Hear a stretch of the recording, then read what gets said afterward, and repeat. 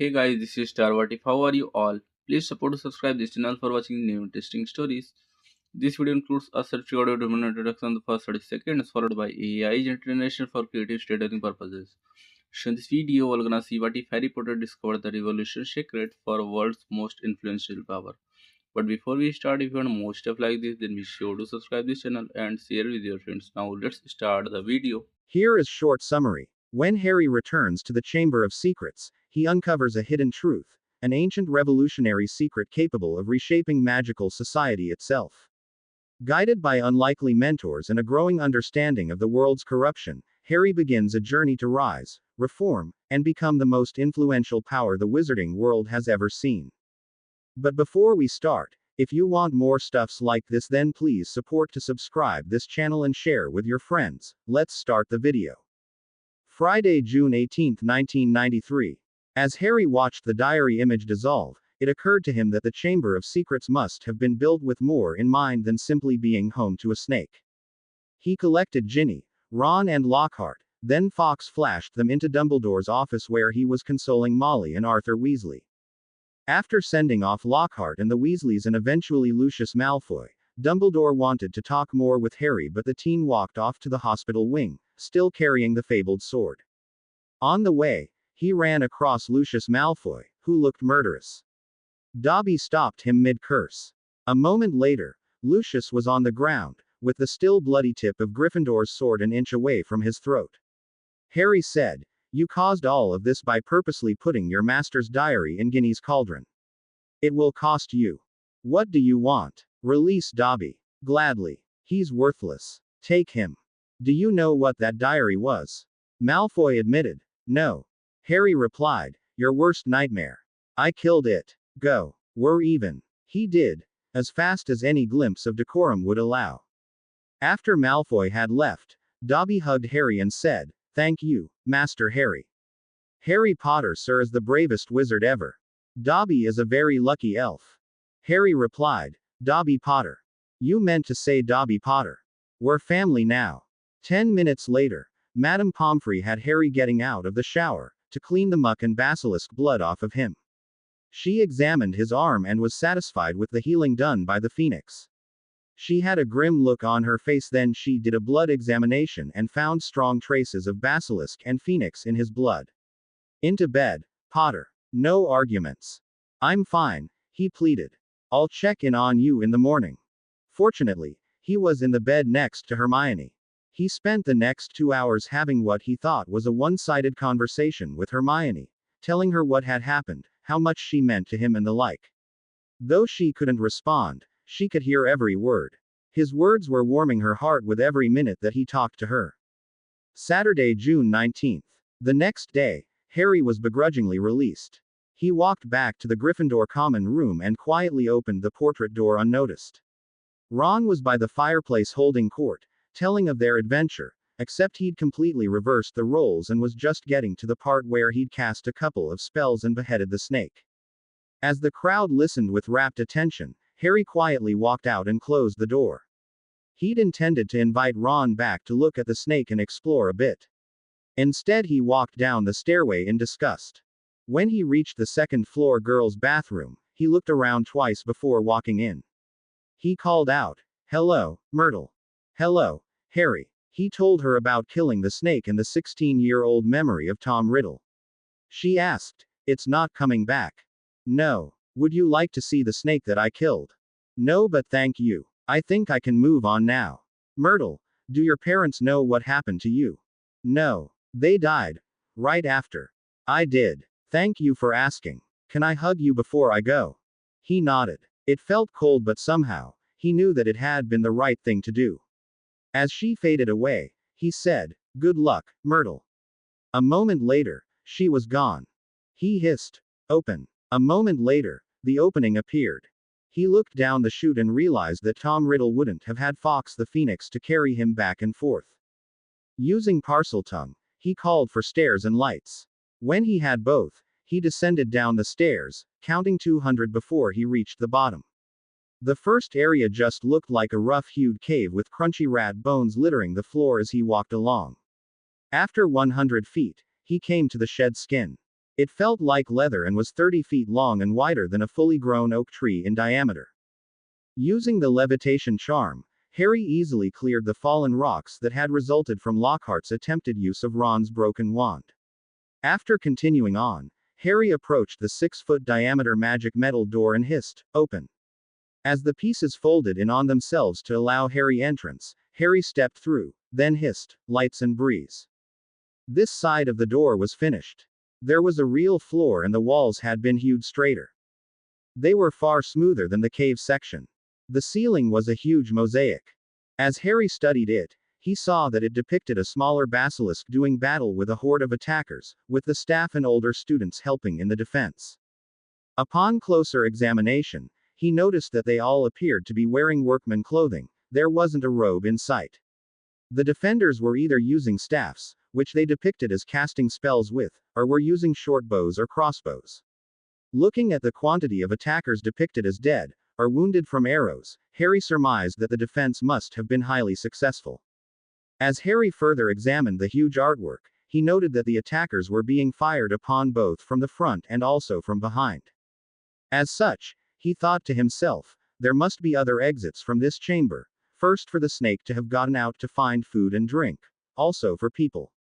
He walked along for 5 minutes until he noted that the ground was sloping upwards. He walked further until he found an entrance. Opening it, he stepped outside a bit and noticed that he was on the far side of the Quidditch pitch.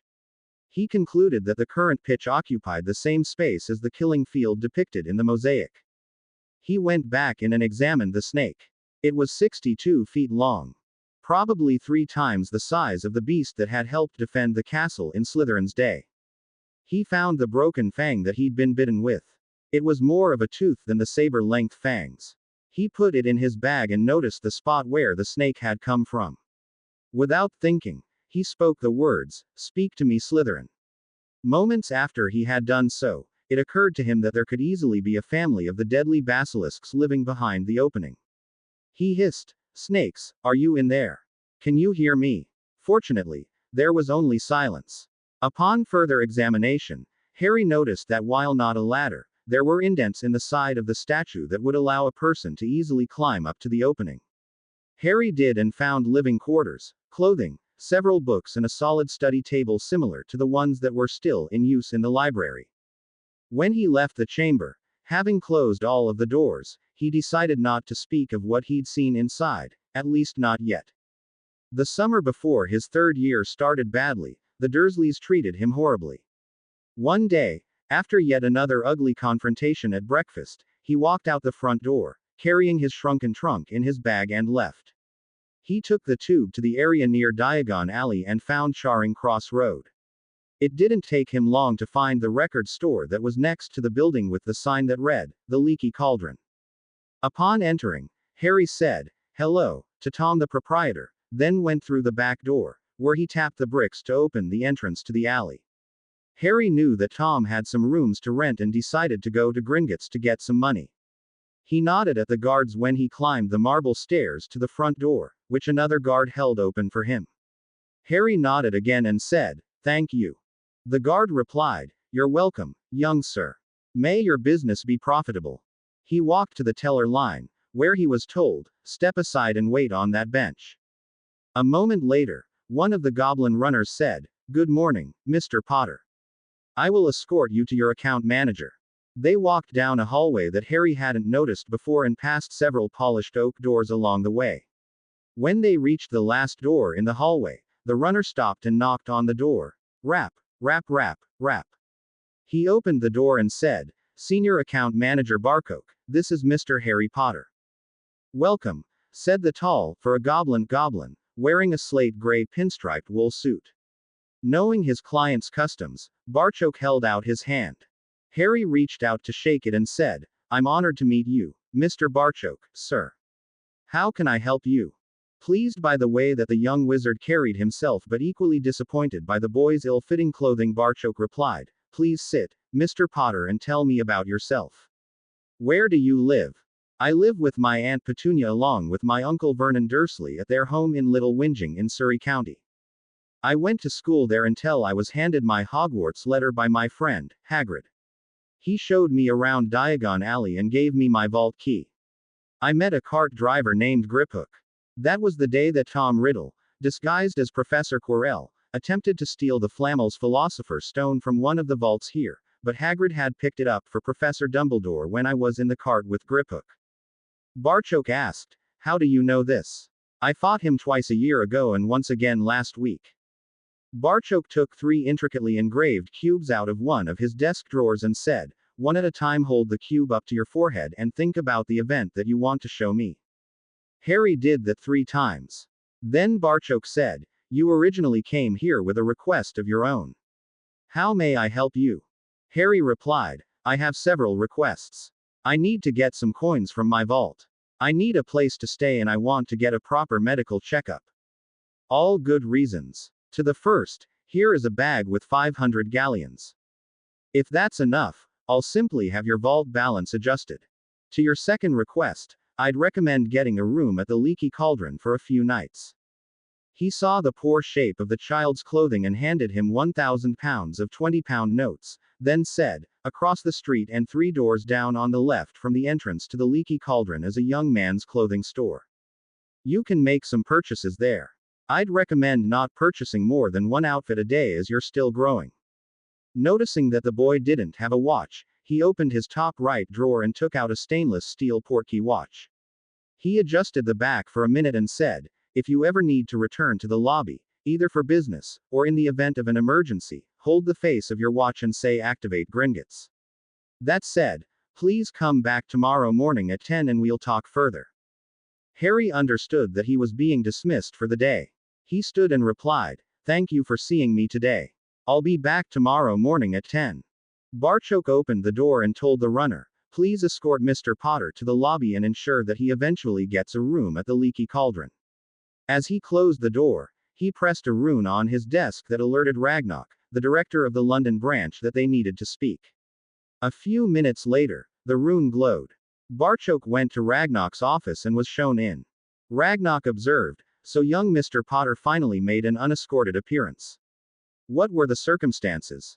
"He came in wanting to make a withdrawal and was looking for a place to stay.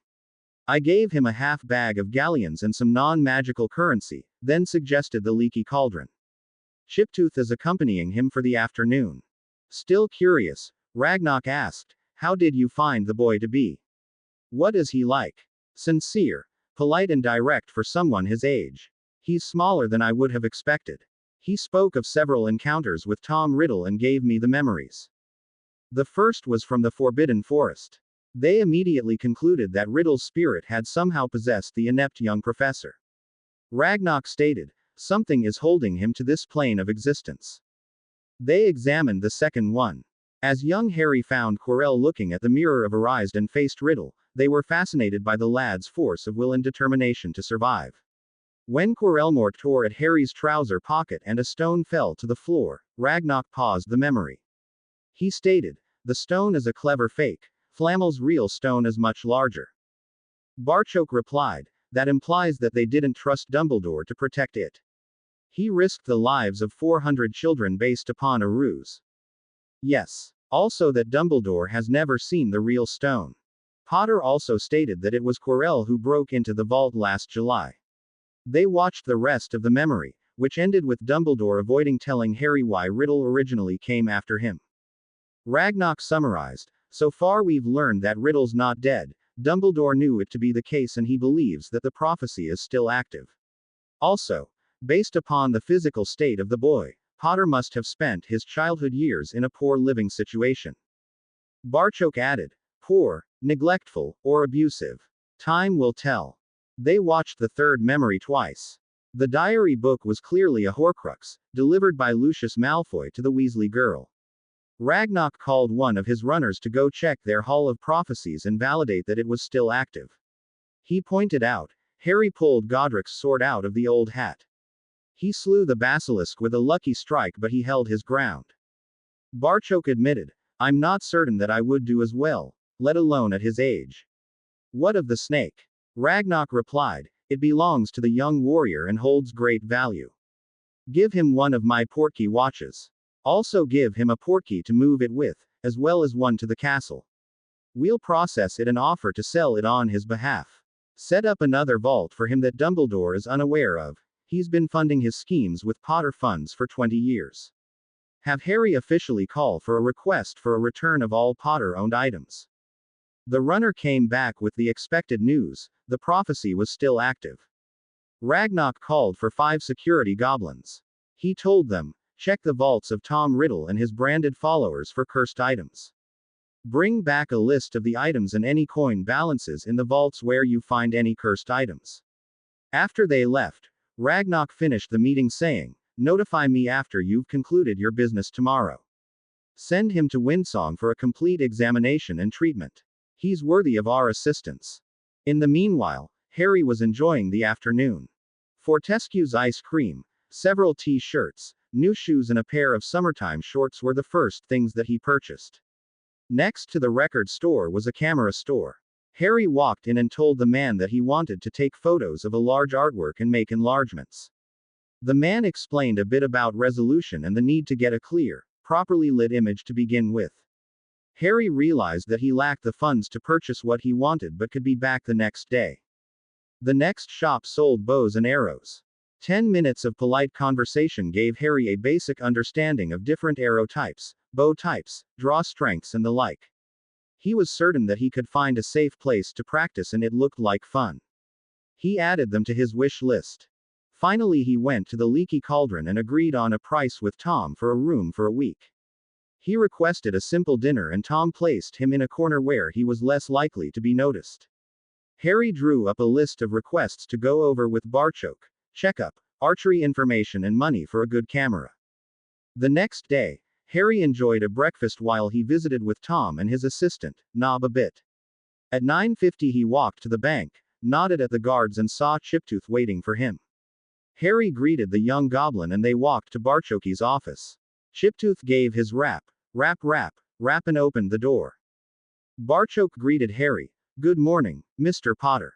Please be seated. Windsong, our master healer made time to see you this morning.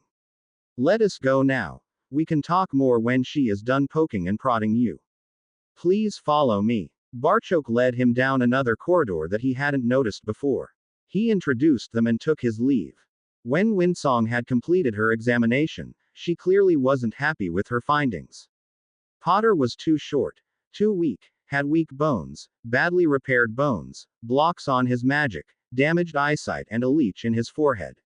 She asked, where do you live, Mr. Potter?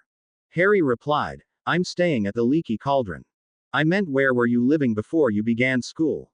My aunt and uncle. They're not magical. She asked, were you treated poorly? He admitted, yes. She handed him 5 memory cubes and asked, can you give me some examples? While Harry was filling the memory cubes, Windsong reviewed her notes again. She announced, we can treat all of these conditions. Most of them can be treated with potions taken before you sleep. Can you come to the lobby after dinner each evening and collect a potion to take before bed? Yes. Do I have your permission to share these results with Barchok and Ragnarok? Yes. Very good. Chiptooth will meet you each evening at 6. You should meet with Barchok tomorrow morning at 10. I'll give him a treatment schedule to give you tomorrow. Thank you for helping me. That evening, the 2 goblin leaders met to discuss Windsong's findings. Barchok said, I've asked Chiptooth to collect his potion each afternoon before 6 and hand it to Potter. Within a month, he'll be healthy enough to remove the leech. Ragnarok asked, it's not a Horcrux. No. It probably accidentally detached when Potter was an infant. What were the findings from the vault searches? Barchok replied, the security team found a Horcrux in the Lestrange woman's vault. It is possible to measure the comparative size of the one in the cup to the piece in Harry's head to calculate an estimate of the number that he made in between. They might also be used to help locate any additional pieces. Excellent. Barchok said, he showed me an interesting memory. They looked at it together. Barchok added, he expressed interest in getting a picture of the mosaic. Ragnarok pointed out, it would be too small to appreciate the detail. Have the artisans create a 2.5 by 6 foot reproduction. Actually, have them make 3. We'll give one to Harry for his birthday. I'd like one placed in the corridor outside my office and one for the Hall of History. Barchoke re-examined the bank's copy of the Potter wills. The results were disappointing but not surprising. Dumbledore had completely disregarded James and Lily's documented wishes. The copy stated that they were in hiding under a Fidelius charm that had been cast by Dumbledore with Pettigrew as the secret keeper. Harry's designated guardians, in order of preference, were Sirius Black, Alice Longbottom, Andromeda Tonks, Minerva McGonagall, and Amelia Bones. Lily's will contained a handwritten addendum stating that Harry was to have no contact with her sister, Petunia. Dumbledore and Alice Longbottom had acted as witnesses. He handed the copies to Ragnarok to review. Ragnarok handed the copies back and commented, "At the time of the attack, he dispatched Hagrid to go collect Harry. He either knew one of the Potters to be dead, or that Riddle breached the wards, more likely the latter. He didn't go and render assistance, though he could have been there in 10 seconds. He didn't allow Black to take the little boy, as was his documented right. Even if he suspected Black, he didn't send them to the Longbottoms, who wouldn't be attacked for another week. He ignored Andromeda Tonks, Minerva McGonagall, and Amelia Bones, all reputable people. He examined the toddler, misidentified the leech as an active Horcrux, and acted as Emperor, circumventing the Child Welfare Department of the Ministry. Then he invented the Blood Ward story. He will not have the opportunity to return Harry to that situation. The Ministry is so fond of using the gas explosion excuse.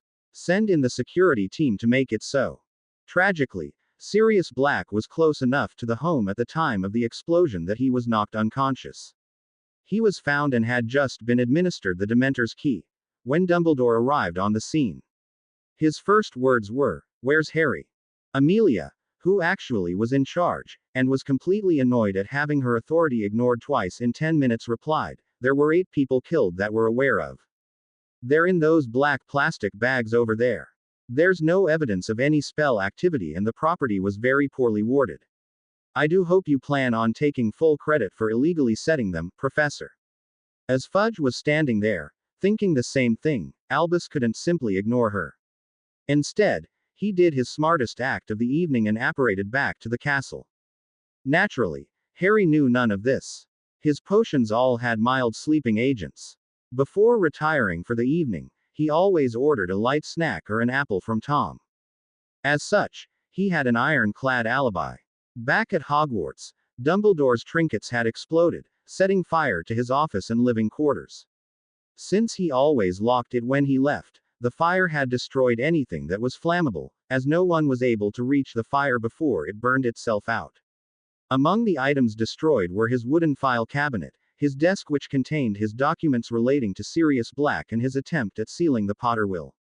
Worse still, the fire burned through his living quarters where he kept his ridiculously large collection of robes and garish attire in a space-expanded wardrobe. What wasn't burned smelled of smoke for years. Later that night, Barchoke, who had heard of Black's unfortunate demise, carefully examined the Black family trust documents as well as the wills. An hour later, Ragnarok came by and asked, "What did you find?" Black was lord of the family, that fact is indisputable. Contrary to anything reported by Walburga, he was never stricken from the family by Arcturus Black. Walburga's saying so meant nothing. There is no documentation, either in our possession, the Malfoy vaults, or filed anywhere in the Ministry to support Lucius's anticipated claim that he's been acting as the authorized steward of the Black family, or that his son, Draco, is a named heir, or that he has had authorization to sit in the Black seat at the Wizengamot. He's been doing so illegally as Fudge has allowed it. Harry Potter can assume the lordship at any time of his choice without an age restriction. Let us act quickly on 2 points. First, have Chiptooth go collect him early tomorrow morning. Have him take up the ring and file the documents. Second, have the Black Trust purchase at least a controlling majority in the Daily Prophet, preferably all of the stock. Inform Potter of the facts that he should know. Contact Ted Tonks tomorrow afternoon and let them know that they were in line to take in Harry. Be certain that they are still willing.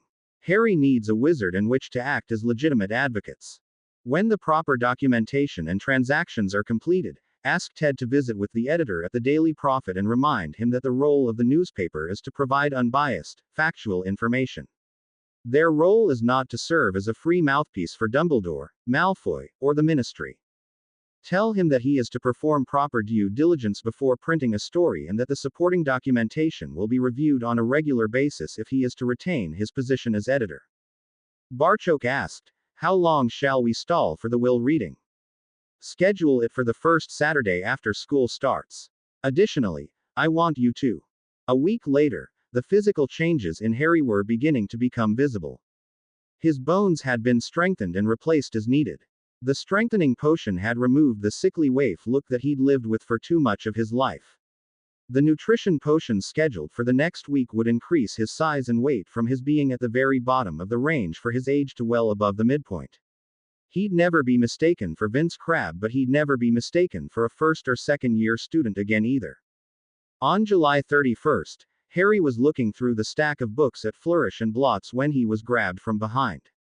"Harry." He turned around and received a very warm hug from Hermione, as an attractive woman who looked like Hermione's older sister looked on in amusement.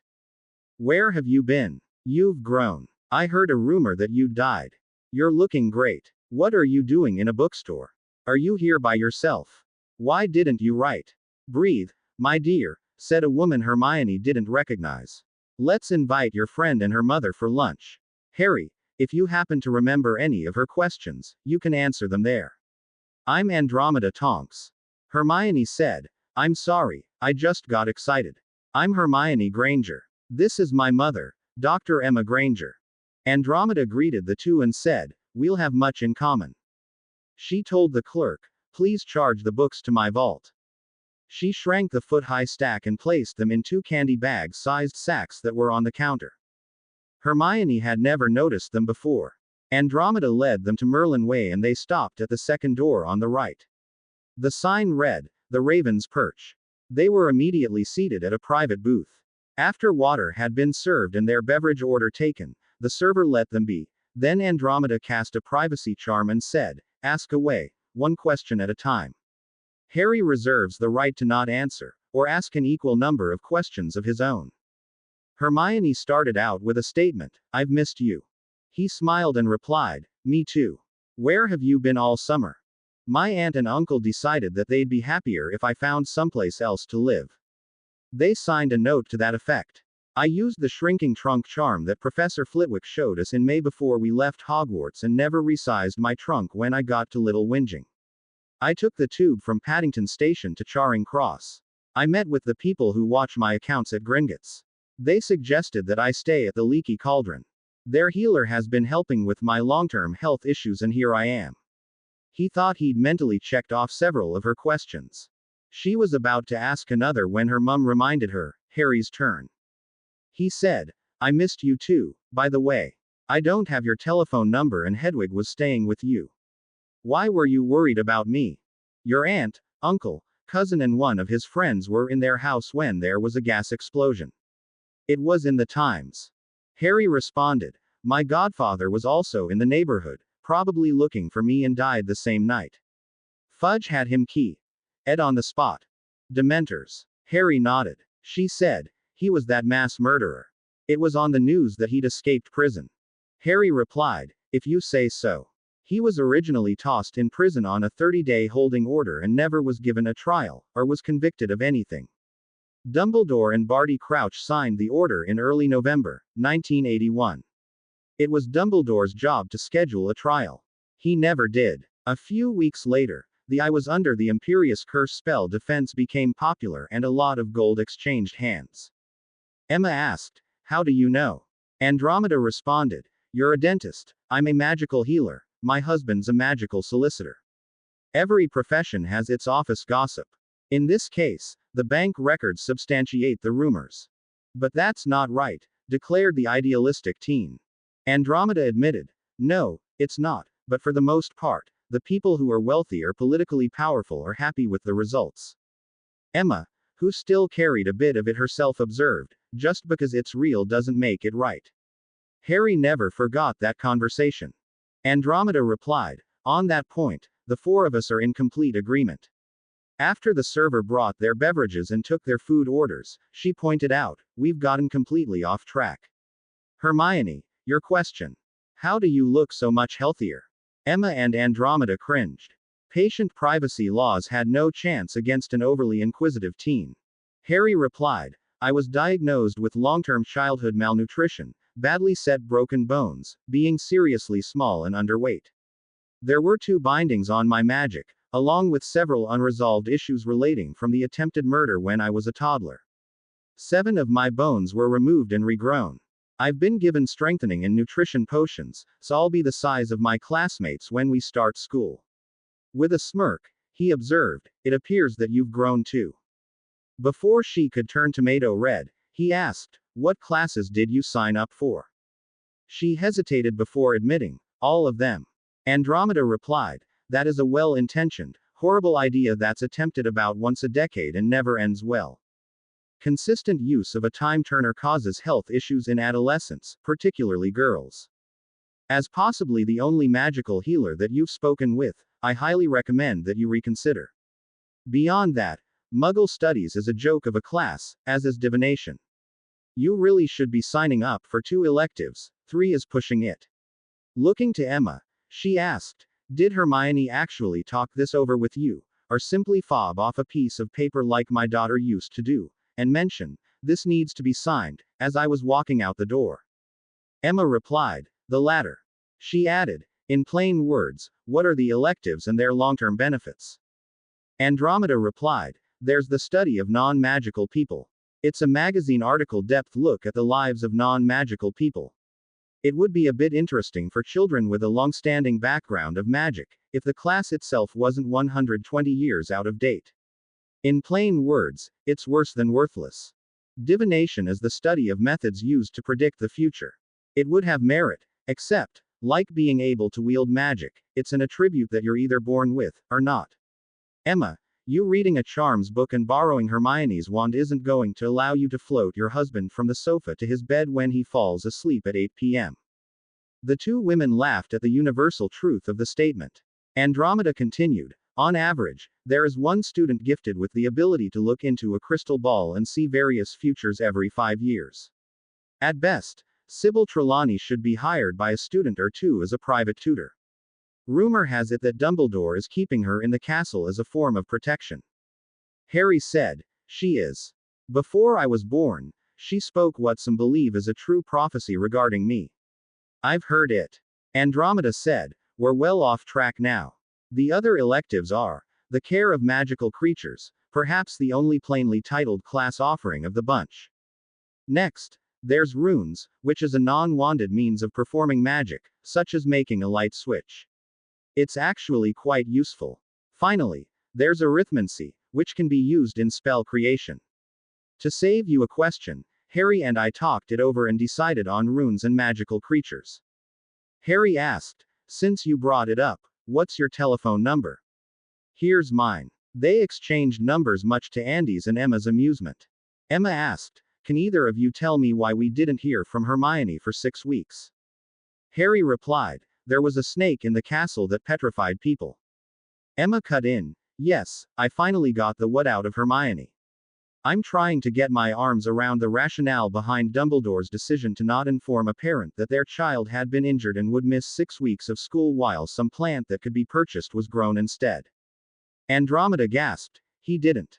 That slippery goat. He tried to keep a lid on the fact that he had no idea what was harming the students and was too cheap to personally pay for the mandrake leaves because the board of school governors didn't want to spend the money to treat students of non-magical heritage.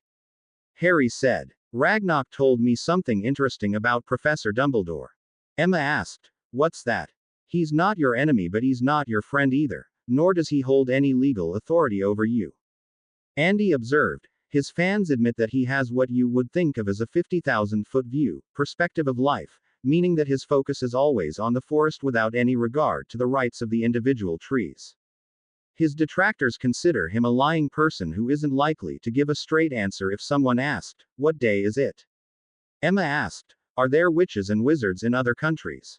Certainly. The States. Of course. Australia. Yes. The worldwide distribution is about 1 magical in every 2,000 people. Emma asked, what my question is, if Dumbledore's such a failure as a headmaster, why is anyone attending his school? What's to prevent every student from transferring to the magical school in Spain, or France, or the like? Andy replied, legally nothing. Socially, there are biases against foreign educated students when it comes to careers. Emma observed, so you're politely saying that there are elements of the British Magical Society, which are already biased against Hermione because her parents or great-grandparents didn't have an 11-inch unicorn hair wand, and they'd somehow become even further biased if she went to the school at, I don't know, Salem, Massachusetts and learned healing there.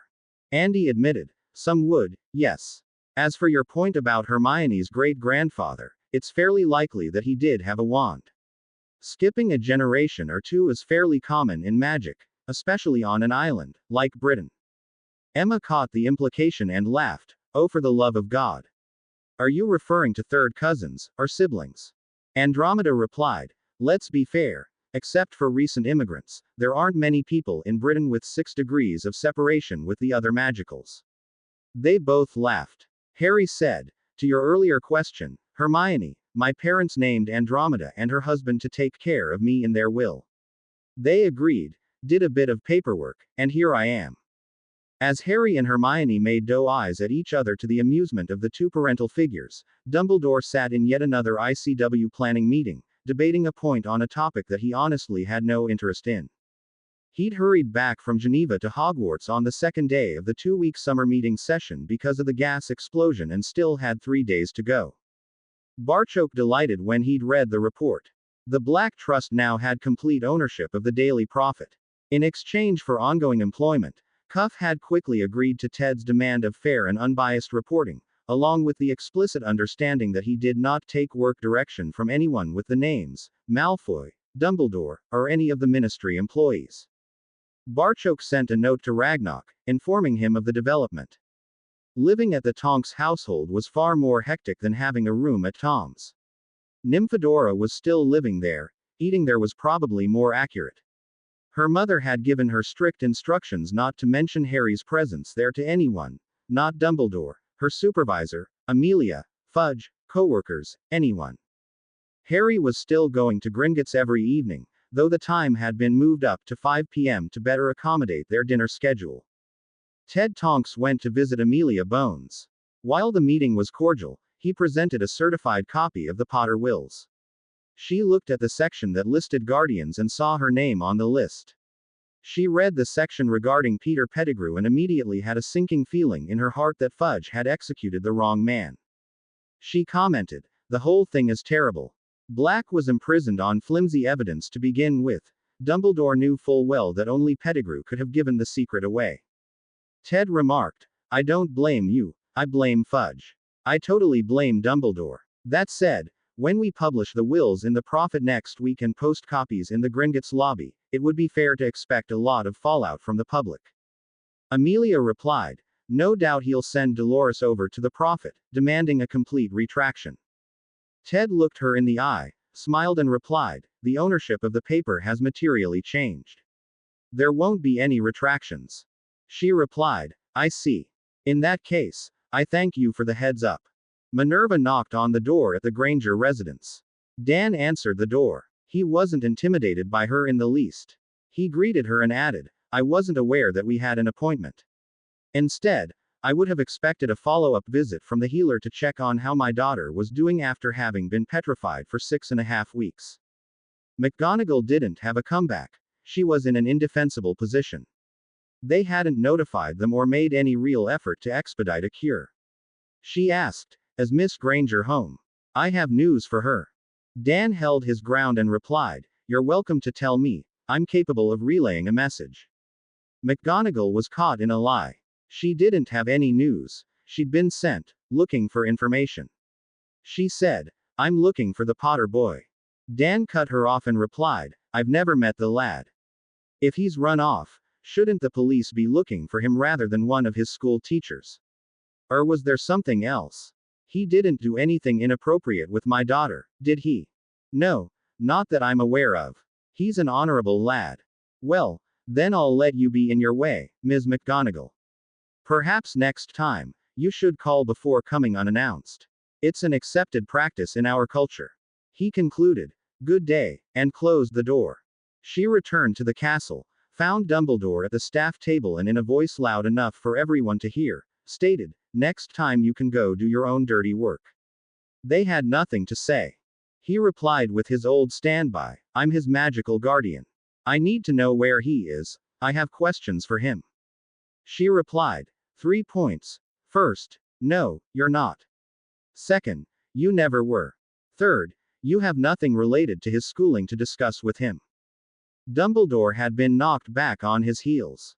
She added, "Gringotts. Copies of the Potter wills are on display in the lobby. You signed the documents. You knew Pettigrew was the secret keeper. You lied and lied and lied to anyone who would listen. I was in line to take the boy.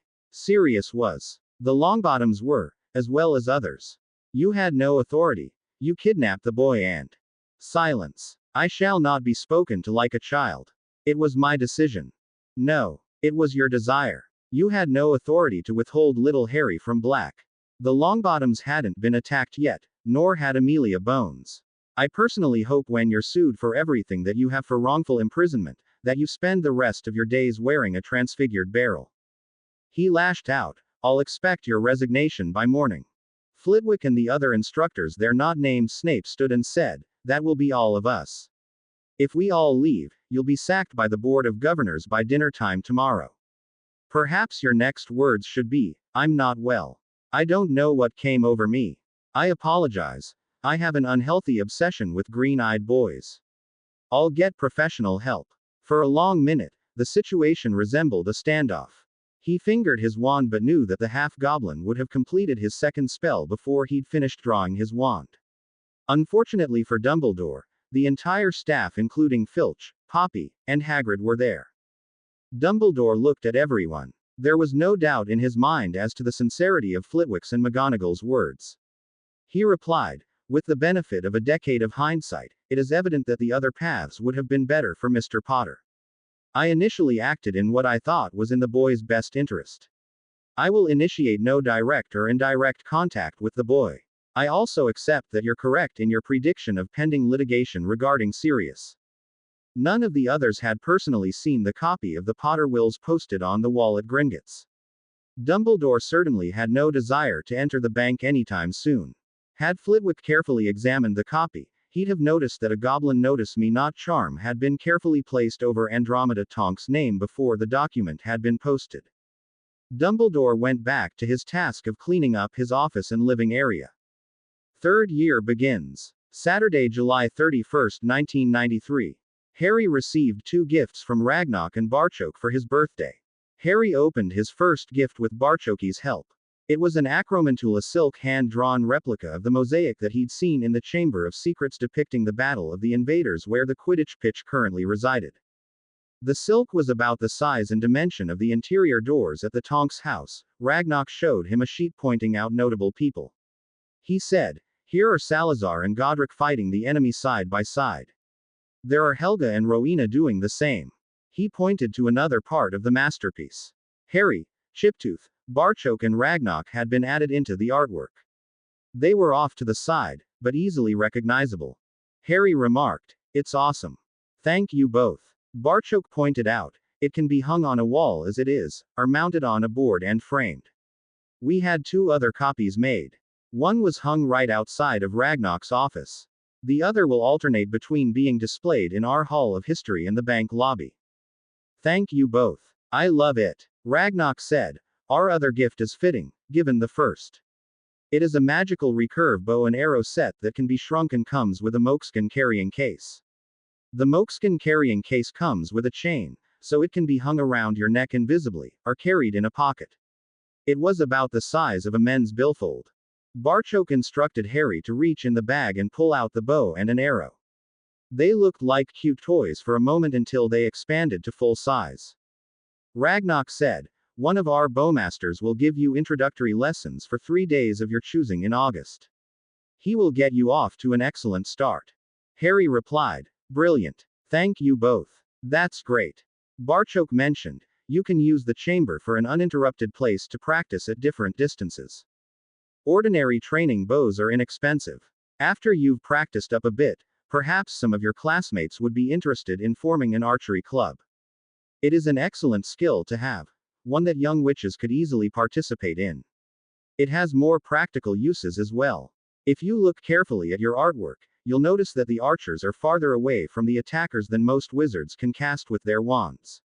A defender who can fire from a longer distance than the attackers will almost always prevail, even against a superior-sized force. Harry replied, "It's perfect.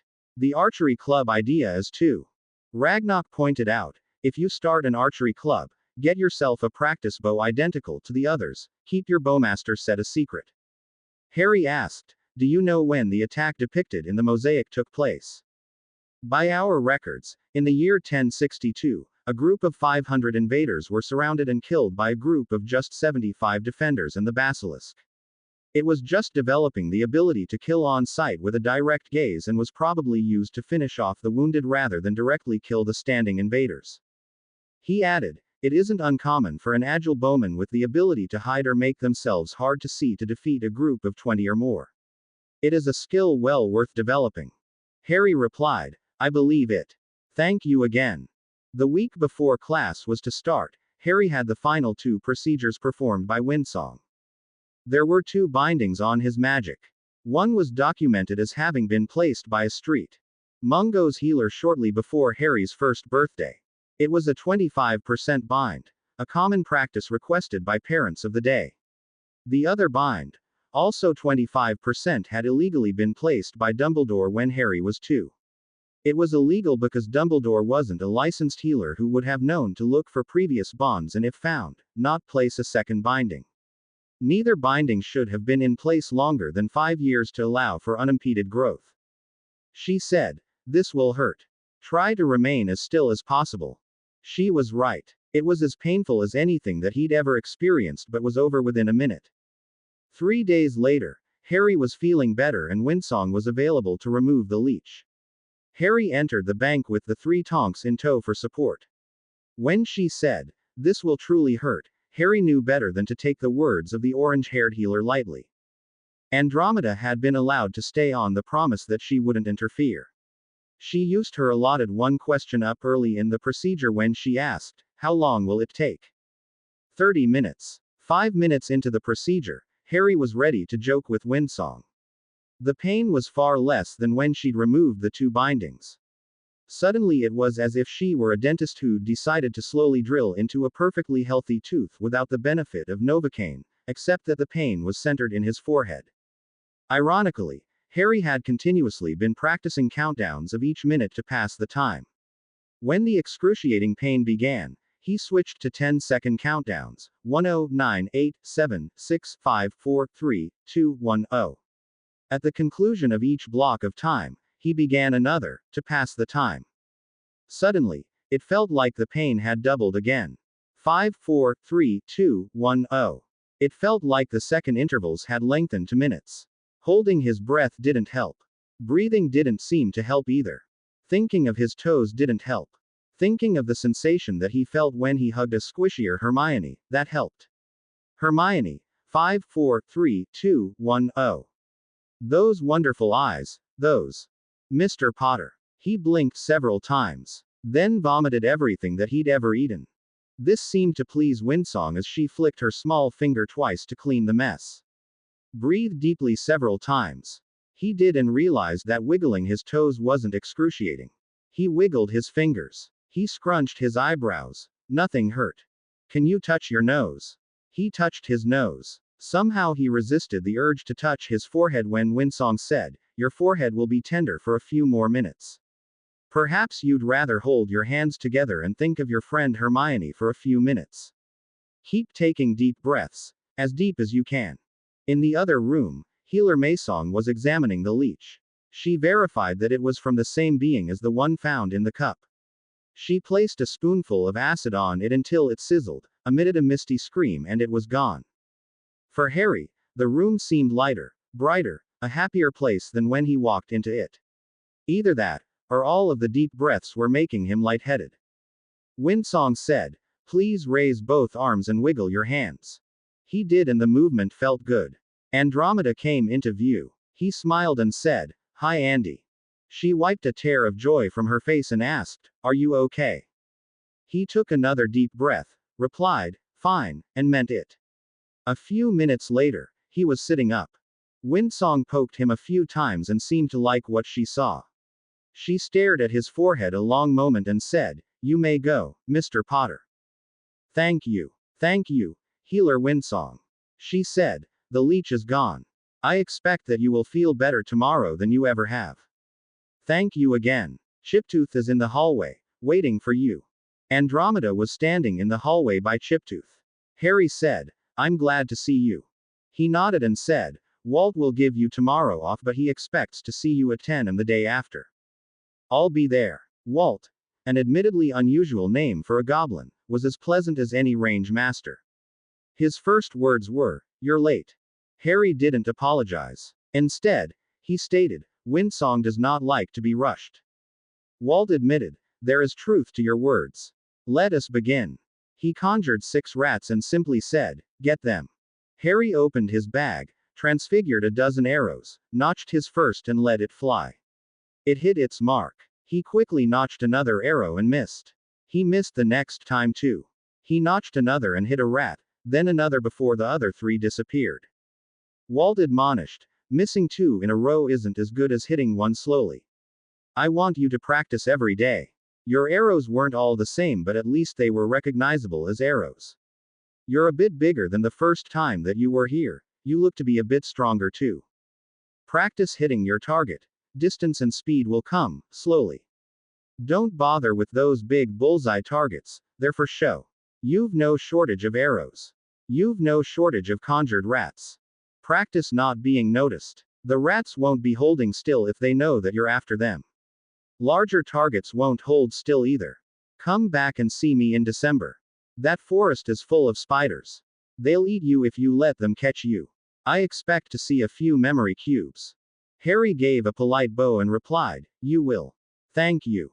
When Harry had first examined his bow almost a month earlier, he had come to realize that only 12 of the 36 arrows that had come with the bow were to be used for target practice. The others were samples for transfiguration and eventually conjuring practice. They had slightly different lengths, head styles, weights, or thicknesses. Walt had spent a brief hour showing him the different styles, but at the time the nuances were moot. He needed to be able to transfigure identical arrows, quickly. The first arrow that he ever let fly in a level pull went 50 feet before striking the ground. Now his arrows would fly nearly 100 feet and he could usually hit rats at 25 feet. Throughout the lessons, Walt kept repeating, AFF. Accurate. Farther, faster. He'd told Harry, "Send me a memory cube each week. I'll send you one back with suggestions." Tuesday, August 31st. The day before the train left, Harry asked one more time for lessons on apparition. Andromeda felt conflicted. It was the only thing that Harry had actually asked for. Beyond that, he had a legitimate reason for the request and was the head of the house that she and Nim hoped to be asked to rejoin. On the flip side, she felt that he was still too young. She compromised. She gave him 3 books on occlumency, meditation, building an organized mind, and shield your mind from intruders. She said, "Read these in this order and practice the exercises in each for a month before starting the next one. If you've done that, I'll be able to teach you apparition. If you're as successful at it as I anticipate that you'll be, I'll sign as your sponsor for an under 17 test. If you pass, you'll be licensed for single apparition. In return, you'll have no direct contact with Headmaster Dumbledore before the will reading. If he initiates it, notify Ted through the steward's ring. Advise McGonagall the morning of the will reading that you'll be attending and need to be there by noon. Use your portkey watch as a last resort. Ask to use Pomfrey's flow. Refuse if Dumbledore ties any conditions whatsoever. Avoid any contact with Draco prior to the will reading, meaning lock the cabin door on the train. Okay. If Dumbledore interferes with your class schedule, notify Ted. He'll try to get you into divination. Refuse. Offer a compromise that you'll read the book. He doesn't know that you're aware of the prophecy. He'll probably point his attack dog in your direction. After Saturday, it won't matter. Harry was tempted to ask, what about Ron? But let the idea drop. He had no interest in resuming a friendship with him and she had no motive to influence him on the matter. She said, Let's go visit Barchok. Chiptooth met them in the lobby. Harry had come to enjoy meeting with the affable, young goblin. He was very proud of his burnt orange runner uniform. He greeted them, saying, "Greetings, Lord Black," quietly enough so only Harry and Andromeda could hear. "Barchok is expecting you." They reviewed the expected business and decisions for the will reading scheduled for the following Saturday. Before they left, Barchok asked, "How else can I help you?" Harry replied, "I'd like to learn how to set my watch."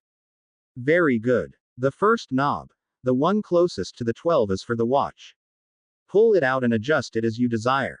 Andromeda took notes while Barchok spoke. "The portkey works on a set of coordinates.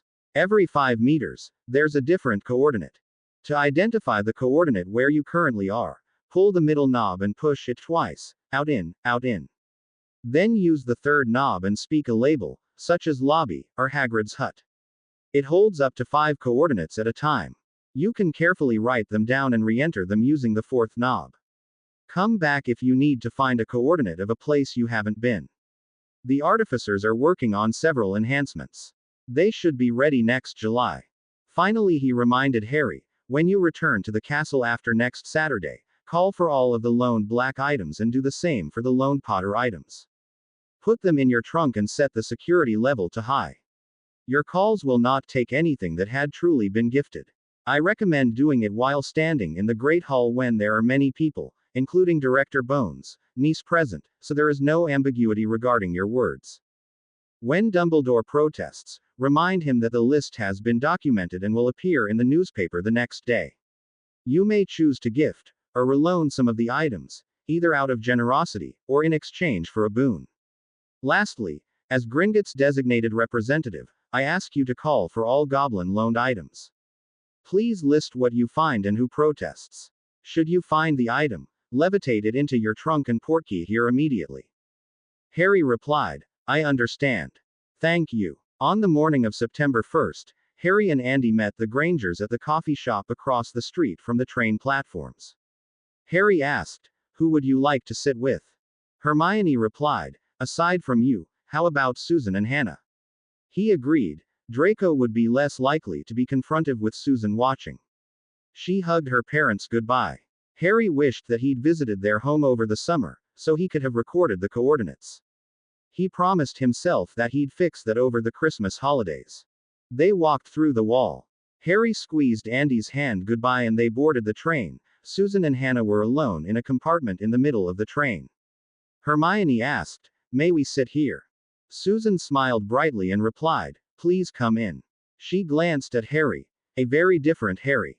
He'd put on 2 stone of muscle and 4 inches in height, looking far more like a finishing third year than a rising second-year student. His eyes. The 3 girls loved looking at his eyes. Hannah asked, "What happened to your glasses?" Harry smiled, and replied, "To my knowledge, nothing.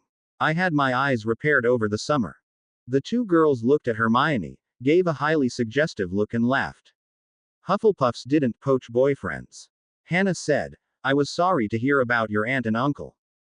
Harry, who'd been coached in his response, replied, "Thank you. They weren't nice people. I feel bad for the innocent bystanders who were killed or injured, or had their homes wrecked." Susan asked, "Were you hurt?" Harry smiled and replied, "It must be frustrating living with your aunt sometimes. I spent almost the entire summer staying at the Leaky Cauldron. Your aunt is quite nice to talk with." Susan nodded and replied, "She never blabs about work stuff. I didn't know that she'd spoken with you." Dean and Ernie asked if they could come in and were invited to sit down and were asked about their summer holiday. Dean replied, "I took a drawing class over the summer. It was great." Ernie said, "I helped my dad at his construction business.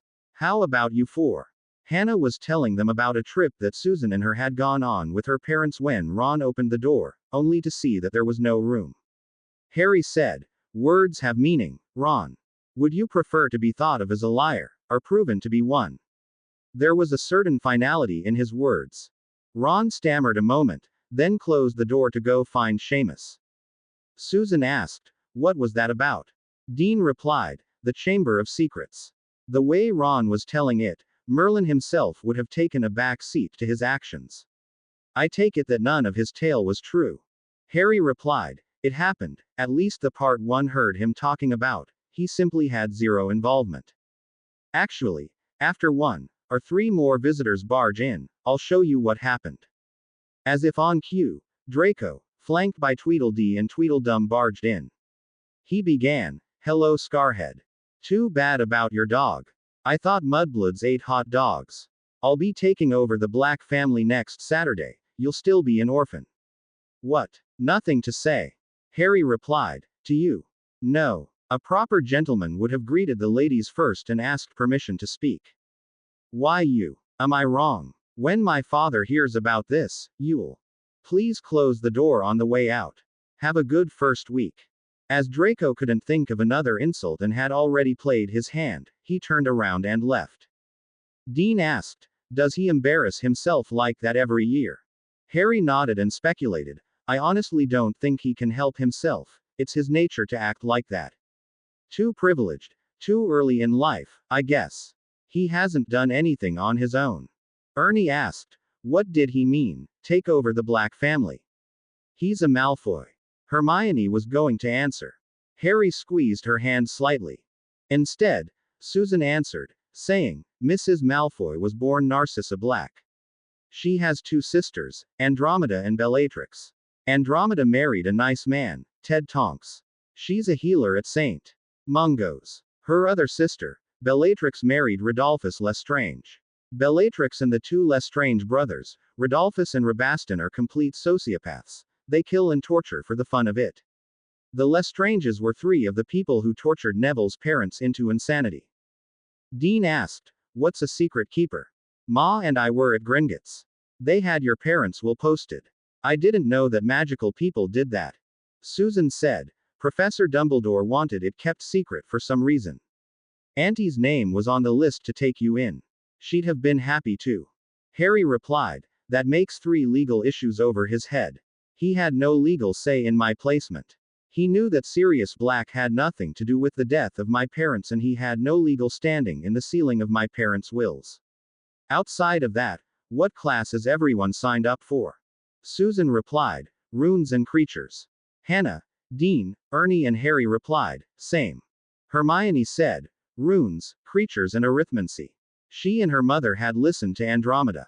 The remainder of the trip was both pleasant as well as uneventful. No one remembered to bring up the Chamber of Secrets.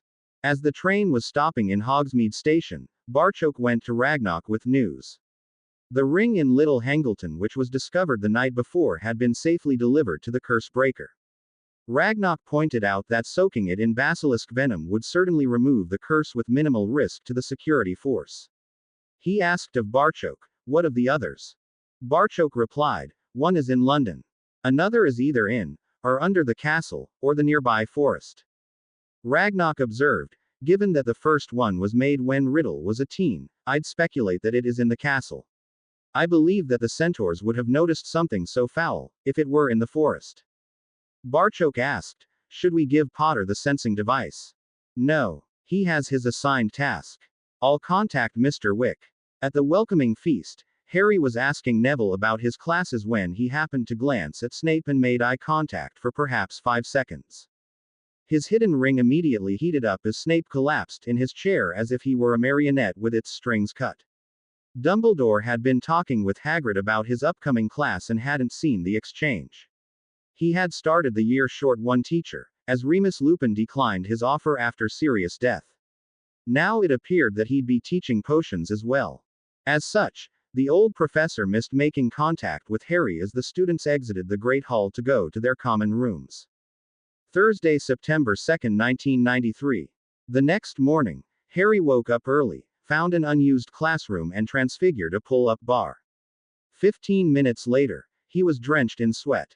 He appreciated the time that Walt had spent with him and wouldn't let his work, or Windsongs, go to waste. McGonagall passed out the class schedules. It had his selected classes with 2 exceptions. Runes was notated with suggested drop and divination was written in with suggested addition. Harry walked up to her and declared, I decline the suggestions but thank you. McGonagall nodded. The ridiculous changes hadn't been her idea. Transfiguration that morning was easy, simple in fact. His focus had improved and he had an easy time with the visualization. Lunch was interesting. The fourth years reported that Dumbledore was a far better potions teacher than Snape. As defense had been cancelled for the afternoon, Harry went outside and practiced transfiguring arrows. He took a break at 20 and examined his work. Individually they were of better quality than 2 weeks ago, yet they weren't perfectly consistent. He returned them to stick matches and started again. Satisfied with the result, he undid the transfigurations and walked into the forest. Hagrid saw him and asked, "What's ya doing, Harry?" He replied, "I'm trying to catch a rabbit to improve my Quidditch." Hagrid accepted his not entirely truthful explanation and said, "There's usually some over by the trees. I gotta get back to work. Nice to see you, Harry." "You too, Hagrid." Harry had no reason to actually catch a rabbit, but he was practicing stealth in the forest. Moving about without making much noise or disturbing branches was a good first step. The next day was about the same. He had charms in the morning and Hagrid's class in the afternoon. Sure enough, he brought out the hippogriffs. Fortunately, Malfoy was visiting his godfather at St. Mungo's and the lesson went well. Hannah was the first to go for a ride. By the end of class, Susan, Harry, Dean and Ernie had all gone for short rides. Hagrid's class was instantly gaining a popular reputation. Saturday, September 4th. Saturday morning, Harry went down to the Chamber of Secrets. He marked off the distance in 10-foot increments for his level flight tests. As gravity was constant, the gains that he'd seen in distance were caused by the magical bow strengthening itself, resulting in higher velocities. At 10 he went up to McGonagall and said, "I'll be attending Sirius Black's will reading today at noon. I'd like to take the flow from Madame Pomfrey's office at 11. I expect to be back by dinner time." She said, "I'll inform the headmaster, if I see him. Please tell Madame Pomfrey that you have my permission." She had no intention in searching him out and went back to her quarters. Harry went back to the dormitories. Hermione hugged him and said, "Good luck." He hugged her back and said, "Thanks. I'll be back about dinner time." He walked into the hospital wing and announced, "Hi, Madame Pomfrey. Professor McGonagall gave me permission to use the flow to go to Gringotts for a will reading for my godfather, Sirius Black. I expect to be back in time for dinner at 6:30. She handed him the jar of flow powder. He took a pinch and said, "Gringotts, London." Chiptooth saw him, nodded and Harry followed his friend to the conference room. Draco and family were already there, as was Nim. Draco's self-control was at its usual minimal level and he blurted out, "What are you doing here, Scarhead?" Harry simply replied, "I have a bit of business after the meeting." Lucius hadn't changed his posture or muzzled his son after his atrocious behavior, but Narcissa looked concerned. Barchoke was ready to start, but as it was still 1 minute before noon, he kept the doors open. Precisely at 12, Dumbledore walked in and looked around the room as if he were presiding over his flock. He looked a bit surprised to see Lupin and genuinely surprised to see Harry. He was about to admonish him for being out of school without his permission when one of the guards closed the double doors and Barchoke announced, "Let us begin. Lucius Malfoy, you are not listed as a beneficiary. You may leave. I'm here to advise my son as he's elevated." Barchoke replied, "Be careful in your assumptions. We'll start with the bequeathment section. To my cousin, Narcissa, if you prove that you never took the Dark Mark and take an oath to renounce him and his followers, you will receive your bequeathment of 500,000 G. Draco Malfoy, I leave you 50,000 G and a bit of advice. Change your path and you'll most likely live to see your 17th birthday." He sputtered, "This is an outrage." Lucius snapped, "Hold your tongue, boy. To my cousin, Andromeda, please accept 500,000 G. To my cousin, Nymphadora, I bequeath 100,000 G. To my lifelong friend, Remus Lupin, I bequeath 100,000 G and the larger property at St. Ebb. To Albus Dumbledore, I bequeath 100,000 G. Draco's mouth engaged again. "What about Potter? What about my lordship?" Barchoke replied, "As the primary beneficiary, Harry Potter received all titles, real property, family property and gold in the family vaults, as well as the entire contents of Sirius Black's personal vaults. That was handled several weeks ago in a separate meeting. All of the paperwork has already been filed. With respect to the Black Wizengamot seat, Lord Potter isn't old enough. Ted Tonks was selected to represent him both for the Black seat, as well as the Potter seat, which somehow has been occupied by Sturgis Podmore. It is time to sign your acceptance documents. They are on the tables behind you. Barchoke observed, as with so many instances in your life, Mr. Dumbledore, you acted without authority. The instance of the Potter seat was easy to rectify. Please sign the documents on the table behind you and the vault transfers will take place. You have 6 hours to sign them. Ragnarok was behind this carrot and stick approach. Each person's document was slightly different. At the core were the following statements. I vow that I had no responsibility in Sirius Black's death. I agree that the distribution of assets, titles, monies and properties was just. I agree to support Harry Potter as Lord Black and will assist him when requested. Remus Lupin's document had no additional clauses. He signed his and left. Andromeda Tonks' document stated that if Harry was under 17, she would offer to provide him house space, and if Harry offered to return her and Nymphadora back to the Black family, that she'd at least consider it. She signed and sat down by Harry. To claim the money, Narcissa's document required that she go to the Goblin Head Healer for an exam, which would entail a search for the dark mark on her body. If it had been hidden, she was to expect that it would be found. She also had the option of signing and not claiming the money. Since the fairly recently renamed Malfoy Manor was, in fact, a Black property, she could expect to live there for the rest of her life. Though it was obvious that the use of the home would not be extended to Lucius or Draco in the event of her death. She sat down and contemplated her options. Draco was unaware of the actual ownership of Malfoy Manor. He was also unaware that his father, in fact, made most of his money brokering and arranging votes within the Wizengamot. He was equally unaware of the ramification that his father had, for all intents and purposes, just been sacked from his job. Lastly, Draco was unaware that the primary source of the actual Malfoy family yearly income was, in fact, the Black allowance.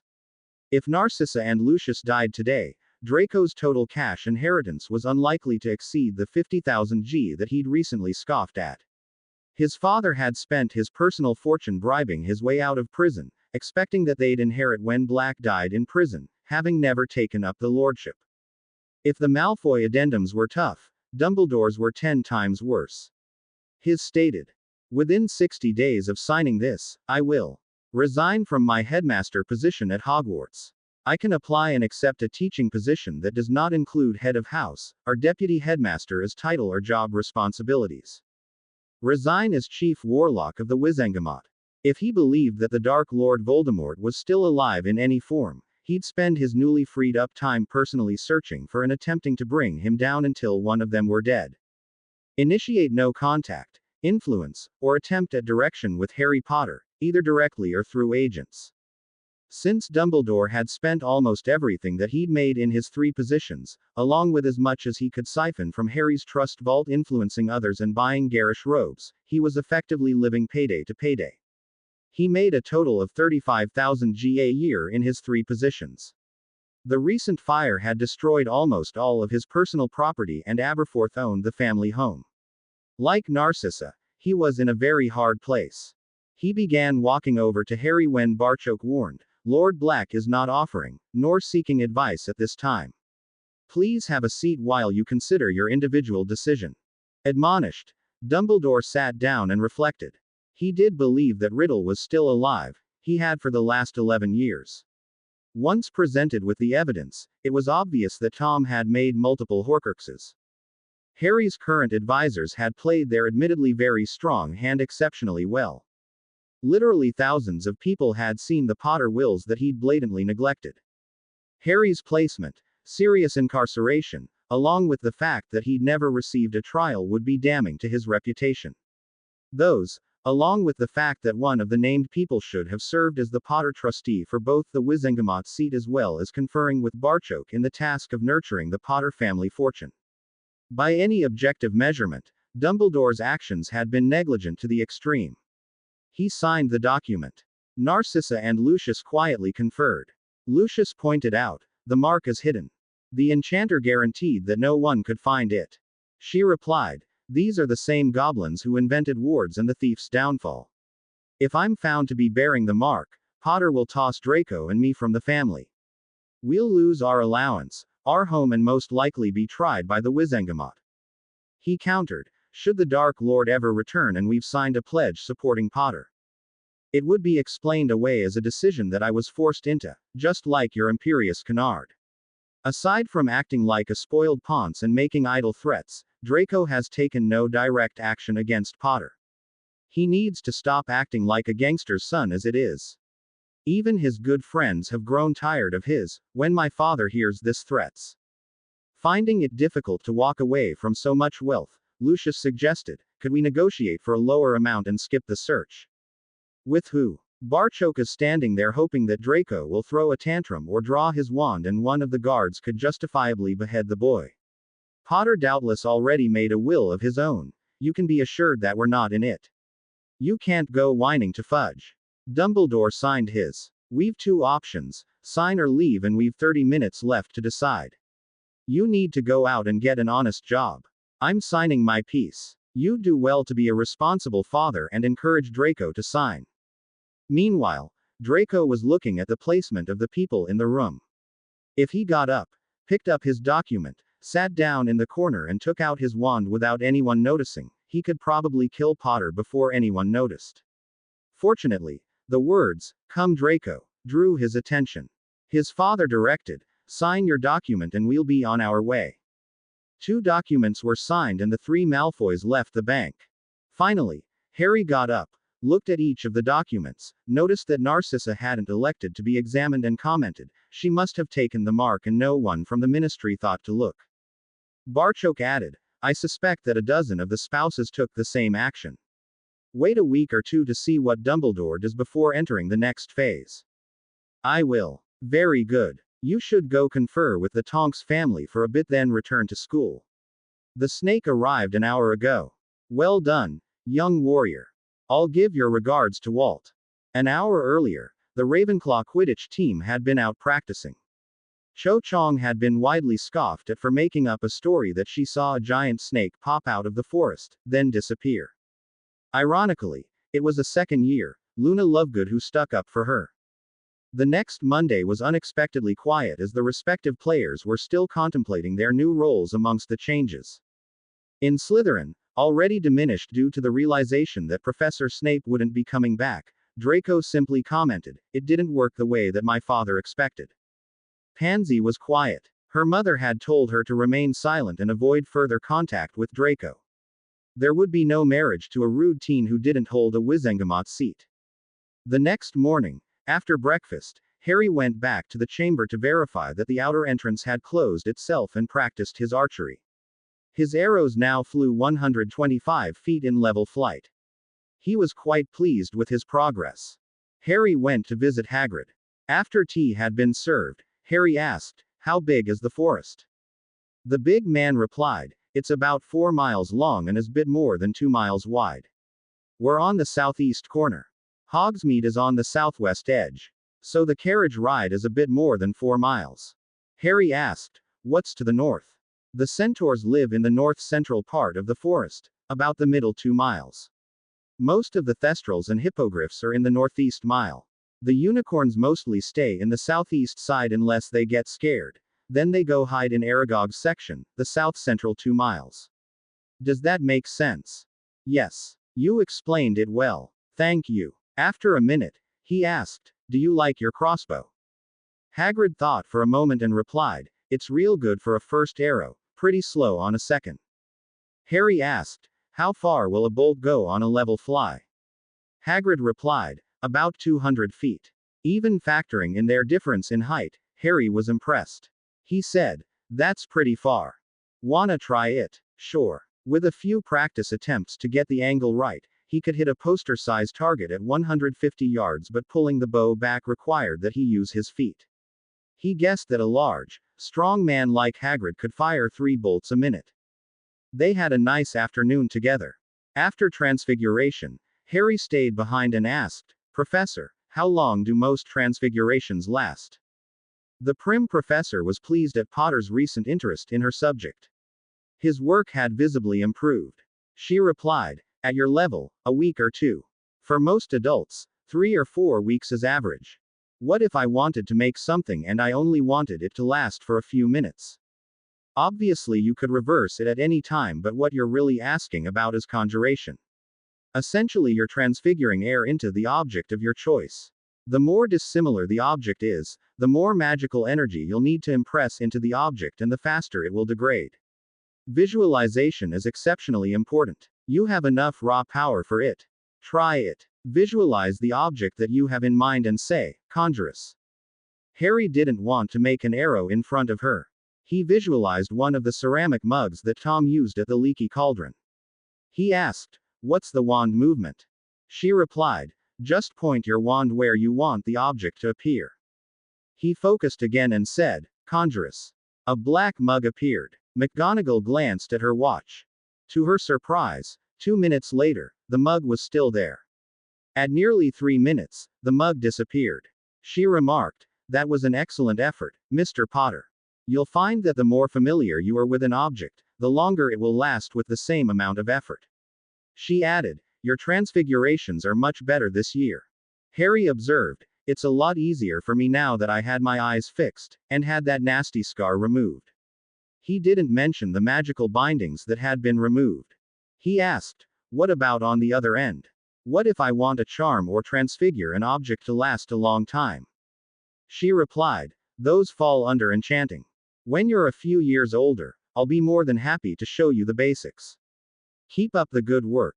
I will. Thank you for the lesson. Please don't mention my getting my scar removed to anyone. I can't even see it now, but I'll respect your wish. Thanks again. Harry found Hermione in the library. He asked, what are you studying? Arithmancy. It can be used in spell creation. It's quite. Just then, Ron walked by and said, guess what? Trelawney predicted you were going to die. As calmly as he could, Harry remarked, I expect she's right. You will too. Ron sputtered. What? Harry said, I wasn't aware that we were speaking. I'm pretty sure we won't be dying anytime soon. Relating to Trelawney, the what really isn't the question, so much as the when and how. Run along then. The orange-haired teen turned and walked away, his mouth opening and closing like a fish. After he left, Harry said, I want to show you something. She put her books in her bag and followed him to an unused classroom. They sat down. He pointed his wand away from her and said, Conjurus. A black mug appeared. He looked at his watch. That's amazing. Visualize something simple. A cup is fine. Get a clear picture in your mind. Point your wand and say, Conjurus. She scrunched her eyes in concentration and said, Conjurus. A green mug appeared. Harry glanced at his watch. He beamed at her and said, brilliant. His black mug vanished after 4 minutes. Hers vanished at 2. She said, mine vanished at 2 minutes. That's not the point. You made something out of thin air. My first one didn't last very long either. Besides, if you made a few sheets of bog roll, how long does it really need to last? Harry, that's gross. Maybe, but that's not the point. You did something really cool. My first one only lasted a few seconds longer than yours. This was my 5th try. Changing the subject, he asked, I wanted to ask you something. Should we buy one of those new mobile phones? No. She couldn't help but notice the disappointed look on his face. She rephrased her answer. First, they're the size of a brick. I know you can afford one. That's not the point. The other issues are the limited areas where you could actually make or receive a call. They'll start putting up cell towers everywhere. Right now, they're putting up towers in huge cities like London. Even if we could get to Inverness, I doubt that we'd be able to place or receive a call this year. We'll wait a couple of years. The phones will be smaller and less expensive too. He said, I just thought it would be nice if you could call your parents on Saturdays. She keyed his cheek and said, that's sweet, Harry. Thanks. It will be nice when we're 5th years. At Gringotts, Barchoke looked at the list of rendered basilisk parts. The list was far larger than he'd expected. He received the instructions back from Harry. He was interested in the hide and venom. Barchoke had requested the meat in trade for processing the huge animal, as well as the bones on a loan basis. He suggested that Harry sell the remainder, including any shed skins, to the Salem Institute to minimize the opportunity for nefarious use within Britain. Harry gave him the go-ahead. Dumbledore was beyond mad when he saw the photo of the Great Snake in the Daily Prophet. The line in the paper from Ragnarok, stating that Harry, as Slayer of the Beast, was the sole owner, deflated his ire a bit. The other fact that he hadn't thought about the dead snake once since Ginny appeared in his office last June, deflated it a bit more. It was a lifelong fault of his that he was negligent with other people's property. The next day, Dumbledore asked Harry to remain after class. Harry began, "Are we talking about class assignments? If not, I'll trade questions and answers with you. If you actually answer my questions, I'll actually answer yours. Go ahead." Ignoring the borderline rude behavior, he asked, "Why did you leave the Dursleys?" "In short, they asked me to." "My turn. Why didn't you ask a qualified person to remove the bit of Tom Riddle's soul from my head in 1981? He admitted, "I didn't know that it could be done." "That was a really weak answer, Professor. Try again." "I didn't want it widely known that Tom wasn't dead." "Better." Harry tried again. "Did you believe it was a Horcrux?" "Yes." "What happened to your scar?" Harry replied, "What should have happened in 1981? The head goblin healer looked at it and offered to remove it. The leech was removed and the wound healed properly." "My turn. You had the money to revive the students last year. Why didn't you take personal action and buy or trade for a mandrake plant?" "I should have." "Sir, that wasn't the question. I was pressured by the Board of Governors not to take action." "That's not an answer to be proud of. Your turn. You mentioned the goblin healer. What else did you have done?" 7 broken bones regrown, potions to repair years of starvation, 10 years of inoculations, 2 bindings on my magic released, eyesight repaired and the leech removed. That led me to believe that Madame Pomfrey was either not doing her job or was prevented from doing so. I'll save that question for her. My turn. Have you found any of Riddle's other Horcruxes?" "No. I haven't looked for them either." Again, not an answer to be proud of. Harry said, "Your turn. Why didn't you tell me that you were involving Gringotts relating to the basilisk? I was certain that you'd interfere or attempt to claim it." "I still believe that." Dumbledore rationalized, "There are some highly valuable and dangerous items that shouldn't fall into the wrong hands. You're welcome to place a bid, or offer an opinion if you choose, but as I understand it, a single buyer is likely to purchase everything that's offered as one lot." "My turn. Why do you place so much faith in a prophecy supposedly made by an alcoholic job applicant?" "I'm here for a job interview." Swoon. Out pops prophecy. "Did I get the job? Only I can vanquish him. Only he can vanquish me." "Vanquish? Like locked up in Nermangard? If I got hit by a dump truck, would I just bounce off?" "I'm not willing to test that theory." "What about the Death Eaters? Aren't they the real problem? How many people did Riddle kill in the last decade? How many has Malfoy killed? Who's the solvable problem?" Dumbledore had become increasingly concerned with each new question. He demanded, "How do you know these things?" "I must insist." Harry calmly replied, "The same answer as getting the leech out of my head. It was my question. Why did you let the Death Eaters just walk away?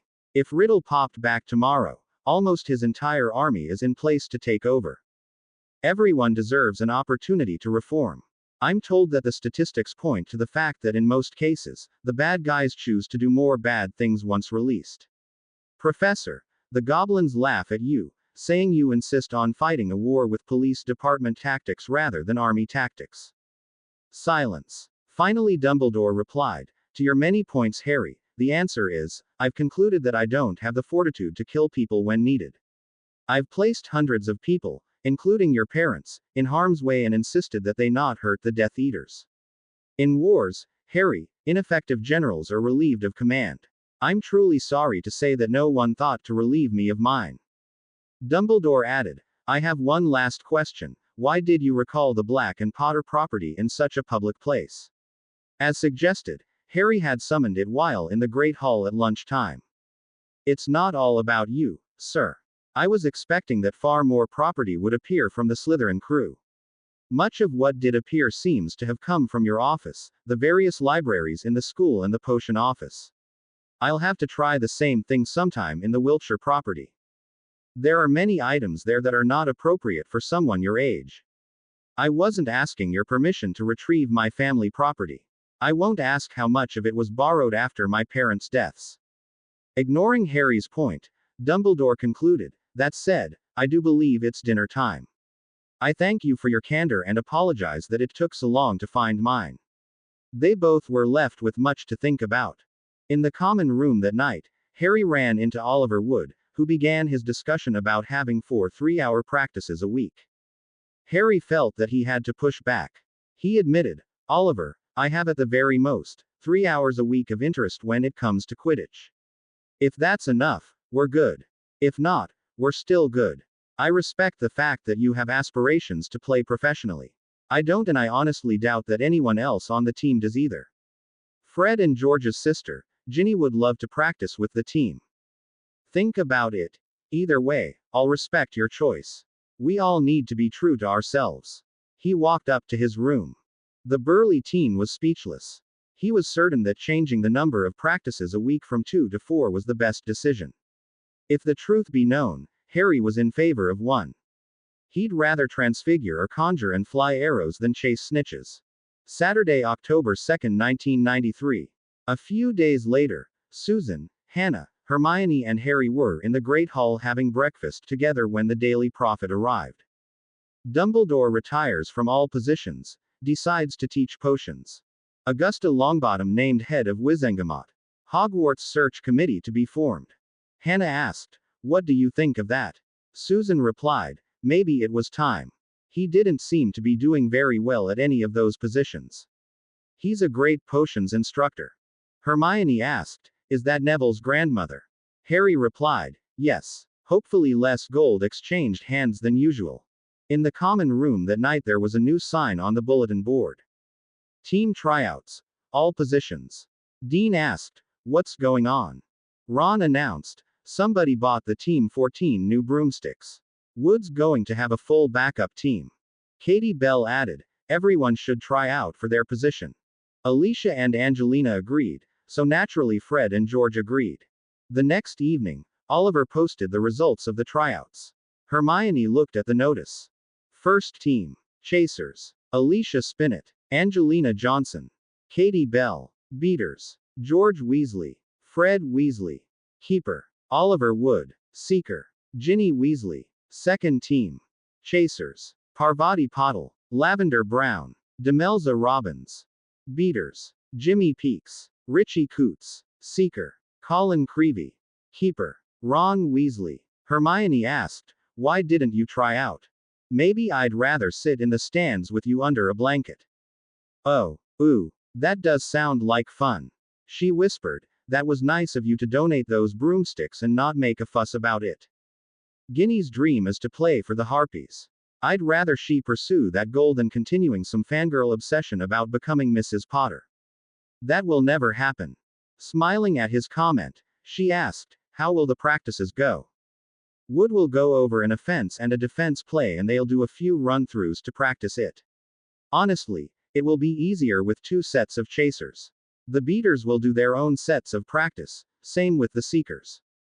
With a coquettish smile, she suggested, maybe we should practice being spectators for a bit. Who was he to disagree? Harry and Hermione were outside walking, holding hands. Hermione asked, can you help me pick out a bow? He gave her a quizzical look and her one-word answer explained it all. Hagrid. He looked around a bit to ensure that no one was around and said, I like this one. He opened his shirt and opened the magical bag, then took out the little bowmaster bow and effortlessly conjured 5 arrows. He notched an arrow, took aim and let it fly. He explained, it magically adjusts to the user in terms of bow size and pounds of pull. It was a bit shorter when I had my first lesson. She examined the arrows. They were identical. She smiled at him and observed, I knew there was a reason that your transfiguration and conjuring were so good, you've practiced. He replied, a lot of practice. Making an object is easy. Making 50 identical objects takes focus. She looked around and didn't see any practice targets stuffed with straw. She asked, where do you practice? I usually go practice in the Chamber of Secrets. I come out here to hunt. At her unasked question, he added, squirrels, rats, and mostly spiders. It's a lot harder hitting moving targets and letting loose several arrows a minute. If I get something good, I bring it to Hagrid. He'll either cook it or give it to the hippogriffs or thestrals. She said doubtfully, I don't know if I could afford a bow like that. Was it dear? He replied, you can't buy these, they're gifted. I'd be happy to gift one for you. You'll need to keep it a secret. Harry decided that he really enjoyed her hugs. Comma. Hermione watched as he showed her how to nock an arrow with one of the three fletches vanes pointed away from the bow and how to point the bow with the arrow level with the ground. She pulled the string back as far as she could. It was considerably harder than she'd expected. She let the arrow loose. It hit the ground 45 feet in front of her.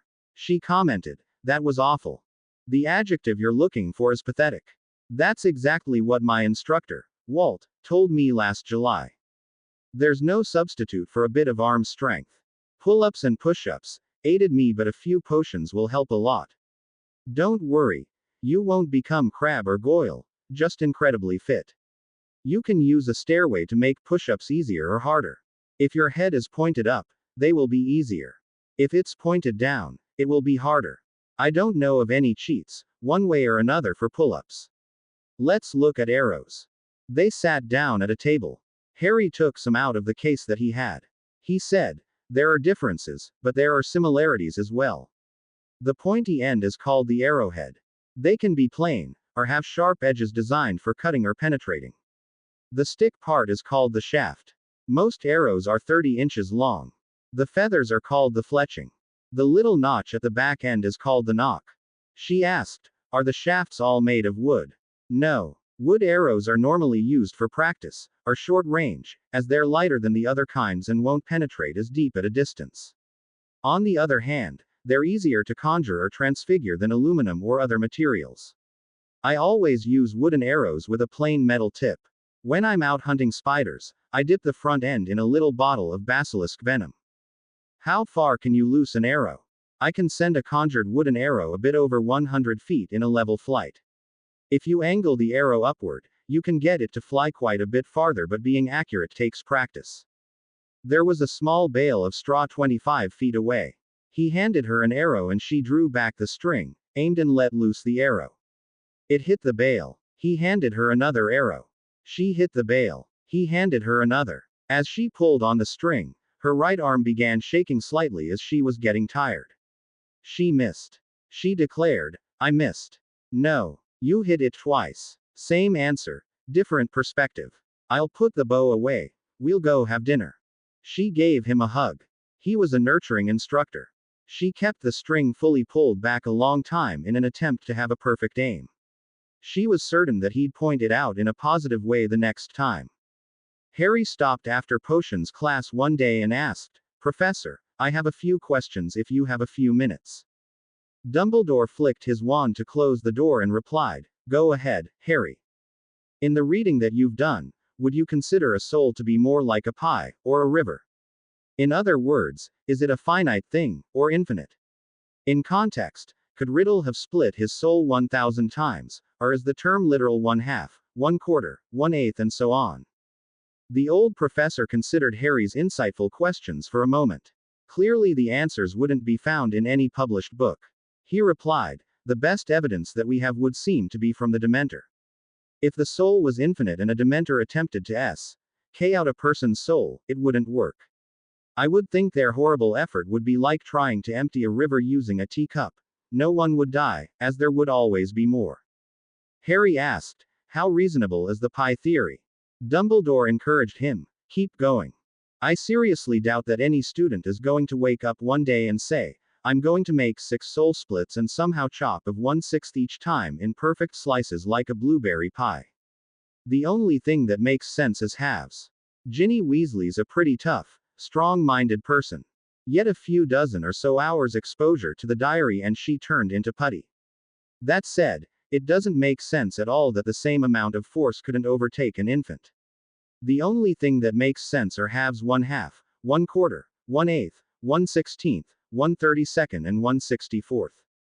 Harry thought for a moment and added, unless he went on a killing spree as a first year, the diary must have been about the first one that he made. So here's my question. Then we should go to dinner. What would happen to a person when half their soul is destroyed? I'm not saying removed, but destroyed. Dumbledore replied, I'll give it some serious thought and give you my best guess when we see each other again next week. Harry left for dinner, but the old professor was so shocked by the amount of thought that had been put into the questions that he just went into his office to think about it. Tom collected treasures. The Riddles were murdered in the summer of 1942. Tom would have been a rising fifth year. He remembered him wearing Slytherin's ring in his fifth year. Harry stated that the Tom in the diary was his memory at age 16. So the ring and the diary must have been the first two that he made. Ironically, Barchok and Ragnarok were having almost the identical conversation. They'd examined the piece that had been in Harry, the ring and the cup. They were far better at weighing and measuring than Dumbledore could ever even imagine. They concluded that between the ring and the diary, 75% of Riddle's soul had been destroyed. Their questions were, when Riddle eventually returned, how diminished would he be, and would the effect manifest itself as a loss in the raw power of an individual spell, or a loss in stamina, or both? They were convinced that it would be one, or both of the two. The next weekend, Harry went to Gringotts before breakfast and was given an extra Bowmaster bow and case. He was out on Halloween morning, just south of the spider section. Looking into the forest, he saw 5 large spiders. He carefully conjured 50 wooden arrows and opened one of his 2-ounce jars of the basilisk venom. He dipped each of the arrows into the venom and resealed the jar. Harry had a good position. He was in easy range of the 5 trash bin-sized spiders. Twang, twang, twang, twang, twang. With the aid of the basilisk venom, the spiders went still within seconds. A moment later, he saw 6 others. He let loose 6 arrows, hitting 6 spiders. As quietly as he could, he moved to a different position. His disillusion charm held. He sat still and waited. A minute later, a very large, apparently old spider came by, accompanied by 4 others. 5 arrows launched resulted in 5 hits. A moment later, the arrows that he'd conjured had vanished. He decided that it was time to leave. The dead spiders were found within the hour. The spiders who found them were terrified. They could clearly smell their mortal enemy. The next weekend, he went back to the forest wearing his new basilisk vest. After conjuring 20 wooden arrows and dipping the fronts in his jar of basilisk venom, he walked in. Within a minute, he found himself on the defense. For every trash-can-sized spider he put down, it seemed like 2 more arrived. 5 turned into 10, which turned into 20. He conjured a second, slightly larger batch of arrows and hurriedly dipped them into the venom, and he began loosing arrows again. 30, 40, 45. Several spiders had gotten disturbingly close. Believing that he'd been seen, Harry concluded that simply moving again wouldn't improve his situation. He portkeyed into the chamber in retreat. Back in the forest, the spiders grimly celebrated that they'd driven off the great snake. They mourned the loss of so many adults but knew that there would still be many hundreds of newly hatched young spiders to watch over in the spring. It was getting to be time for them to go into their caves and holes for the winter. Back in the safety of the chamber, Harry watched as the memory cube replayed the event. Harry quickly concluded. He didn't start with enough arrows. A handful should have been marked and transfigured for emergency use. He didn't change positions enough. He should have moved after every 8 or 10 arrows. His attempt at moving quietly through the forest was weak. His disillusion charm still needed a massive amount of work. He brushed against many more branches than had been necessary as he moved. He really needed to learn to apparate. Finally, he'd let his supply of arrows go dangerously low before conjuring more. In short, he'd stumbled into a far larger group than he'd originally envisioned. Worse, he'd stayed, playing a weak hand the entire time. As with every encounter, he sent the cube, along with his written assessment, to Walt. When he met Hermione afterward, she asked, how did it go? She had no love of spiders, of any size, but didn't feel that her skills were good enough yet to join him. He summarized the details, mostly focusing on his shortcomings. Her response was, it was a good thing that you left when you did. Don't get yourself into a situation that you can't get out of.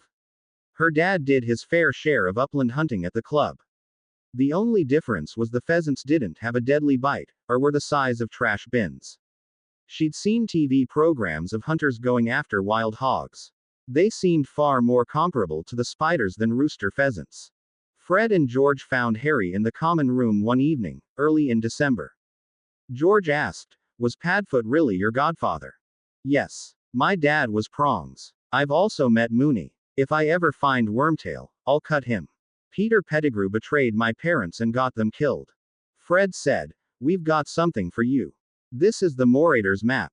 Tap your wand on it and say, 'I solemnly swear, I'm up to no good.'" As he did, Ron's rat suddenly burst from his pocket and ran out the open common room door. Fred yelled, "What the?" Harry connected the dots and said, "Scabbers is Wormtai."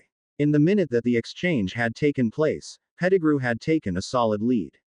He was down to the third floor, onto the second, then the first floor before the teens reached the front door, and he vanished into the night. "Damn it," cursed Harry. "Potter, what is the meaning of this?" admonished McGonagall. "Stop this disruption at once." As he walked away, he muttered, "There's a reason why no one tells you anything valuable." After the students had been sent home for the Christmas holidays and Albus set off to introduce Barty Crouch as Britain's ICW delegate, Phileas got to work. The device made from the soul piece extracted by the Cursebreaker worked like a three-dimensional compass. After 10 minutes, Wick concluded that the Horcrux was somewhere on the 7th floor. Unfortunately, the needle moved back and forth so much that he couldn't tell where. A fundamental difference between Phileas and Dumbledore was Flitwick wasn't hesitant to ask for help when he was stumped. He called for an expert, the head elf from Hogwarts. "Nobby." "Yes, Professor Wick. Is there a hidden room on the 7th floor?" "Yes. Elves use it for storing lost things and call it the come and go room. It was made by Professor Ravenclaw long ago. Can you show me the room, please?" "Yes, Professor. You stand here, thinking that you need to find the room of lost things. Sometimes it opens right away, sometimes it doesn't, and you need to come back." He thought, "I need to find the room of lost things." After he had walked back and forth 3 times, a solid oak door appeared. Nobby said, "Good luck, Professor." Flitwick opened the door and stepped in. The room was dark. He took a chance and said, "Lights." At that point, many other magicals would have gone off on a tangent, exploring what else the room could do. Wick stayed on task. The room was immense. It almost appeared endless. Perhaps it was. Flitwick wondered how difficult it would be to find his way out again. He did an incredibly smart thing. He found a desk and used it to keep the door propped open. Again, a person with less focus could easily become distracted. There were old desks, hats, boots, armor, broomsticks, cases of mead, tall cabinets, hundreds of trunks and thousands of boxes in no obvious order. He used the compass. It no longer gave the wonky spinning motion that it had when he first walked the corridor on the 7th floor. After a 10-minute walk, Wick came across something that he'd seen a statue of every day, Ravenclaw's lost diadem. He'd normally be overjoyed, except for the knowledge that a priceless object had been so badly corrupted. As soon as he levitated the object, he could sense the seduction and compulsion charms at work. Rather than test his own willpower, he quickly levitated the diadem into the lead box that he'd brought with him, thankful that it fit. The compulsion charm feeling stopped the moment that he closed the lid. Again, it felt like it was a serious test of his willpower to remain focused on getting out and not allowing himself to become distracted. He was careful not to touch anything, or allow his direction to waver. He was certain that most people who walked into the room, or at least this version of it, never found their way back out. As he walked within 100 feet of the door, the Grey Lady Ghost appeared and said, "What you are carrying out doesn't belong to you, it is mine." He replied, "I believe you, my lady.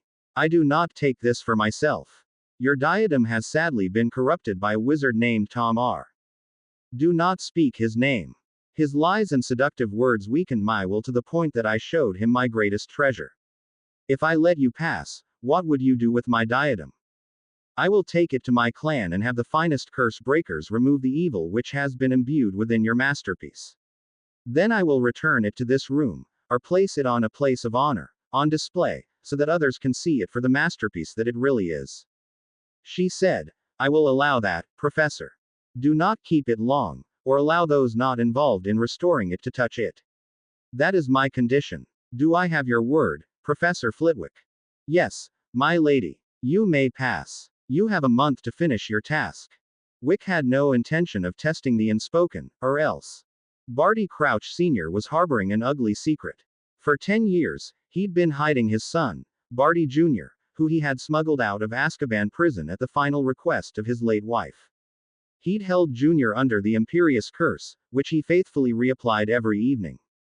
While Sr. was confident that his Imperious Curse would last at least a week, he hadn't tested the duration, certainly not in years. Perhaps it was coincidence, but the morning after the curse on the diadem had been lifted, and the Horcrux that it contained measured, weighed and destroyed, Barty Jr. woke up with a clear mind.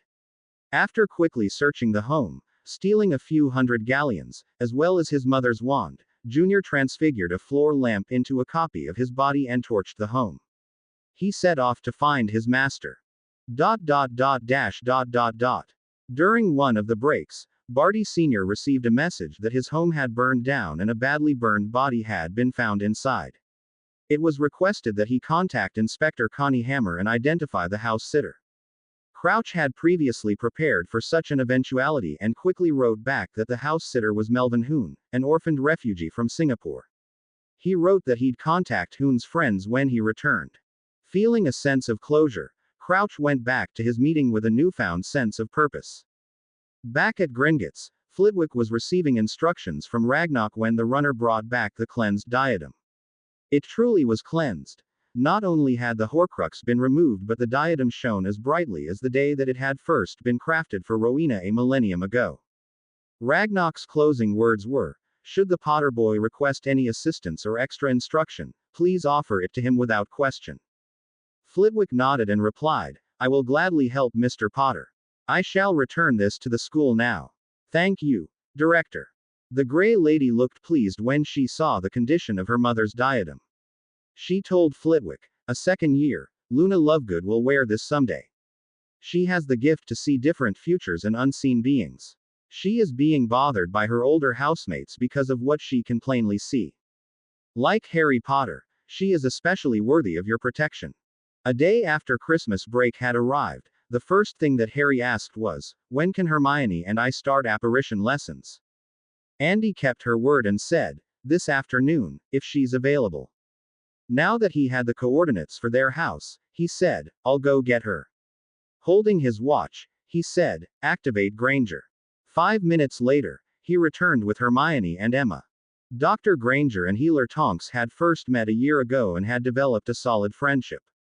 The fact that their children's growing friendship had been cemented by a 12-foot troll and a 62-foot snake were just some of the quirks of living in the magical world as far as Emma was concerned. The irony was that most people learned apparition as a means of getting to someplace, while Harry and Hermione were at least equally interested in the ability to quickly get away from someplace. As both students had done their reading and meditation, along with their practice focusing with conjuration, the mental aspects of apparition, the battle was half won already. She sighed along them each a few times in their back garden. After a short rest, with a sugary orange drink, she told them, decide exactly where you want to be and do it. Pop. Far louder than Andromeda, but he had traveled 30 feet. Good. Now check yourself to ensure that you have everything. Eyelids, eyebrows and tackle for males, bits for females are the most common missing pieces.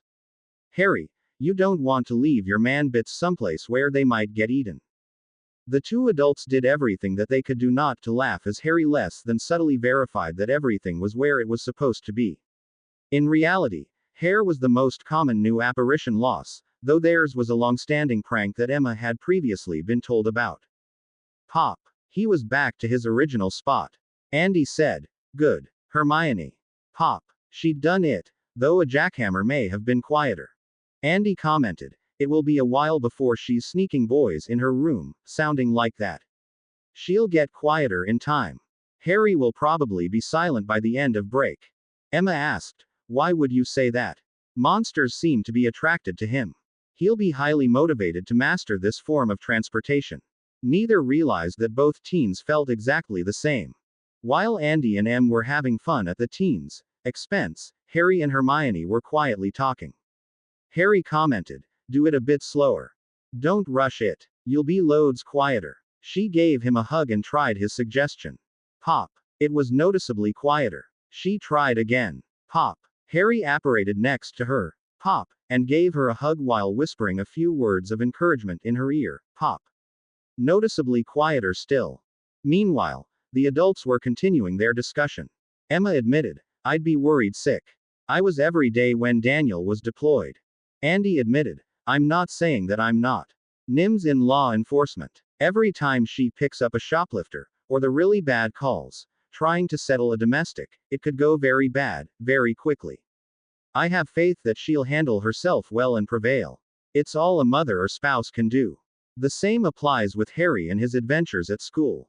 "I have faith in him. That's far more than I can say about Dumbledore." Emma asked, "Tell me again why, out of all of the schools for magicals in the world, we're sending them to Hogwarts." She'd never forgive McGonagall for failing to notify her when Hermione had been injured, either time. Andy replied, "The search committee will be forming soon.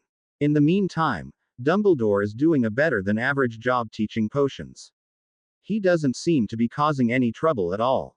As promised, she sponsored both teens for early apparition with cause single licenses. It was a little known loophole that was occasionally used by those families who knew about it and who had high achieving teenagers. January 1994. When school resumed after Christmas break, the gem counter showed a significant drop in the Ravenclaw hourglass. 3 fourth-year students had been told that they each had a month of detention, and if they wished to remain at Hogwarts, they were to never bother Miss Lovegood in any way, shape, or form again. After potions class, Dumbledore gave Harry a meaningful look. When the other students had left, he closed the door and said, "I thought long and hard about the possible effects of pieces of Tom's soul being destroyed. I envision 2 likely possibilities. First, the Horcrux serves a purpose something like a ship's anchor. If too much is destroyed, the anchor would be ineffective and the ship would drift away. As to what percentage is insufficient, nothing has been written either way." Harry replied, "That makes sense." Dumbledore continued, "As to the impact on a re-embodied Tom, common logic would say that he'd somehow be diminished. Whether the loss is to his humanity, his raw magical strength, stamina, or something that we haven't yet considered is mere speculation. In any event, I believe that it is to our common benefit that as many pieces be found and destroyed as soon as possible, irrespective of how vile I personally find the destruction of a soul to be. No one wants this, Professor. Riddle made the decision decades ago that he wasn't going to color within the lines." He added, "Thank you for taking the time to think about this." February 1994. A few weeks later, at the Ministry, plans were being made at a furious rate for 2 upcoming events, the first being the World Quidditch Cup. At the most recent meeting, Ludo Bagman had reported that everything had been going to plan on the assembly of the traveling stadium, which seated 102,000 people. The only hitch that he'd mentioned was that one of his new employees was a week overdue from her first vacation after the birth of her first child. Until 3 weeks ago, she'd worked for Crouch, who admitted she was a few weeks late coming back from leave last time too. "I wouldn't worry about it." He wasn't being entirely honest in his remarks. In reality, she dropped some papers off at his house and accidentally saw Junior. In his haste to cover it up, Senior had botched his obliviation, causing permanent, persistent bouts of short-term memory loss. He'd unsuccessfully tried sacking her, but managed to fob her off on Ludo by paying off one of his gambling debts. Late in March, it was a sunny day. Harry decided to go search for spiders. He'd spent hours working on the disillusion charm and could walk around the castle corridors without being noticed. With respect to stealth, his apparition wasn't silent by any means. It was about the same volume as a beverage can being opened. His woodsmanship was exceptional for someone his age. Taking away the qualifier, he could move without attracting attention, but if something was looking for him, he could still be seen if he was moving in a hurry, or lost focus. Harry overlooked an area where the Acromantula were clustered, feeding on a pair of deer that their huge webs had caught. There were 100 trash bin-sized young adults. In terms of the lethality of their bites, From what Hagrid had mentioned, they were in their prime. Harry conjured 120 arrows and dipped them in the basilisk venom that he carried with him. Since his goal for the day was practicing stealth in a live fire situation, he took 10 arrows with him and decided to fire 5 before returning to his stash. He'd found 4 spots where he could get to and loose his arrows without being seen: 1 north, 1 south, 1 east, and 1 west of the group of spiders. He quietly crept to the south spot and let 5 arrows fly at different parts of the group, then silently took the portkey to his original spot. He took 20 arrows with him and quietly went to the east spot. To this group of spiders' disadvantage, they were mostly looking for trouble from the branches and didn't notice Harry moving. Since they were so clustered, Harry tried using 2 arrows at once. They each hit a spider about 5 feet apart. He tried again and again until he'd hit 10 spiders, then used the portkey watch to get to his stash. Next, he went to the west spot and let loose another 10 arrows within 3 minutes. Again, they were looking in the wrong direction. They hadn't seen him. He went back to the stash. He grabbed the remaining arrows and slowly made his way to the north spot. Here his luck changed. After launching the 5th arrow, the others vanished. As he began conjuring new arrows, he was either seen or heard. He'd made about 50 arrows and had dipped them when the spiders turned to his direction. Rather than sit silently and wait until their attention shifted to another direction, he began loosing 2 arrows at a time as fast as he could. 50 arrows with 40 hits later, he left and went back to his original spot.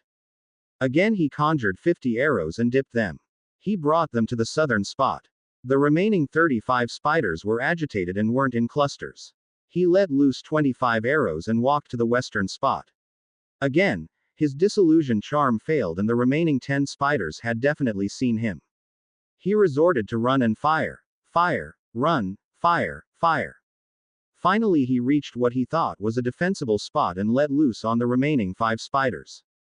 He recast the disillusion charm and walked back to the original spot with an arrow notched as he walked. Miraculously, no additional spiders had appeared. He took the portkey back to the chamber. As the adrenaline rush subsided, he recased his bow and examined his memory. Excitement turned into disappointment as he quickly concluded that his clever plan had been so badly flawed. His conjured arrows lasted between 15 to 20 minutes. Given that it took 10 minutes to make 120, he literally didn't have time to launch that many. His disillusion charm consistently failed when he was highly focused on something else. Attacking a group that large wasn't a great idea. Continuing to launch arrows once he knew that he'd been spotted had been a horrible idea, only augmented by the reality that he had the ability to make a quick exit with a portkey watch. Finally, he'd gone off of his plan almost immediately. Loosing 5 arrows then moving was never going to work with a group that large. 10 to 15 would have been a better choice. Thinking about it more, once he had been spotted, he had obligated himself to finish off the group of spiders. He didn't know about their ability to communicate. He watched his memory again with an eye on making improvements. Conjure no more than 50 arrows at once. He wanted to avoid the alternative of transfiguring some and trying to retrieve them, transfiguring 100 arrows, dipping them in poison, launching them, then calling Accio arrows after he was done felt like a truly bad idea. Practice loosing 2 arrows at once. Let go of the idea that he had to get everyone if he hadn't been spotted. Find hiding spots that were farther away. He easily could have hit them from farther away. That would likely let him launch more arrows before moving. Satisfied with his analysis, he sent the memory cube and his planned improvements to Walt, the archery instructor. 2 days later, he received a message back from Walt. Harry, first, you were smart to have counted the group of spiders before doing anything else. Given that you were out for practice, you should have walked away and found a smaller cluster. Archery, as you're practicing it, is half stealth, half archery, not a suicide charge. If you hadn't had the ability to make a fast escape, what would you have done differently? That said, I was pleased with your analysis and suggestions for improvement. Enclosed is a small vial of Acromantula anti-venom, which I'll be highly disappointed if you ever have to use. Also find enclosed 6 new memory cubes. Send another next week. Walt. After Charms class one day, Harry asked Flitwick, Professor, Why would my disillusion charm fade at inappropriate times? Having communicated with both Barchok and Walt recently, Wick knew that Harry wasn't referring to spying in the girls' Quidditch locker shower as he would have expected from the Weasley twins. He replied, "People who are new to magic have a harder time multitasking, especially in stressful situations. You're a third year doing well with some sixth year charms." He continued, "To your specific question, excluding yourself, I doubt that there are half a handful of students in the school who could maintain the charm while in the direct vicinity of 100 Acromantula. Excluding Miss Granger, no one else in the school knows of your activities. As for the specific charm, my only suggestions are to keep practicing and to continue your hunts. When do you plan on going again?" Harry replied, "Saturday morning." Flitwick nodded and said, "Good hunting." Late April. The Saturday evening after the Gryffindor vs.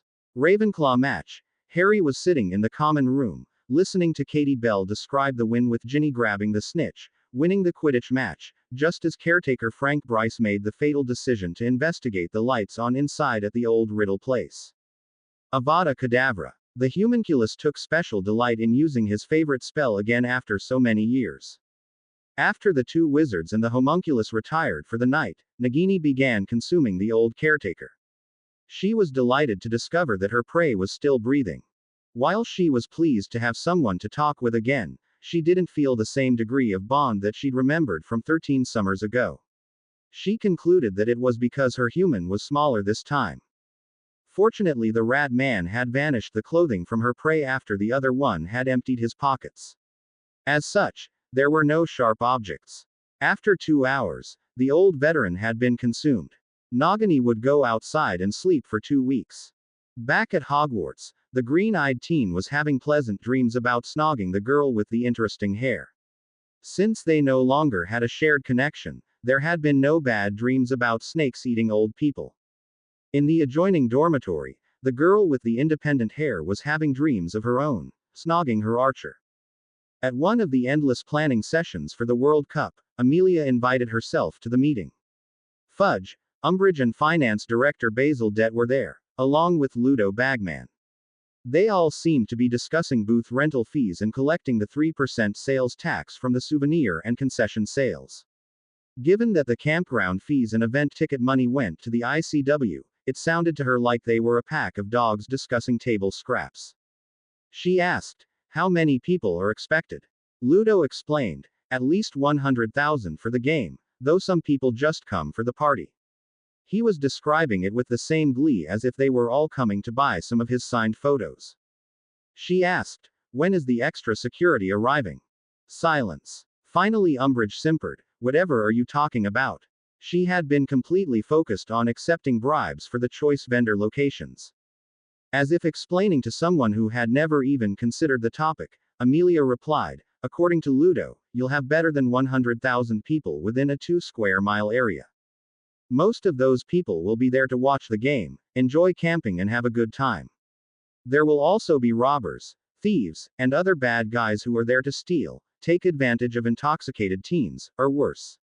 You're going to have 50,000 intoxicated people, half of whom will be angry because their team lost. That's a risk that can't simply be ignored."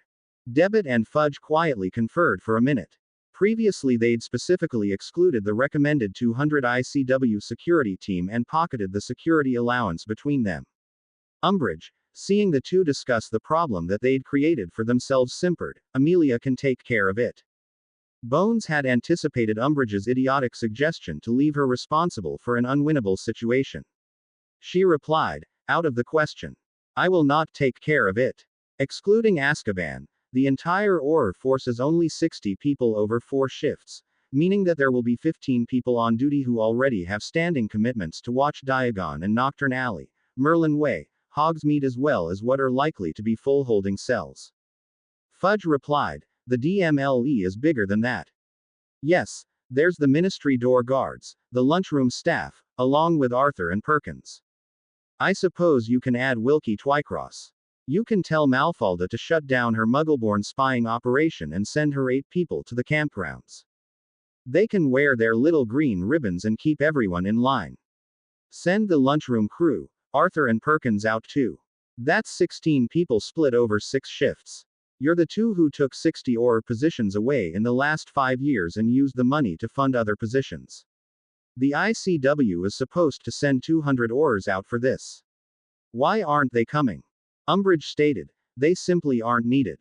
Amelia left, saying, good. I'll remember your words and quote them in the Daily Prophet. I hope you're right.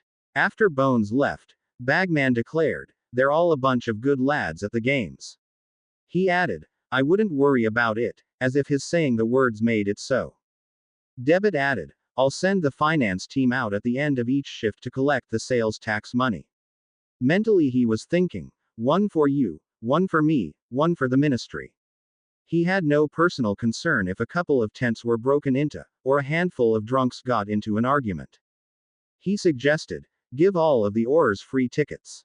Half will show up when they're off duty. To Fudge, it sounded like the issue was settled. To Ludo, who had been in charge of the 200 complimentary tickets, and had, in fact, already sold most of them to his pals, he gritted his teeth and nodded that he'd take care of it. In reality, he only had 15 tickets left. Thus the 4 embezzlers had unwittingly set the conditions in place for the perfect storm. Saturday, June 25th. It was Saturday, the day of the final Hogwarts Quidditch match, Gryffindor vs. Hufflepuff. Harry and Hermione had gotten up early. This would be Hermione's second hunt. After selecting their spot, they each conjured 50 arrows, then quickly dipped them in the venom. His arrows lasted 15 minutes, hers about 10. They moved to their spot and stood nearly back to back. Twang, twing, twang. A large group of beach ball-sized spiders walked by. They loosed arrows continuously. When they got down to about 10 between them, by previous agreement, Harry knelt down and began conjuring arrows and dipping them in the basilisk venom. As Hermione was still loosing arrows, the pile grew slowly. After 10 minutes, he was about 50 ahead, and rejoined her in hitting spiders. Harry made a third batch of 50 and they continued sending arrows into the spiders. When they were down to 5 arrows each, she called out, 3 each, then we go. They sent their last arrows, grabbed their watches and were back in the chamber in moments. They put their bows away and carefully washed up. Harry opened 2 bottles of butterbeer and was met with an intense key. And a long hug. She exclaimed, what a rush. How many were there? Let's watch. As they examined his memory, it was evident that they had both taken Walt's mantra, AFF, accuracy, farther, faster to heart. Harry pointed out, you've gotten loads faster this year. She admitted, it took me a while to realize that a hit anywhere is still a hit. You were great. He was still about twice as fast as she was. In reality, deep down, she still appreciated the precision of a well-placed arrow, whereas he relied on the effectiveness of the venom. When it was all tallied, he was comfortable sending 6 arrows a minute where she held herself to 3. Had the spiders all been together, he'd have tried for 5 pairs of arrows a minute. In this instance, the spiders had been everywhere, but not in pairs. They still had a 10% miss rate. Neither was particularly skilled in predicting the moving spiders and their sudden stops, turns, or jumps. Given the low velocity of the arrows, it was to be expected. When they were done, Hermione suggested, let's conjure some aluminum arrows. Harry thought about his for a moment. He had a broad head design with a thicker aluminum shaft, 2 yellow and 1 red fletching vein. She commented, that looks good. He pointed out, I tried all aluminum arrows until I realized that the fletchings gouged my bow and the arrows always went to the left. She observed, good point. Why don't you use these all the time? Wouldn't you get more distance? He said, I expect so, but dipping the aluminum in the venom is futile. That's why I went with the broad head when I choose to make them. I'm still working on getting the edges to be sharp on the metal arrows. She said, I thought you liked the pheasant feathers for the fletchings. I do, but having 2 color ones makes a lot more sense when we're launching them as fast as we can. Hunting herds of spiders that can do serious harm isn't the same as sending arrows into paper targets tacked onto straw bales. She admitted, the black arrows have a good look. She thought about his arrows for a minute while he started a second butterbeer. She asked, what wood are you using in your wooden arrows? Dunno. He'd never thought about it. I'll do a quick bit of research in the library. We'll need a bit of help from Hagrid. I'll go with you. 10 minutes later, they concluded that white or red oak would be twice as heavy as the I dunno wood that Harry had been using. Hagrid found them a branch and they split it so they could carefully examine it. By the time Ginny had beaten Cedric to the snitch, both Harry and Hermione could reliably conjure red oak arrows. Without the aid of chronographs, they could only go by observation. It was their opinion that the heavier arrow flew a bit slower. It was their observation that it penetrated half again as deep as the lighter arrows. Then it was back outside by the beech trees by the lake for discussion and debate. Hermione pointed out, if the lighter arrows fly faster, there would be less guesswork of the aim point involved at spider distances of 50 feet or so. Harry said, I completely agree with that, but we might be aiming at something with tougher skin sometime. True. Having basilisk venom arrows is a serious advantage. So far, penetration hasn't mattered. On a different subject, I wonder who the new school head is going to be. Didn't Susan say that her aunt mentioned that they had a search committee formed?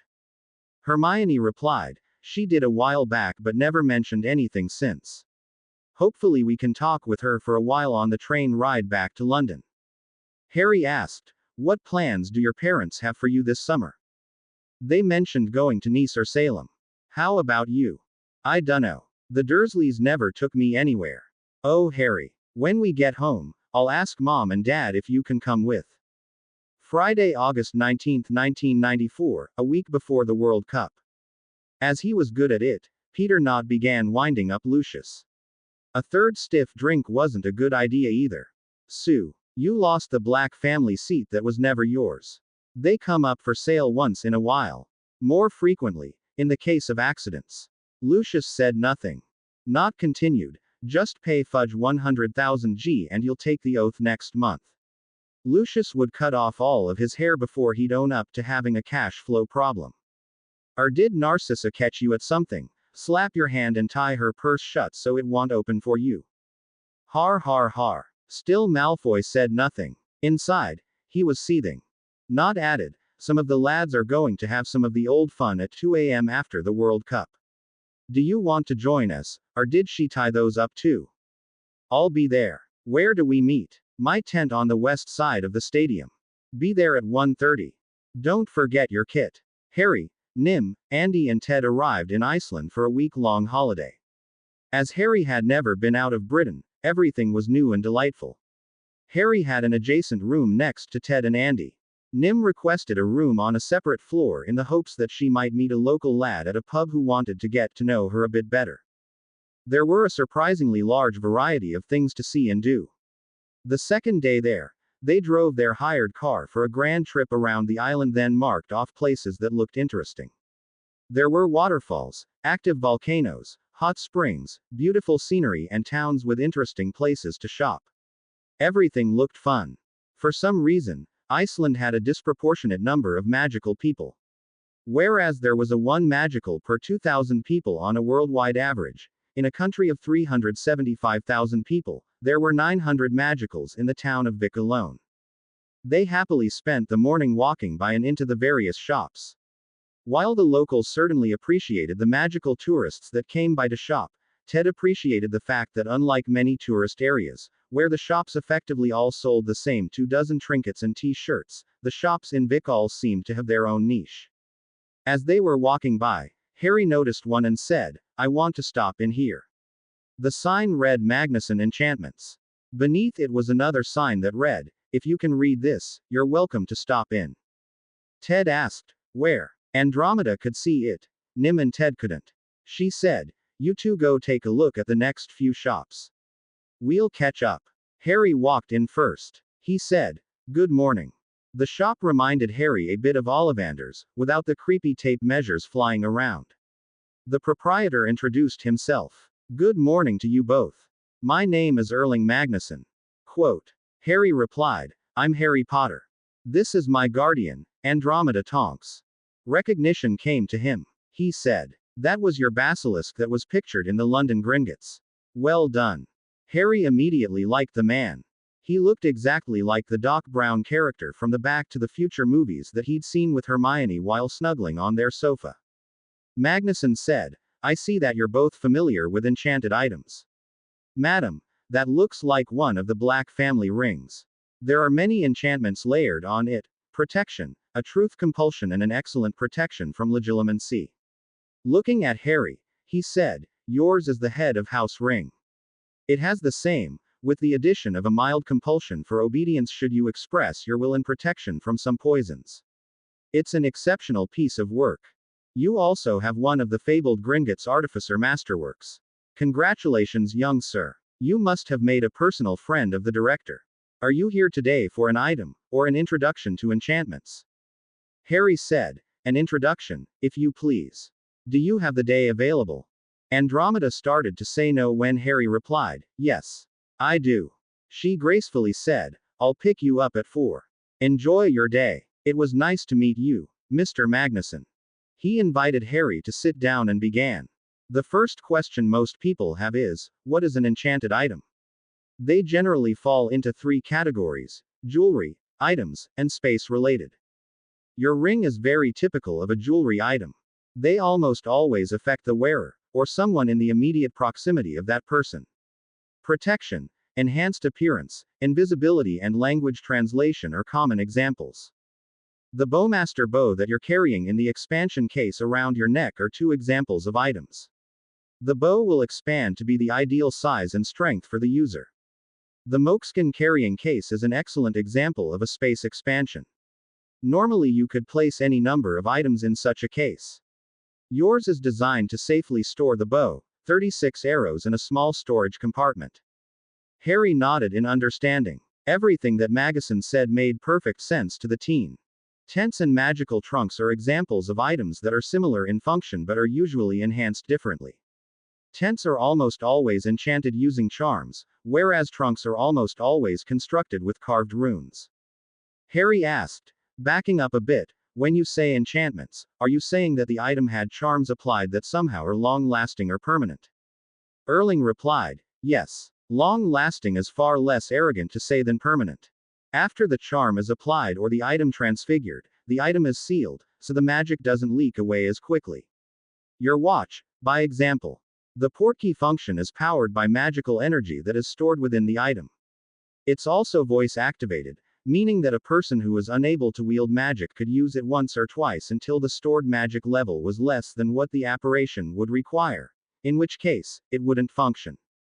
How do you keep the magic of the charms from leaking? There are 2 sealant spells commonly in use. This first one is a total sealant. He demonstrated the incantation. It would commonly be used in a single-use enchantment. If done properly, it would last for hundreds of years. Say you transfigured a chair and sealed the transfiguration. The chair would easily last 100 years. The second is a partial seal.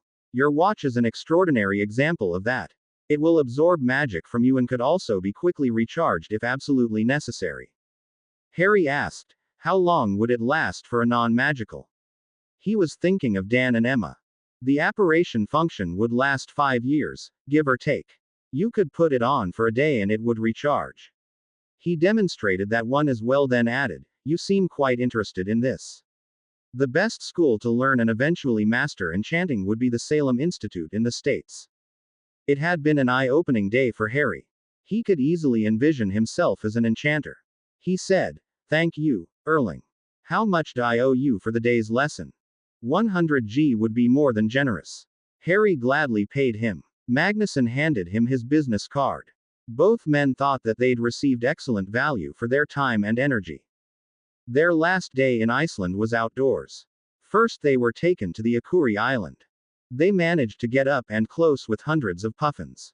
They were a sea bird that were on shore for a few months a year to lay and hatch an egg, then teach the baby puffin how to live on the sea.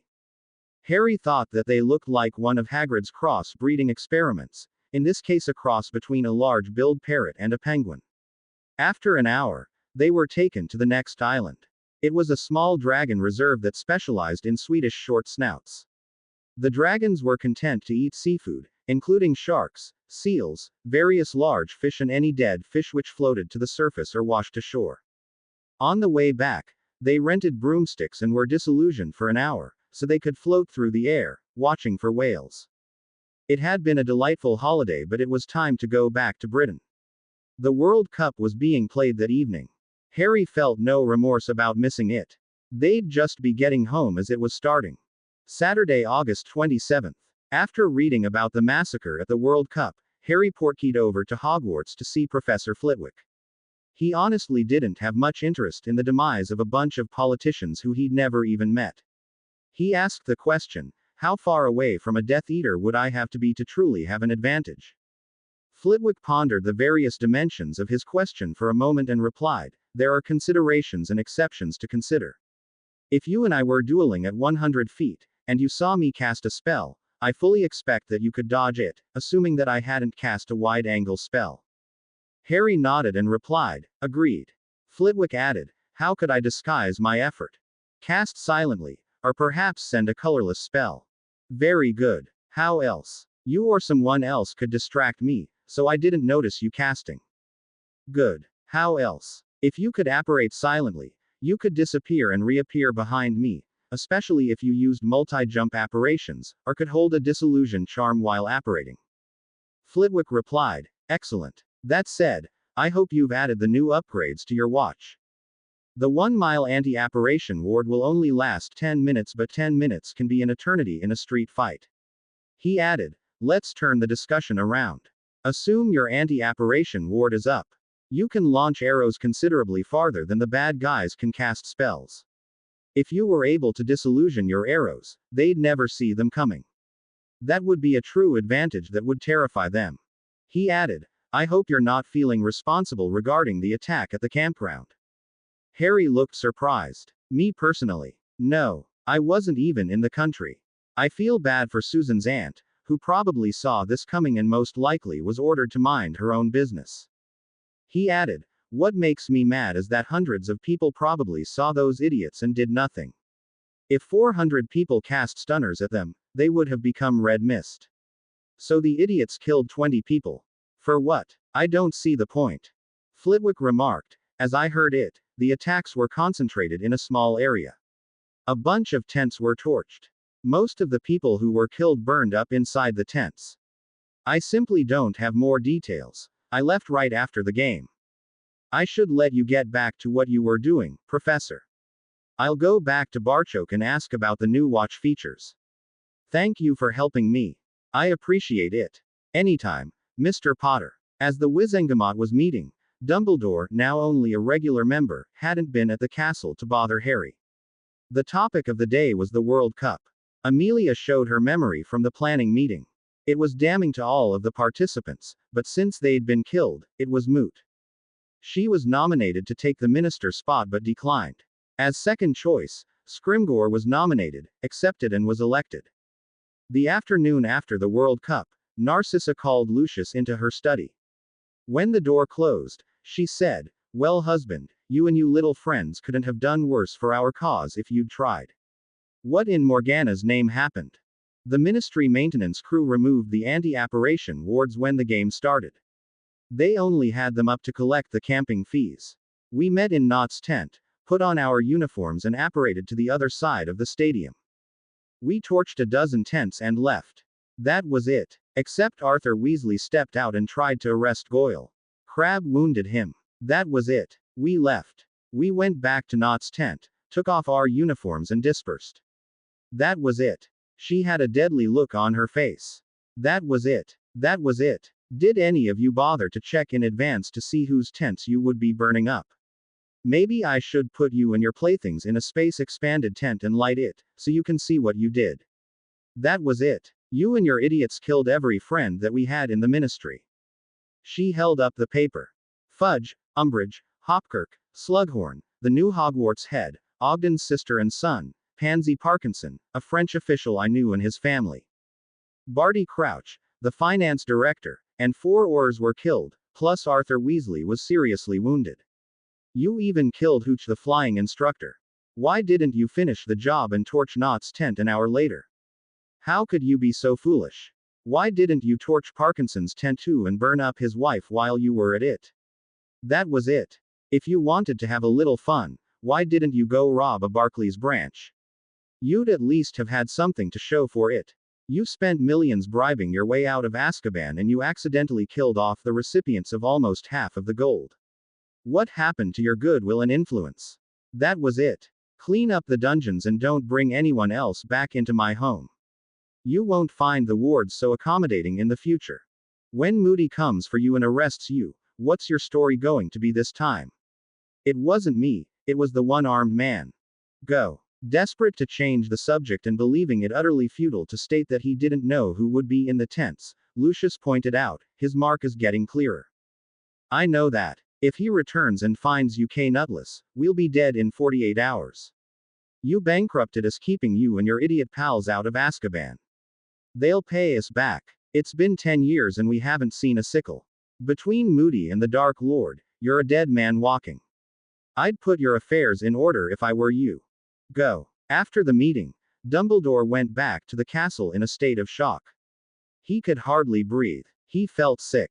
The forgiving government that he'd nurtured for over a decade was gone. Ironically, they'd been attacked by those who'd asked for forgiveness and had, for the most part, been living respectable lives. He felt that his social experiment had fallen apart right from underneath him. The question that he couldn't answer was, why? Wednesday, September 1, 1994, the start of fourth year. As Harry and Hermione were boarding the train, Harry said, "It will be nice to have a quiet year where someone else has the adventures.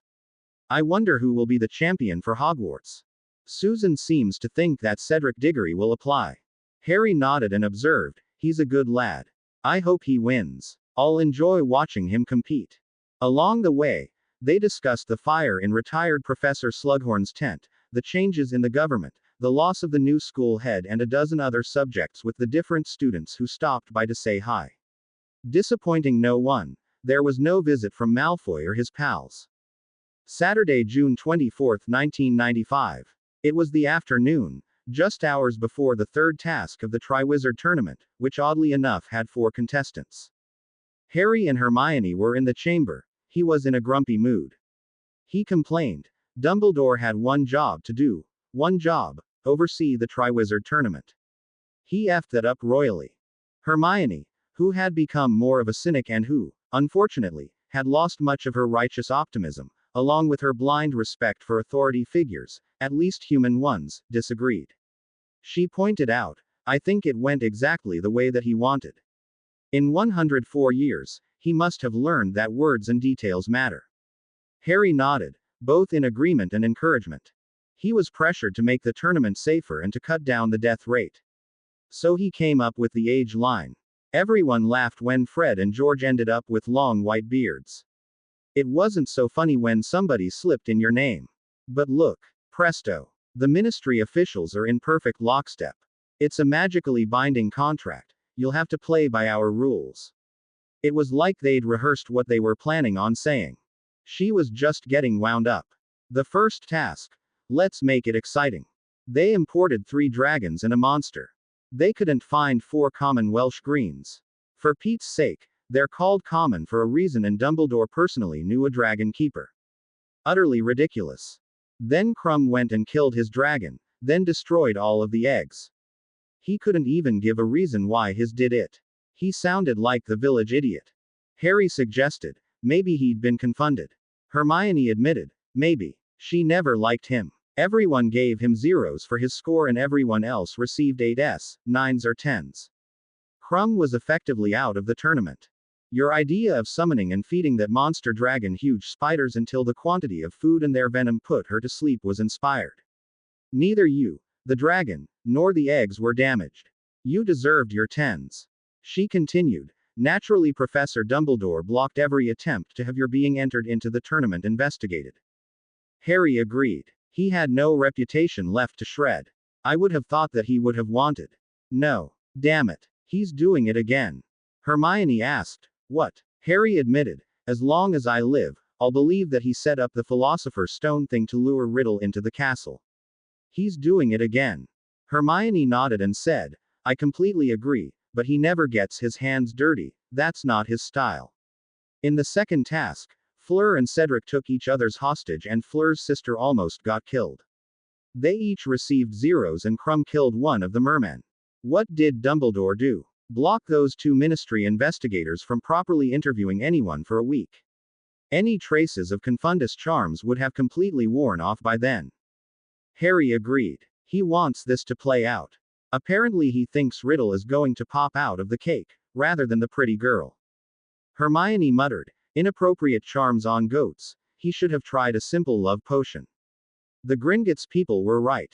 He's not your enemy, but he's absolutely not your friend. He might not have initiated the corruption of the tournament, but if he knew who did, he didn't stop them either. Harry replied, Andy likes to say that he has a 50,000-foot viewpoint. He wants to get rid of Riddle. By his own words to me, he doesn't have the stomach to do it himself. He probably found out about the plot and is just letting it play out. She said, so the plot was to get you into the maze first tonight. Don't touch the trophy cup. It's probably cursed or something. Be like a Boy Scout. Be prepared. Wear your basilisk armor. Bring your bow. Bring. He cut in. I was already going to do those things, but I don't need to bring everything that I own.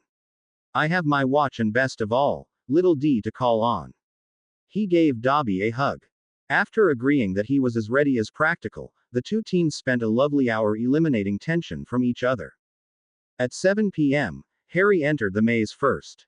He had a 10-minute lead over Fleur, a 15-minute lead over Cedric, and a 25-minute lead over Krum. He had but one goal: get out alive.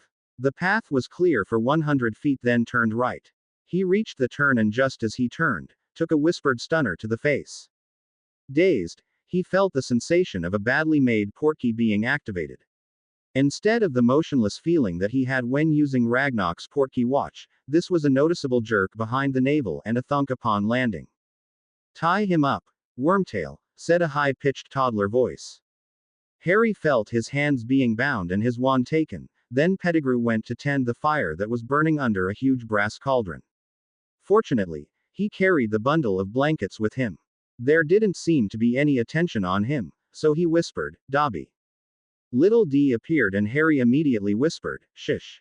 Listen. Untie my hands. Find Hermione. Tell her to get kitted up and to meet me at the portkey point in the chamber. I'll meet her there as soon as I can. Dobby desperately wanted to simply rescue his best friend in the world, but accepted his direction. With drooping ears, he whispered, Yes, Harry Potter. Back at Hogwarts, Junior, in the form of Moody, looked into the maze and didn't see Pettigrew or Potter. The second champion, the French girl, had just gone into the maze. He had to wait another 15 minutes, until Diggory and the Bulgarian Quidditch player were in the maze before he could leave. Most likely no one would notice that Potter was missing for another hour or more. Back at the graveyard, Pettigrew said, Master, it's ready. The ugliest thing that Harry had ever seen sat up inside a blanket that was on the ground. It looked like a zombie version of a 2-year-old. The homunculus directed, Hurry. Begin. The rat man lowered the toddler into the pot with a plop. He began a strange incantation. Dust and bone fragments from the ground beneath Harry came out of the ground as Wormtail summoned them and directed them into the pot. He called out, Bone of the Father, unknowingly given, you shall restore your son. If that wasn't gross enough, Pettigrew took a razor-sharp dagger out of a sheath and sliced off his 4-fingered hand. Blood was everywhere. He somehow wrapped his belt around his wrist to create a makeshift tourniquet and picked up his severed hand. He vomited just as he tossed his hand into the pot with a splash. Wiping his mouth with his good arm, he said, Flesh from your most faithful servant, willingly given, it shall renew your body. Harry watched as the still bleeding man walked over holding the knife, and said, I need your blood. Your arm, Potter. Harry said, Cut my cheek instead. I'm all tied up. Be gentle with that thing. Wipe it off first. Pettigrew muttered, Good idea. He carefully cut the side of Harry's face at his cheek and there was a dribble of blood on the groove of the blade. Harry winced and said, That's enough. Don't drop it. As Pettigrew carefully walked back to the cauldron, holding the knife level, so Potter's blood wouldn't spill. Harry pressed the second and fourth knobs of Ragnarok's watch to record the coordinates of the graveyard. He looked around and saw a good location for a hide spot 50 yards to the west. Hermione was sitting on the end of her row in the viewing stands when she felt an invisible tug of her hand. Realizing that it was most likely Dobby, she made her excuses and left the stands. As there was absolutely nothing to see, she hardly felt cheated. When they'd reached the bottom, Dobby said, Harry Potter sir asked his Grangy to get kitted up and meet him at the Portkey Point in the chamber. Miss Grangy must hurry. Dobby, can you pop me back to the dormitories? The next thing she knew, she was in her dormitory with her basilisk suit and her bowmaster bag laid out on the bed, waiting for her. Dobby was visible now, looking away from the bed, saying, Miss Grangy must hurry. When she was ready, Dobby said, Miss Grangy should be wearing heavier shoes.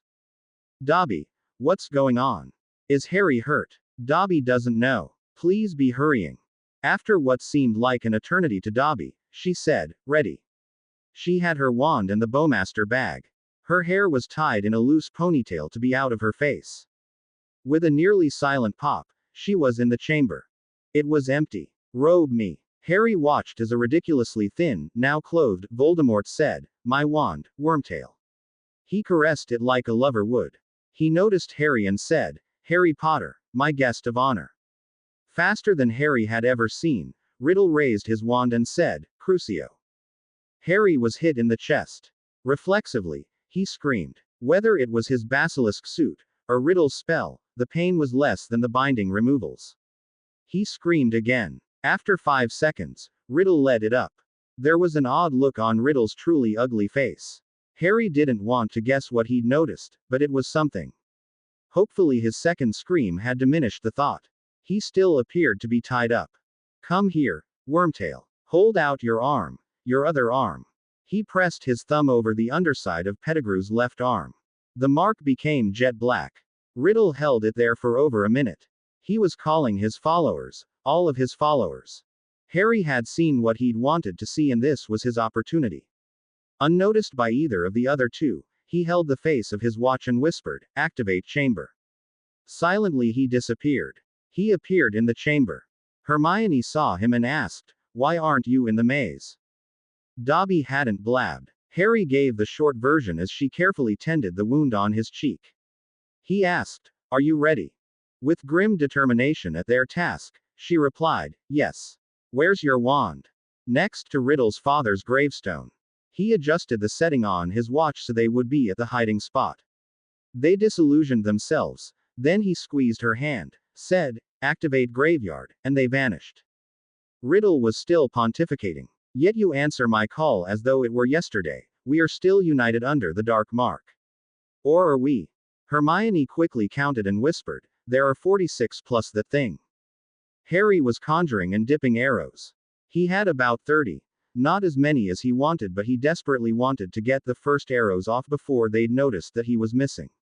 Worried that Riddle would be immune to the venom, he said, disillusioned broadheads. On go.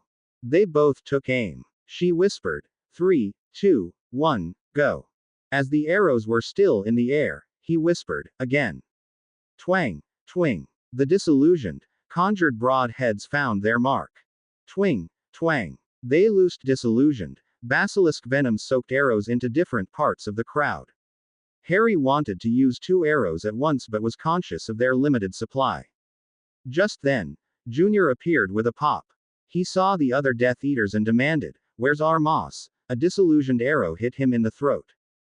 Hermione said, activate the anti-apparition on your watch before they get away, or anyone else comes. Unfortunately, someone heard her and shouted, over there. Harry complied and whispered, loose 5 each and we'll move over there. Go. Twang, twing. 5 pairs of arrows in different locations hit different Death Eaters. 20 reducto blasts hit the area where they had just been standing. Harry whispered, don't run. Go a bit further. They crouched down and he began conjuring more arrows as she dipped them in the venom jar. Shite. She accidentally tipped over the venom jar. The basilisk venom was gone. She had 20 arrows. There were 28 Death Eaters. I'll use broadheads, said Harry. You take those guys over there.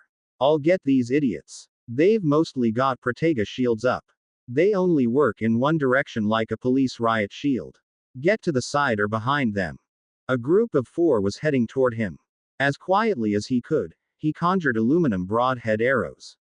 He notched 2 disillusioned arrows, pulled back the string and let them fly. One missed and one hit the Death Eater at the back of the group. As fast as he could, another arrow flew, hitting the Death Eater in the chest. He made enough noise to be heard, then quickly crouched down and moved to another tree. Two jets of green came to where he'd just been. Harry was too close to the Death Eaters. They could easily hurt him if he was hit. He moved away from them and launched an arrow at another Death Eater, hitting him in the neck. He was between two groups. Not a good place to be. He tossed a rock into a spot behind the two Death Eaters. Another arrow. Another hit. He looked around and did a quick count. There were 16 Death Eaters who were visible plus a few who were wounded, who could still be deadly. They were still badly outnumbered. He carefully walked back to Hermione's position. Lucius, Nott and Narcissa crouched behind a large bush, thinking that they were out of sight.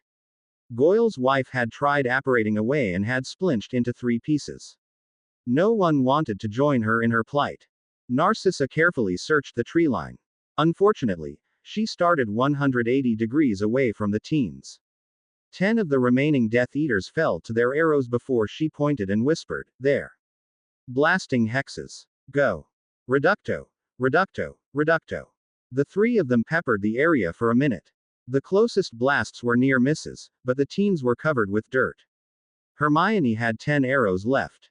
Since they were disillusioned, Harry held, then pointed her hand and whispered, "You go to that tree, I'll go to the one on the other end. Love you." Surprised by his out-of-the-blue admission but completely delighted, she replied, "Me too. Go." They hadn't left a moment too soon.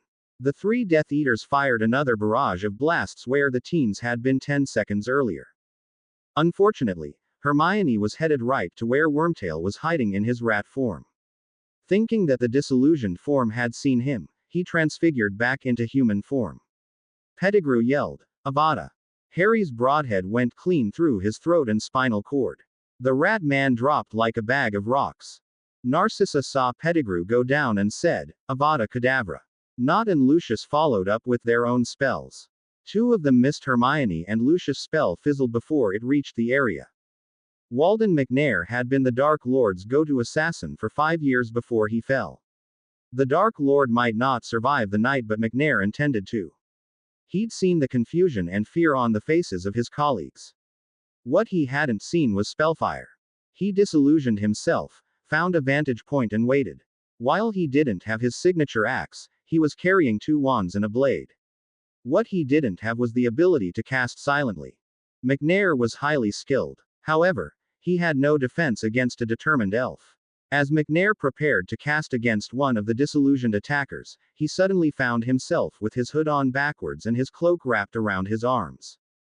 "What the?" Dropping his shield, he shouted, "Disillusion yourselves." Harry heard him as he rolled on the ground, expecting to be dodging a spell. He ran to a different spot. Twing. Hermione's aim was true. Several of the Death Eaters were slow or ineffective with their disillusion charms. Twing. Twang. Felsenthal saw Harry and cast a sweeping Diffindo. Harry was hit just below the left knee.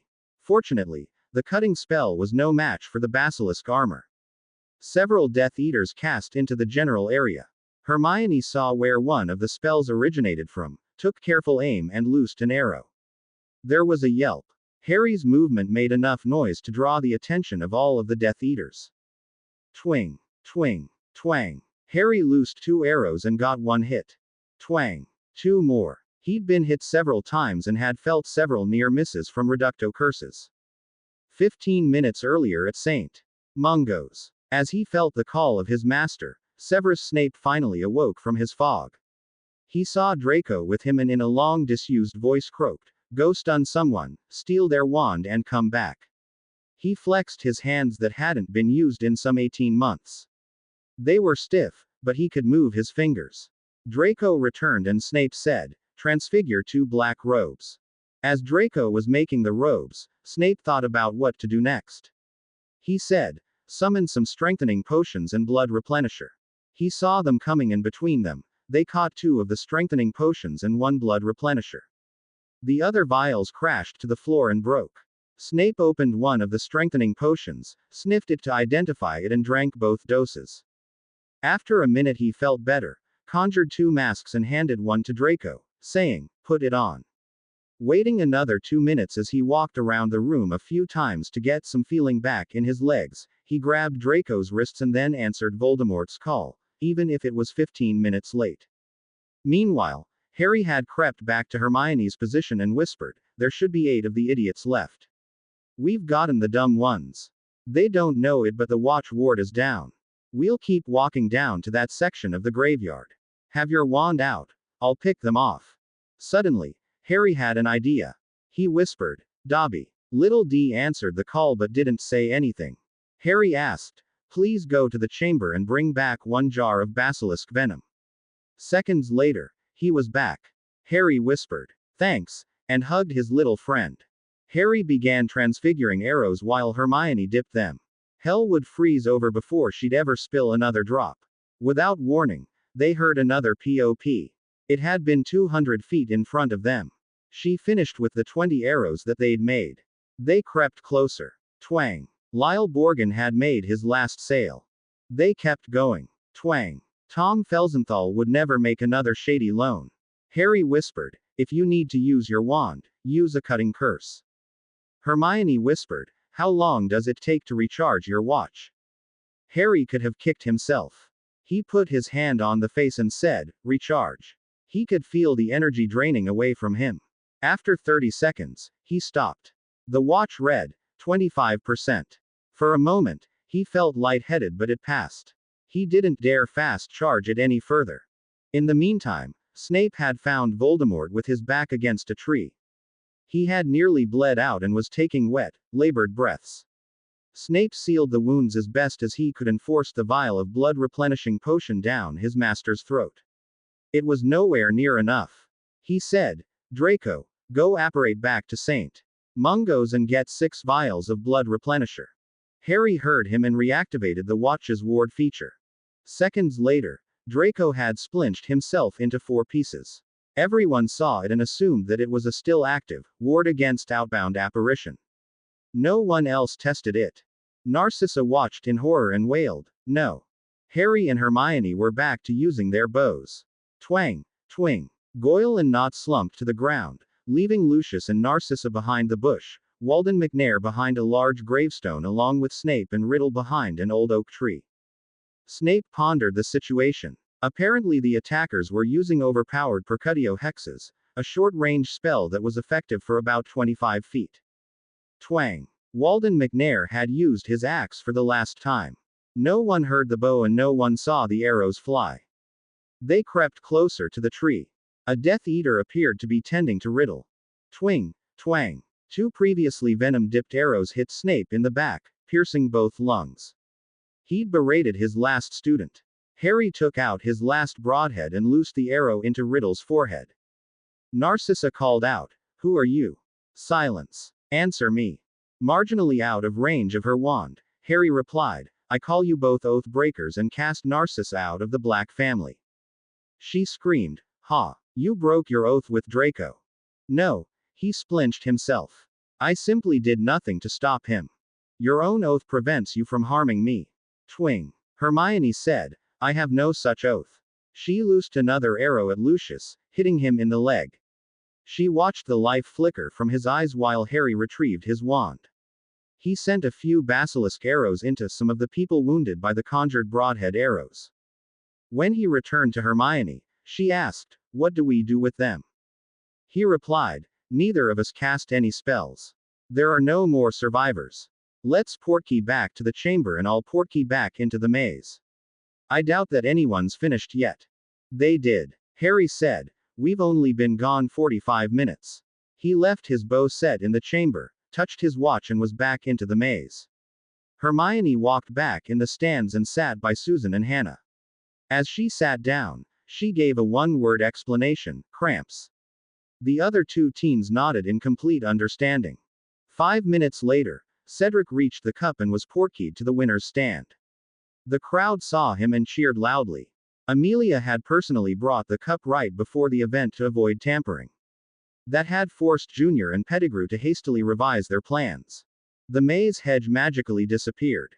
Harry was hanging upside down by a gaseous cloud.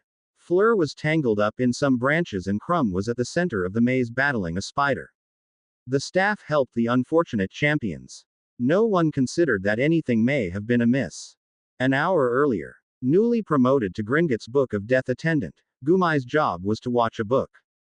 He understood that most people would pass the time reading a book, and his four brothers, Red-Eye, Black-Eye, Sharp-Eye and Blind-Eye, constantly teased him about it. Though they were all proud of him for his promotion, they were still corridor guards.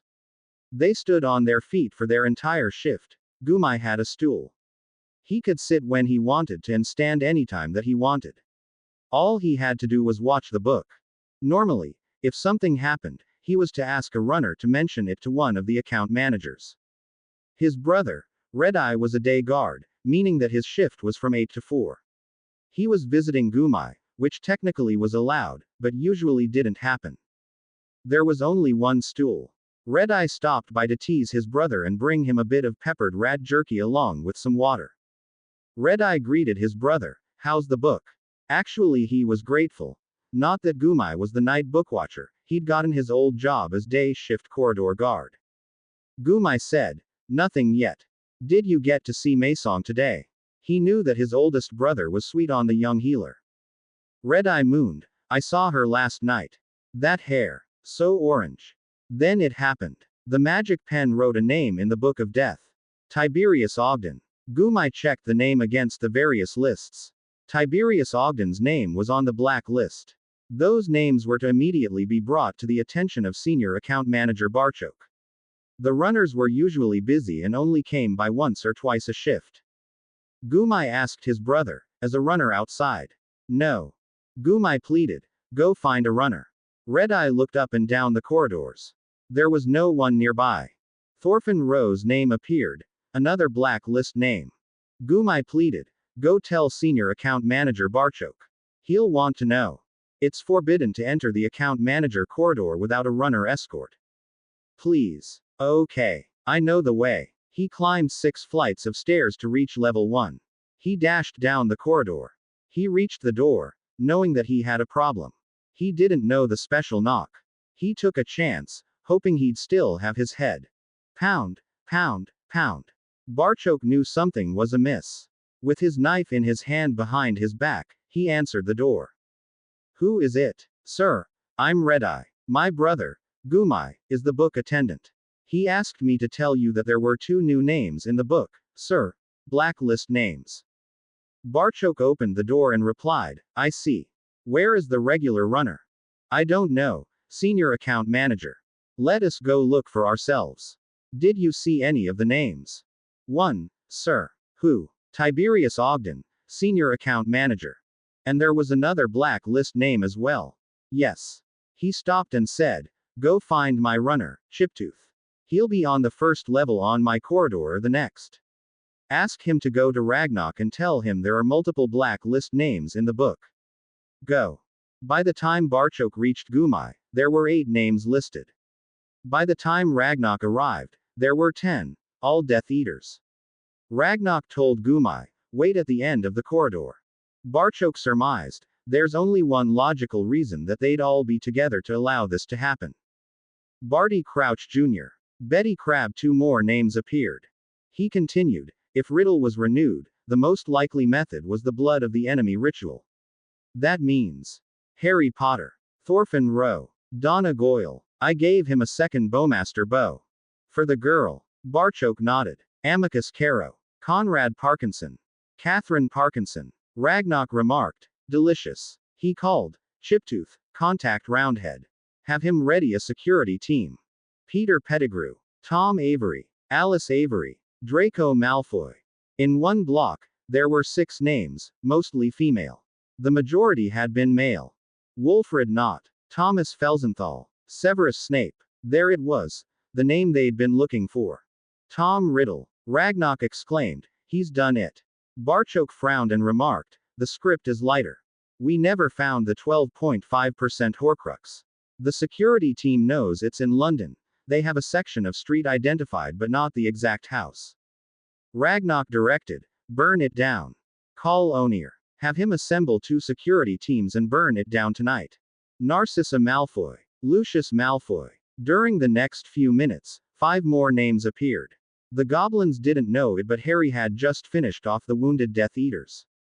10 minutes later, the 2 goblins concluded that the activity was finished. Ragnarok brought in Roundhead and gave him the location coordinates, with the instructions that they should search the bodies, keep the gold, return the keys to Barchok and the wands to Ragnarok. The bodies were never to be found. An hour later, Gumai, who now had a runner assigned to him by Director Ragnarok, said, "Call Barchok. Tell him it reappeared." Grimald Place was a blazing inferno that would burn out of control for another hour. Miraculously, no one was in their homes at the time.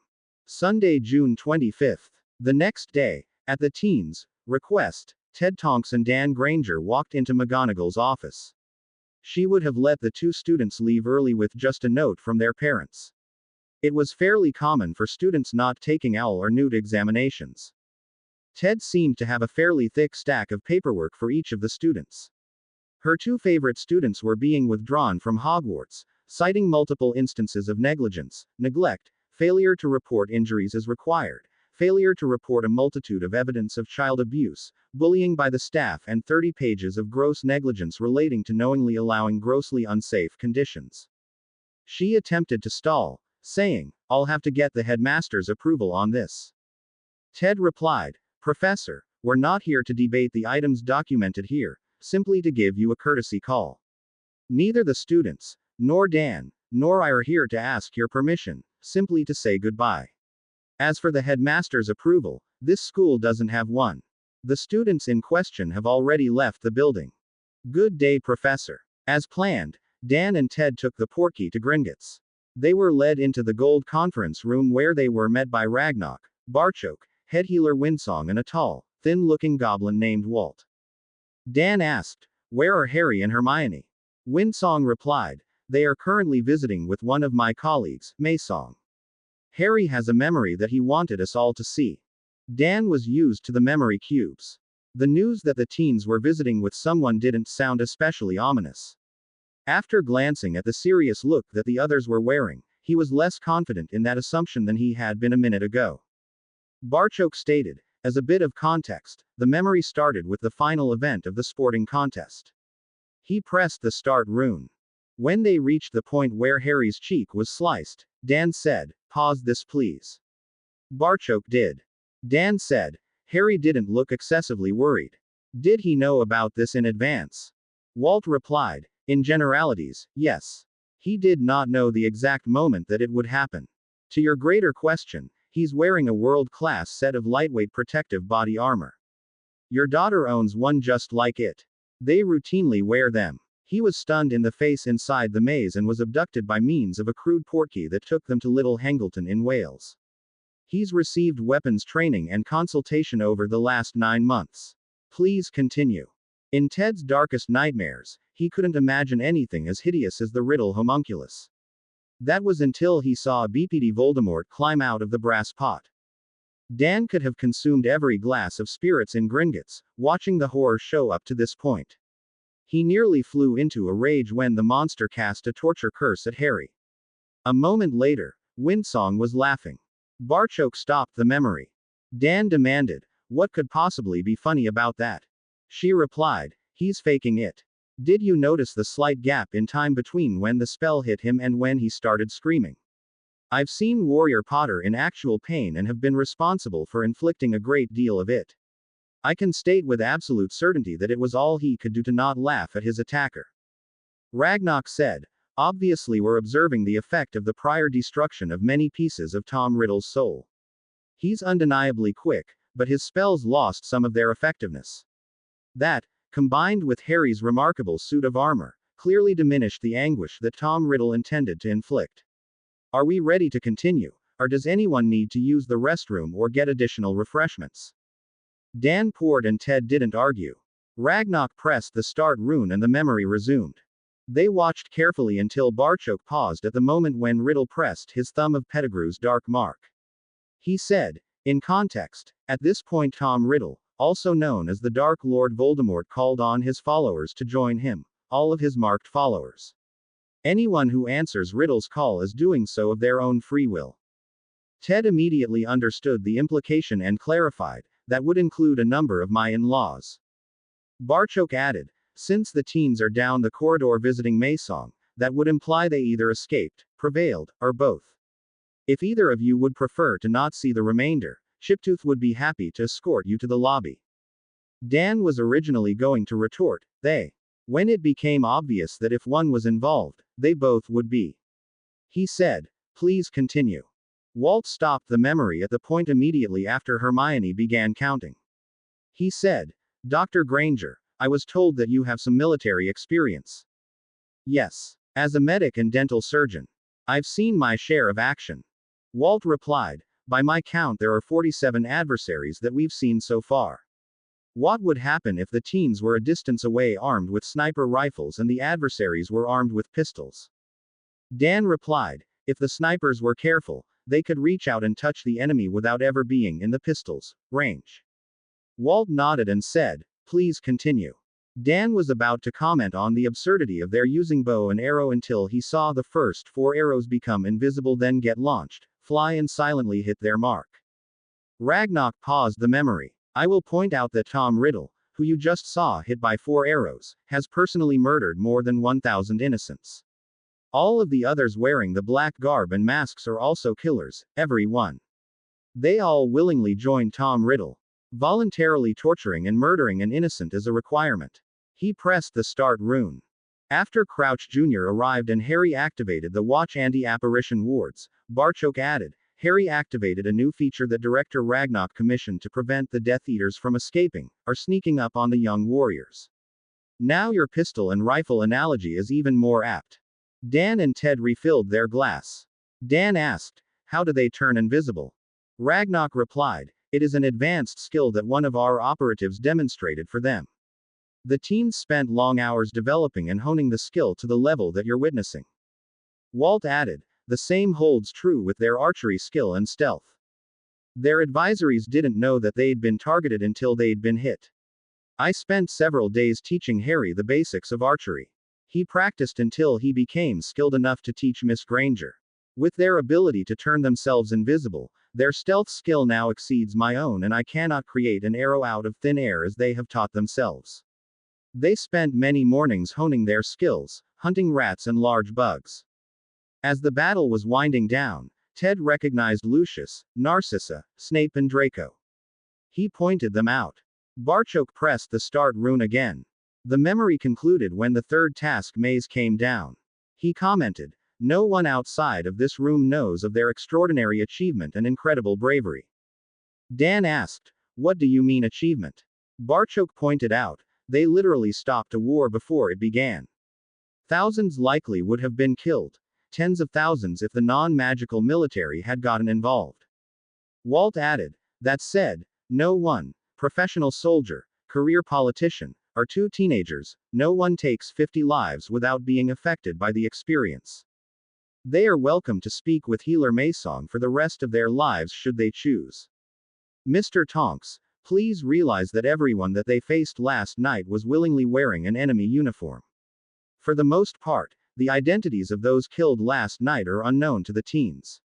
Our security team went to the battle site late last night and cleaned up the mess.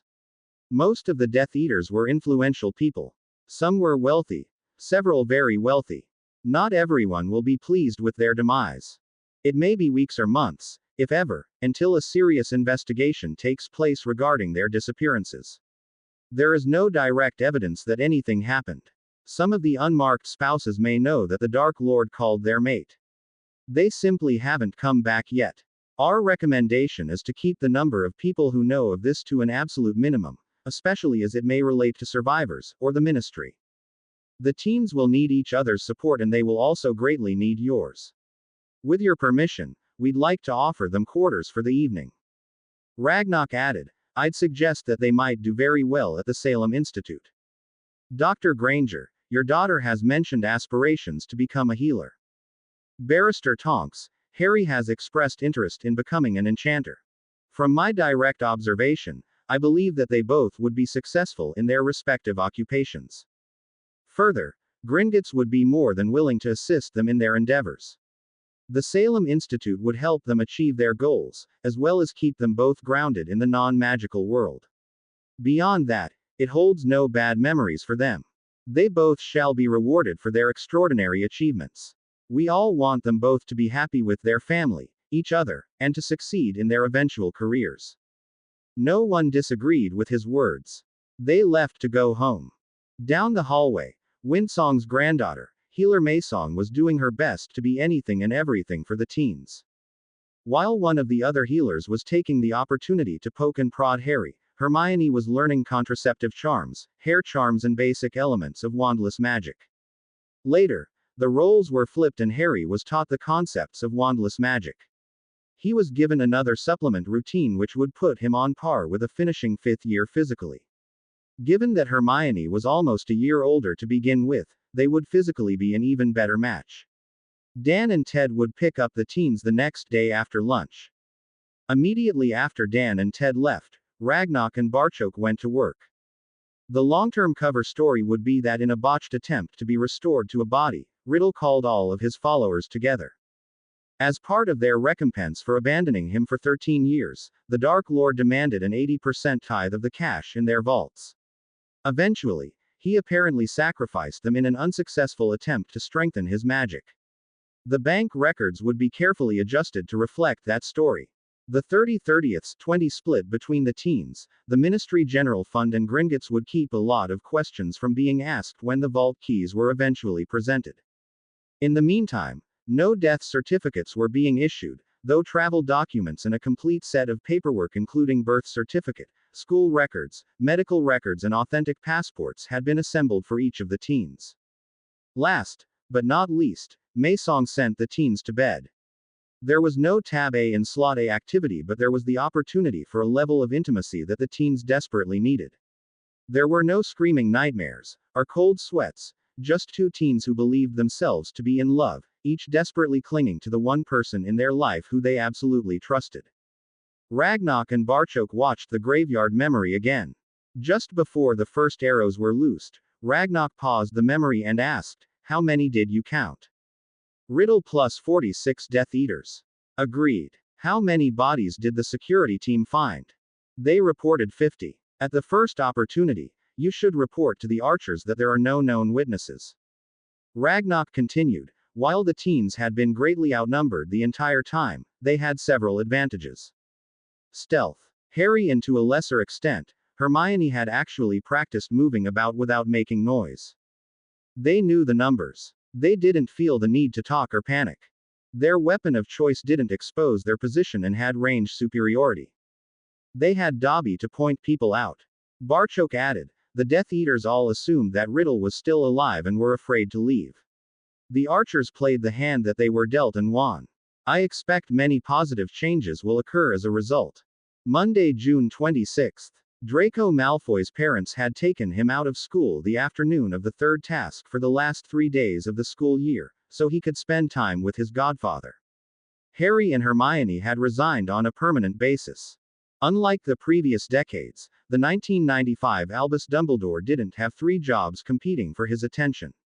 When Harry and Hermione weren't in his last 4th year potions class, he immediately noticed. By dinner time, he'd also learned that Draco had left early with his parents while Harry and Hermione had withdrawn from the school. This was too much for him. McGonagall and the old meddler got into a shouting match that lasted for hours.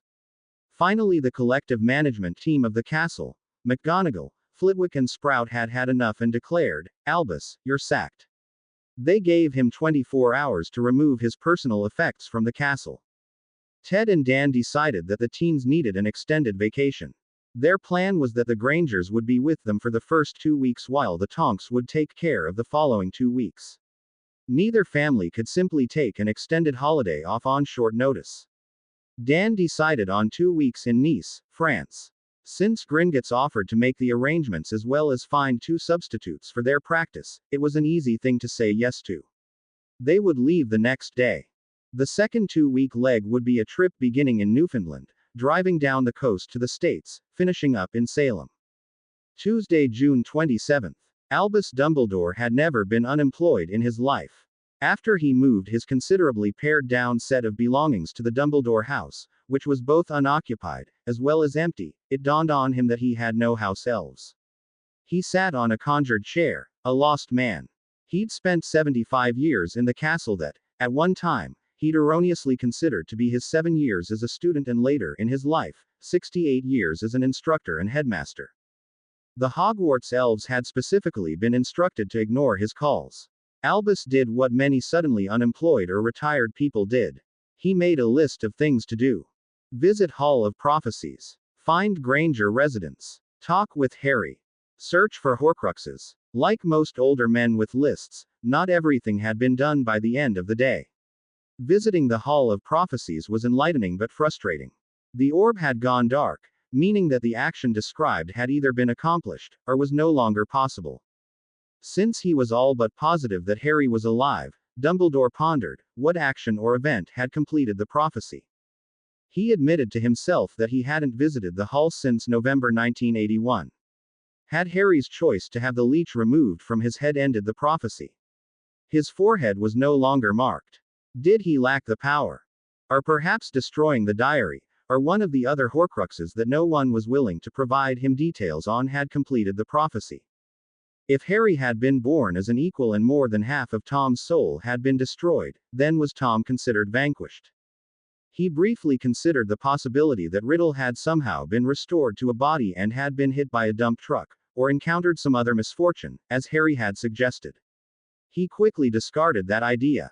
He settled on the light anchor theory, that a sufficient number of Tom's Horcruxes had been destroyed and Tom's spirit had just faded away. It was possible that some of the minor Horcruxes had unknowingly been destroyed between 1981 and 1991. In that case, Harry's lucky destruction of the diary may have tipped the scales. He revisited the shelf life theory that having a Horcrux wouldn't keep a person alive forever. To his knowledge, there were no 3,000-year-old Egyptians running about. Perhaps the Horcrux had a shelf life and was only viable for so many years. He went back and reflected on Harry's poor performance in the third task. Having such a large time advantage over the other champions hadn't bought the teen any glory. The old wizard honestly hadn't expected that any of the champions would have been captured by the upside-down cloud. If he still had his, he meant the Potter's pensive, he could have asked Harry to have shown him the event in the chamber. Perhaps it had been on par with his managing to shoot Gellert in the back with that Webley revolver. Lastly, he considered, if an epic event took place and no one witnessed it, was it truly an epic event? Back at Gringotts, Mei Song's parting words to the teens were, "Trust and intimacy are the mortar that will bind you both together for a lifetime. You'll always have each other." Wednesday, June 28th. Dan had to admit, magical travel was beyond special, it was magical. In the time that it normally would have taken to load up the Range Rover, they had put all of their vacation clothing into something called a moleskin bag, and also packed the shrunken Range Rover. Ragnarok had given Harry a book with safe portkey locations all over the world. They could be in Nice in 5 minutes. They were just about to leave, when Emma said, "This feels like cheating, let's take the Channel Tunnel." Harry put the Range Rover back in the garage, carefully set it down, tapped it with his wand, and a minute later, it was back to normal size. Since they were all packed, they left, heading for Folkestone, where the SUV would be loaded onto the car train that would take them to Calais.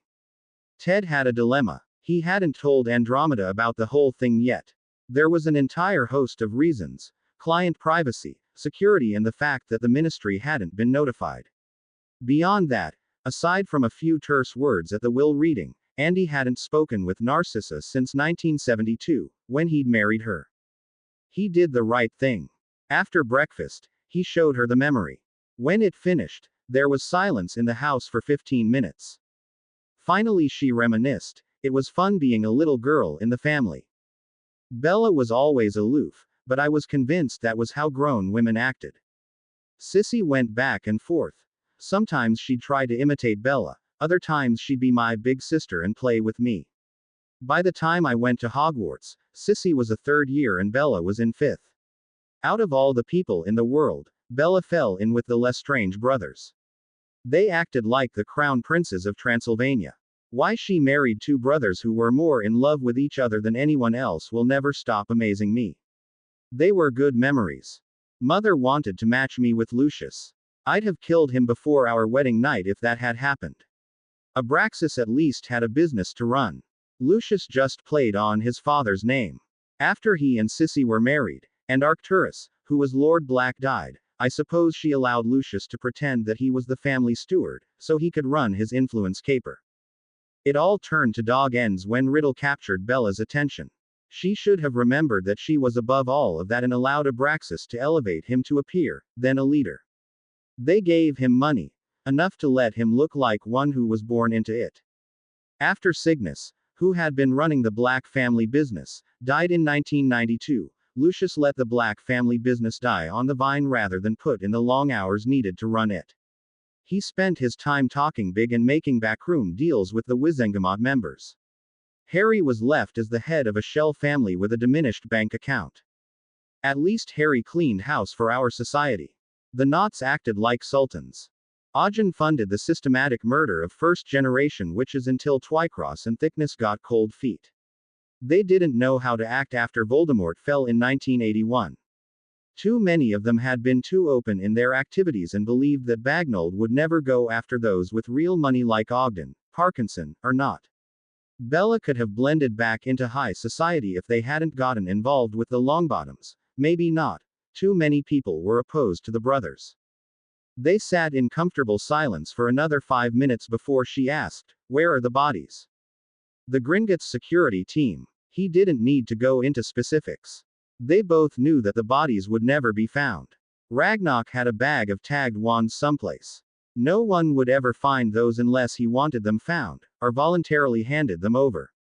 A segment of their society had vanished in the last year, Fudge and his dirty politics, the worst of the Ministry and now all of the Death Eater crowd.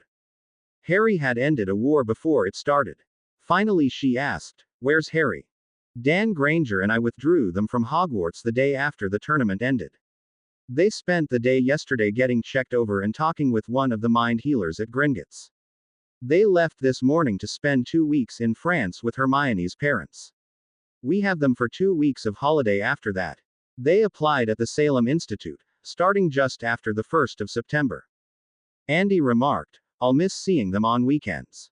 "Why? They can portkey back and forth any time they wish. Maybe we could get a couple of their watches and go visit them." "I'd like that. There's just one other thing. I don't know their names, I don't want to know them." Life would go on at the Tonks household.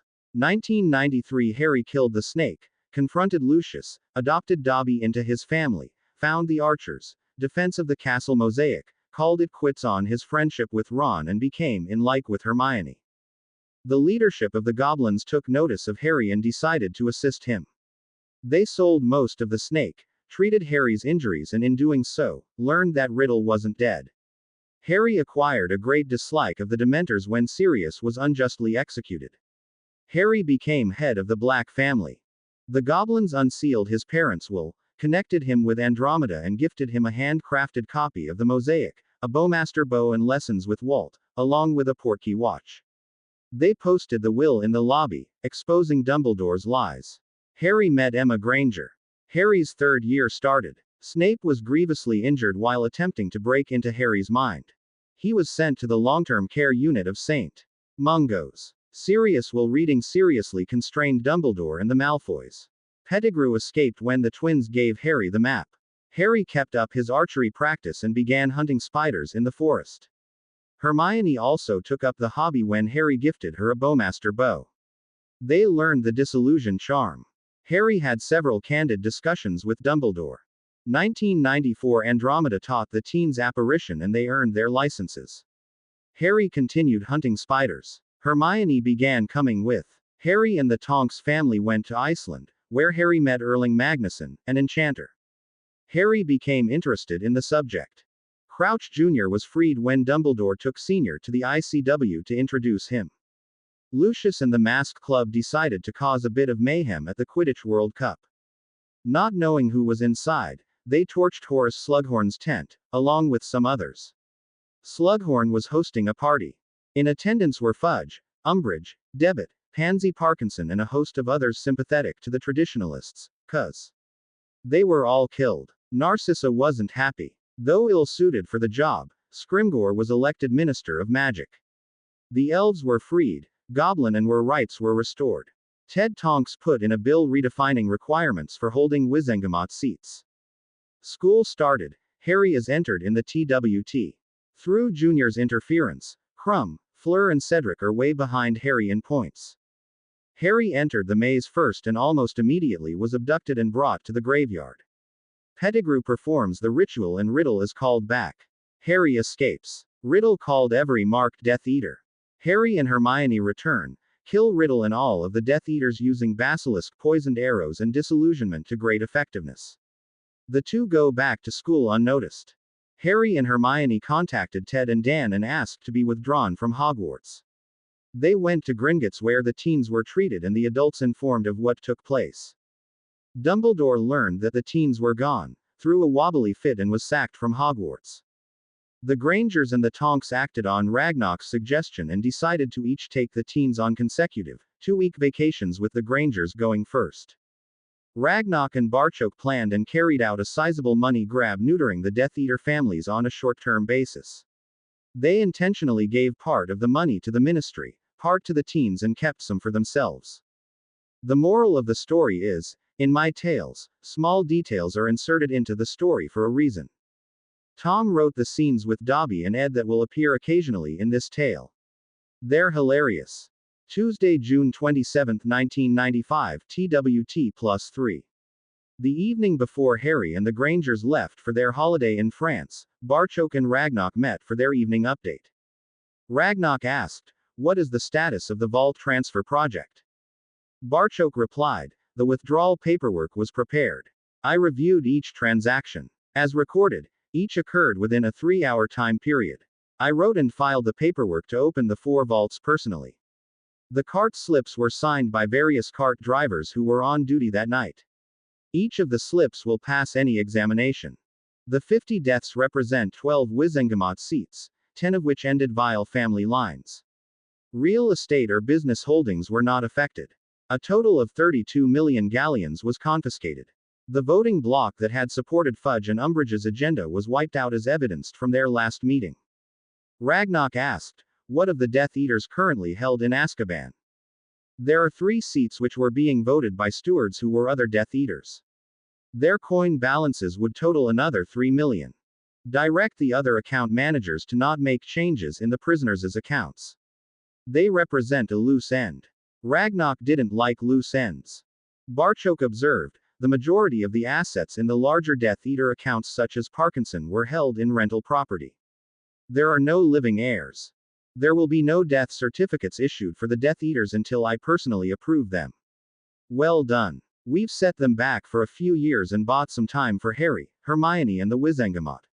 We couldn't touch the Death Eaters' business holdings, the source of their income. If nothing changes, the Death Eaters' heirs will be back in power in 5 years or so. They'll have to act quickly. He added, irrespective of the obvious justification for their actions, I hope that the 2 teens can learn to live with their actions. One burden was lifted from his shoulders only to be replaced by another. Unfortunately, there can be no mosaic made to commemorate their victory regardless of the magnitude. Barchok remarked, perhaps it is better that way. Withholding the death certificates is the best that we can do for now to thank him for his efforts. Wednesday, June 28, as they were driving through the French countryside, Harry came to a conclusion. Without being judgmental, he decided that Dan and Emma were very different than Ted and Andromeda. He and Ted essentially had a business relationship that Ted had never let become truly personal. Ted served as the Potter and Black steward in the Wizengamot and frequently sent Harry messages with suggestions that Harry could either say yes to or reject. Dan was what he imagined having a dad would be like. Their conversations varied from those resembling army buddies, to inventions, things to do on dates, career plans, houses, how he met Emma, buying clothing, house repairs, computers, life with or without magic, cars, owning a business, hunting, college, gardening, or grilling steaks, just about anything. Emma was highly organized, personable, pretty and a great parent. She had a large circle of friends, including the neighborhood book club, college friends, and more than a few patients. She and Harry talked about cooking, running a business, elves, unicorns, and flying horses, never about dragons or monsters. Harry wasn't certain how to reconnect with Andromeda. They hadn't seen each other since he'd left Hogwarts. He thought that perhaps they each needed time for the raw emotions to heal. Dan drove and they stopped every 90 minutes, either to buy gas, snacks, take breaks, or whatever. They switched who sat in the front passenger seat at each stop to facilitate different side-by-side conversations. By the time that they reached Nice, Harry felt like they all knew each other. The only thing they didn't talk about was that night. Emma was frustrated about it but had no personal comparison. There had never been any life-threatening moments in her life. By the time that former headmaster Albus Dumbledore found the Granger residence, they were halfway to their destination of Nice. Not informed of their destination, he decided that the next item on his list was searching for Horcruxes. The first location was the old Gaunt Shack.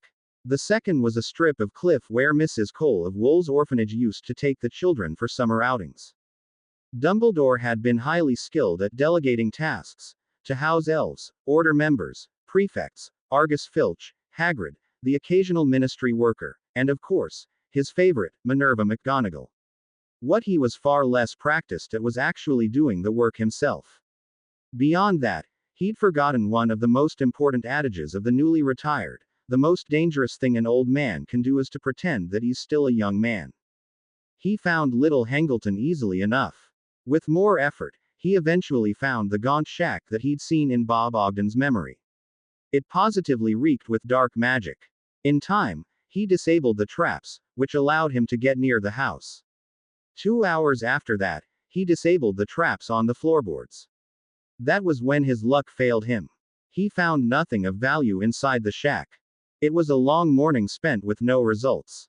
It never occurred to him that 2 months earlier, one of the Gringotts security teams had floated in using flying carpets and opened the door by pushing it open with a stick. Then, using the same stick, they opened the loose floorboard, then picked up the ring and dropped it into a lead container before leaving the area. Their effort took 20 minutes, Dumbledore's 5 hours. The orphanage picnic site had previously taken him 2 days to find. One of the old residents had described where it was. At 113 years of age, Dumbledore had neither the physical strength, nor the agility to climb down the cliff. It didn't occur to him to simply apparate to the waterline. He dove into the water. Banged up, bruised and wet, he pulled himself out of the water, found the cave, found and opened the entrance, found the boat and made it out to the little island in the middle of the underground lake. Again, arrogance and luck would only take an old wizard so far. He drank the cup, pulled the substitute locket out of the basin and was pulled into the water by a cold, gray hand when his boot touched the waterline. He was never seen again. The Goblin security team, using the Horcrux compass pointing device, never went to the cave. Regulus had replaced the real locket with a fake. The real locket had been hidden inside a 12 Grimmauld place, a home that Harry had less than zero interest in visiting, even before it had been torched. Nice, on the southern coast of France, was a wonderful destination to spend a few weeks. They reached the rented 3-bedroom villa at 9 p.m. The larger of the 3 spacious bedrooms was at one end of the home while the other 2 were at the opposite end. In the middle was the kitchen and open social area. Outside was a semi-shaded patio with a fantastic ocean view. When they got up for a late breakfast the next morning, Emma announced that she and Dan were going to spend their afternoon visiting a few of the local shops, leaving Harry and Hermione time to explore the beach. After an hour of the teenage boy getting an eyeful of local bathing beauties, their conversation returned to normal. From Harry's perspective, the weather was perfect and the water was warm. While they were there, the Pebble Beach occasionally had some soft sandy spots, or chaise loungers that seemed to appear out of nowhere. What set Nice apart was La Promenade, a 4-mile-long wide pedestrian walkway that overlooked the beach. There were scores of shops and places to enjoy a beverage or a meal along the walkway. They never went to the same place twice. One afternoon, as they all were sitting on their veranda enjoying the shade and the sound of the surf, Emma asked, "What are your thoughts on Salem?" Harry replied, "From what I've read and was told, there's no fair comparison. Salem has 10 times the number of full-time students, a wide variety of housing options, part-time students, a different curriculum and learning philosophy. They also charge about twice what Hogwarts does. Hogwarts has just over 350 students, Salem 3,500 full-time and 1,200 part-time students. Honestly, I think that the Hogwarts Board of School Governors never quit fighting the war, went cheap and got what they paid for. Self-anointing themselves as the premier school of magic may have been true 200 years ago. According to Hermione, there were never any publications on other schools available at the bookstore in Diagon Alley.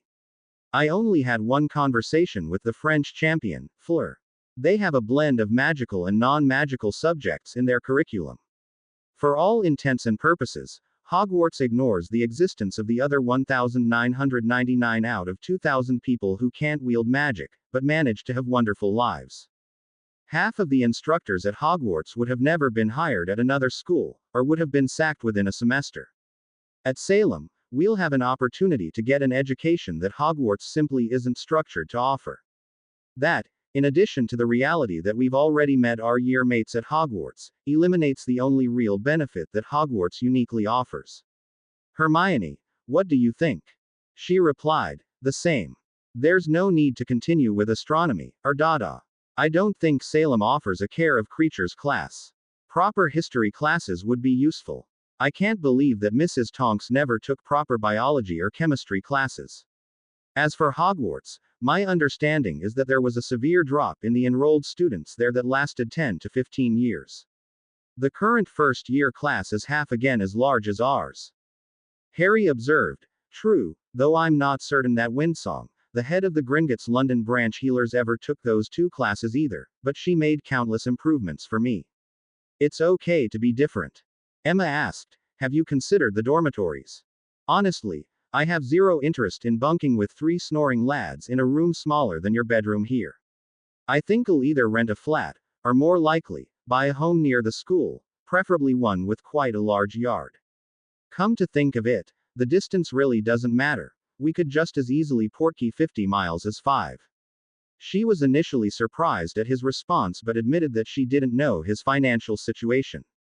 Come to think of it, she didn't know Hermione's financial situation either, other than a general awareness that it had materially changed in the last month. Harry admitted, I'm inclined to buy a home with acreage so the elves could make homes.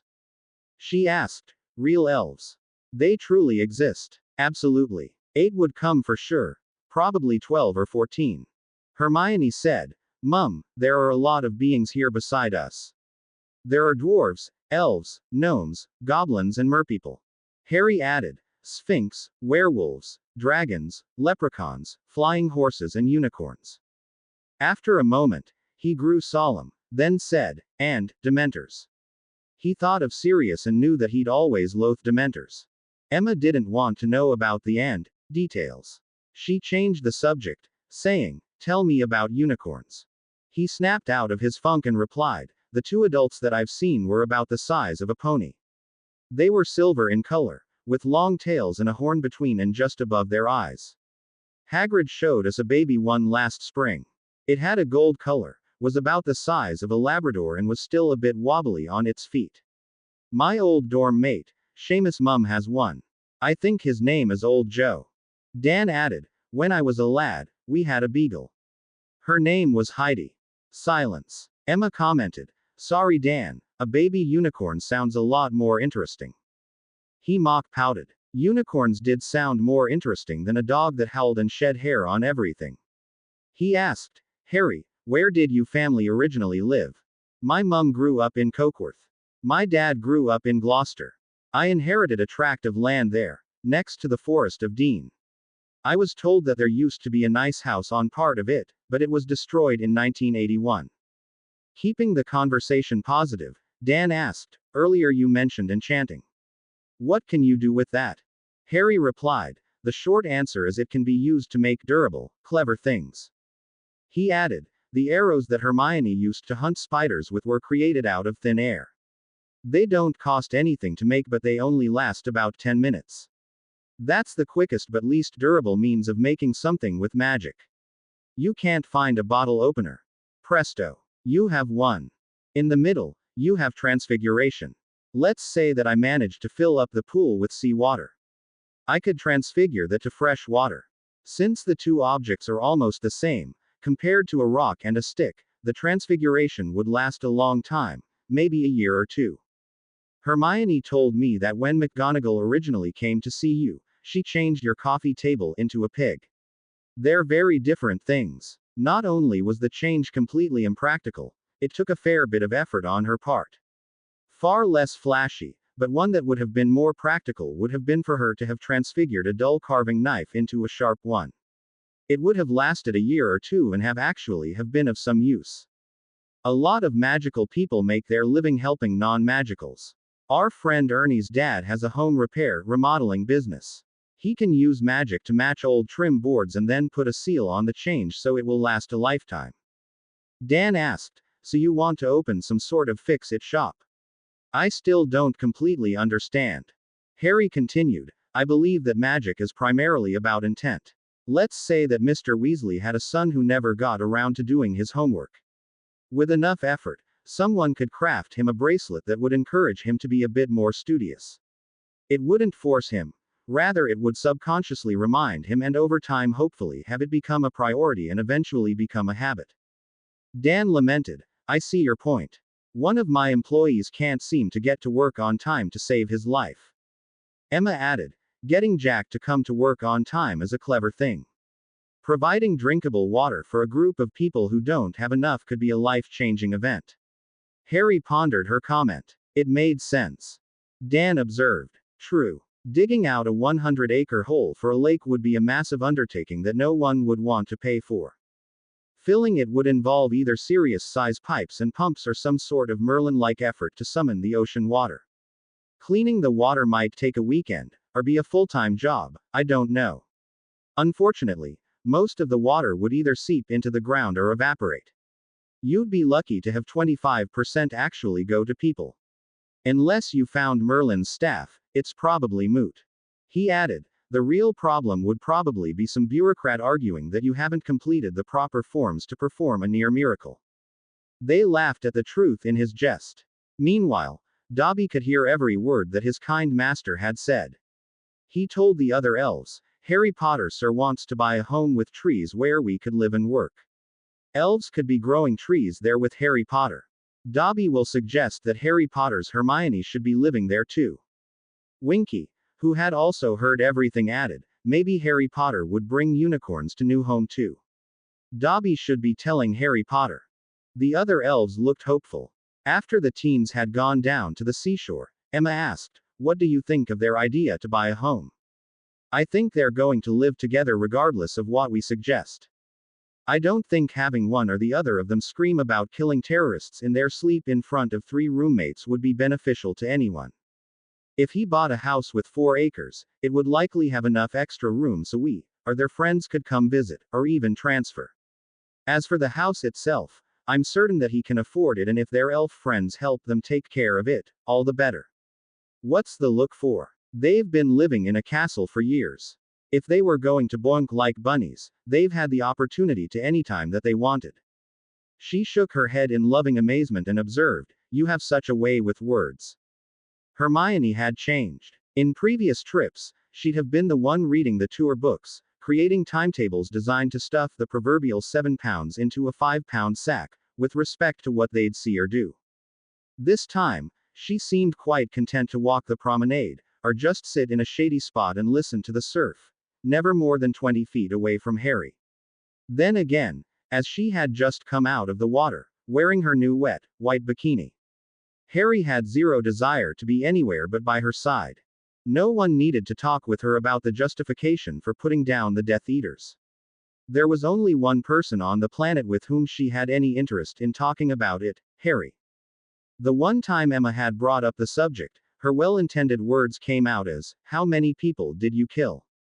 She'd been the one to dash into the bathroom when Hermione had replied, I didn't have time to count them all. Emma didn't know or want to know if that was the truth.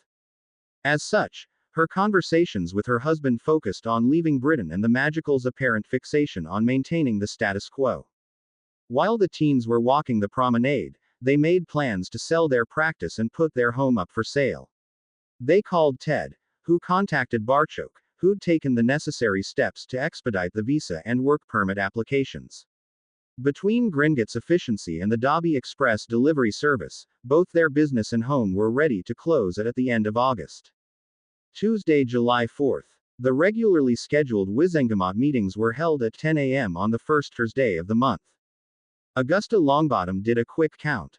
They had enough members in attendance, but the Silver Mask Club was somewhere else for the day. Taking advantage of the situation, when asked for new business, Rufus proposed a hastily drafted document, restoring full rights for all currently classified sentient creatures. He was focused on the wares, but unintentionally included the elves and goblins. Ted Tonks, acting as the Potter and Black Steward, seconded the measure and it was voted on before most of the members had actually read the document. By the end of the day, the lobby was abuzz. The elves had all been freed and the nation could purchase and live in property wherever they chose. Immediately after the first bill passed, Ted put in a second bit of business, clarifying the requirements to sit a Wizengamot seat. He explained that the current requirements were that a person had passed their newts and had at least one newt in a wanted subject. He continued, "Not all of our members are scholars, that doesn't invalidate their opinion." Everyone believed that he was referring to the Crab, Goyle and Caro types, but being polite society, names weren't mentioned. He continued, "The Board of School Governors has previously taken this into their own hands and forced the Wizarding Examination Board to deviate downward from the international Owl and Newt standards. The Board of School Governors did the same at the school, forcing the Hogwarts headmaster to water down the classes. This wasn't a secret and Dumbledore wasn't there to refute him. It simply wasn't mentioned in polite company." Ted continued, "My bill would cover 2 points. First, restore the international standard for Britain's Owl and Newt examinations. Doing so would encourage the Hogwarts staff to teach to the international standard, improving the recognition of our children's achievements to the rest of the world. Second, as it has been demonstrated that one can be an effective seat holder without being an academic, my bill would change the requirements to that of having the new seat holder pass at least one owl taken by the Ministry Examination Board." He originally was intending to include language that the owl had to be in a wanted subject but realized that herbologists and potioneers were valued members of magical society as well. As Ted hoped, Scrimgeour seconded the bill. In this case, Rufus thought that Ted was throwing a bone to the Silver Mask Club that couldn't really hurt anyone. Rufus never considered the fact that neither Fudge, nor Dumbledore ever actually introduced, or directly sponsored bills themselves to dodge any negative fallout. Meanwhile, Amelia recognized what Tonks had actually done and had a resigned look on her face. The next day, the Daily Prophet reported that Minister Scrimgeour sponsored bills freeing the house elves and allowed both the elves as well as the Gringotts goblins to purchase property and live where they wanted to. It barely mentioned wares. While no one would ever come out and directly use either the E, G, or W words, the general sentiment was, "Not in my neighborhood." The final impact of the new law was that it effectively created an at-will employment agreement with the elves. As for the first new law, being on the Board of School Governors, Amelia immediately caught the unstated impact. It had nothing to do with Crabbe or Goyle. The original requirement was that anyone wanting to take up their seat in the Wizengamot needed to attend Hogwarts and pass a newt. As such, it effectively forced parents to send their children to, and support Hogwarts. The new law wouldn't exclude squibs as long as they could pass potions or herbology. Nor would it exclude a person who chose to be educated at other schools such as Beauxbatons or Salem. Unlike Augusta Longbottom, Ted realized that he was but the steward of his seats and had discussed the two proposals at length with Harry and took his direction to introduce them. Saturday, July 15th. Good evening, Mr. Wick. I have an important task for you. I want the last of the Death Eaters eliminated. When you say the last, you're implying your disillusionment charm had been put to very good use. I understand. You're referring to Azkaban. Ragnarok replied, "Yes. There are 7 that we're aware of: Augustus Rookwood, Timothy Travers, Antonin Dolohov, William Mulciber and the 3 Lestranges." Wick asked, "Are you preferring a visible, or an invisible action?" Continue. There are 200 Dementors and 7 to 10 Death Eaters. Options range from sneaking into the prison and eliminating the remaining Death Eaters, to invading the prison and attempting to eliminate the Dementors at the same time. It is likely that the basilisk venom which Mr. Potter and Miss Granger so effectively used on the Acromantula would be equally lethal on the Dementors. It is reasonably likely that sleeping gas could be used on the guards, not that I expect that they would interfere with anyone who was destroying those nightmares. All it would require would be someone capable of conjuring a large quantity of arrows. It would not be out of the question that 3 or 4 arrows would be needed to destroy each Dementor. Ragnarok pointed out, your use of the word likely leaves much to chance. I freely admit that. The options would be to attempt the mission based upon faith, or fly to the area and attempt to destroy one, or suggest the plan to a trusted person within the ministry. Continue. If all 200 Dementors were in a position where they could freely move about, it would take a large force to ensure that none escaped and went rogue. If the venom was lethal, it is likely that they would attempt to flee rather than charge. Several hit-and-run style attacks could also work, meaning fly to the perimeter of the wards, attack the Dementors until they got close and portkey away. The effectiveness of that plan is largely dependent on the number of hits needed to bring one down. As to the other option, it's not unlikely that a person from the ministry could call the guard staff away from the island for a few hours to attend some all-department meeting, or similar. If it were voluntarily done, there could be significant backlash to the person's reputation. If it were involuntarily done, it would be important to leave no traces that would lead back to us. Are you suggesting Imperiusing Scrimgore to call all of the guards to London for an all-DMLE meeting? It would be problematic if they went back to discover that the Dementors were either dead or more likely missing and all of the Death Eaters who had life sentences were dead. Flitwick replied, it is at least a possibility. Perhaps it would be better as 2 separate operations. One of the Dementor repelling medallions wouldn't be impossible to replicate. Once on the island, getting into the appropriate floor would be possible. That could be combined with an attack on one Dementor. If we chose to, the other prisoners who are up for release could be asked if they'd join the Dark Lord. If they do, they represent a future risk. He decided to ask, Director, are these the nation's problems to solve? Ragnarok admitted, currently not. That said, I believe that those witches and wizards could as easily be helped to escape as killed in their cells. It may be difficult to get out of a cell once locked in, but as you pointed out, getting into the prison is quite possible. If they represent a threat to our nation, I would prefer to stage a battle on Azkaban Island than one in our lobby, or the living areas. The resources that you requested are not unreasonable. Decide what assistance you would need to eliminate the Death Eaters and report back in 2 weeks. Tuesday, July 25th. Dale Dawlish's wife Karen had filed a missing persons report, or at least a part of one. Like so many of the Death Eater's spouses, she understood why he had left. The Dark Lord had called her husband. The only other facts that she knew were, an hour after he left, he'd gone to Gringotts and made a large withdrawal from their vault. The other Death Eaters had also been called. After that night, no one who she'd spoken with had mentioned seeing them. Recently, the ministry had stopped paying his salary.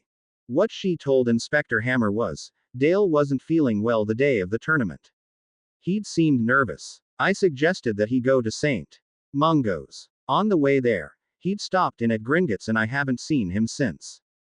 Connie asked, do you have any idea where he might be? No. He wasn't at the minister's residence the next evening for the start of his shift. Has he been back to Gringotts since, or used his vault key to make any purchases?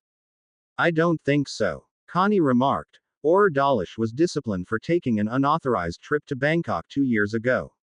I believe he went with several of his old friends. Is it possible that he went someplace similar?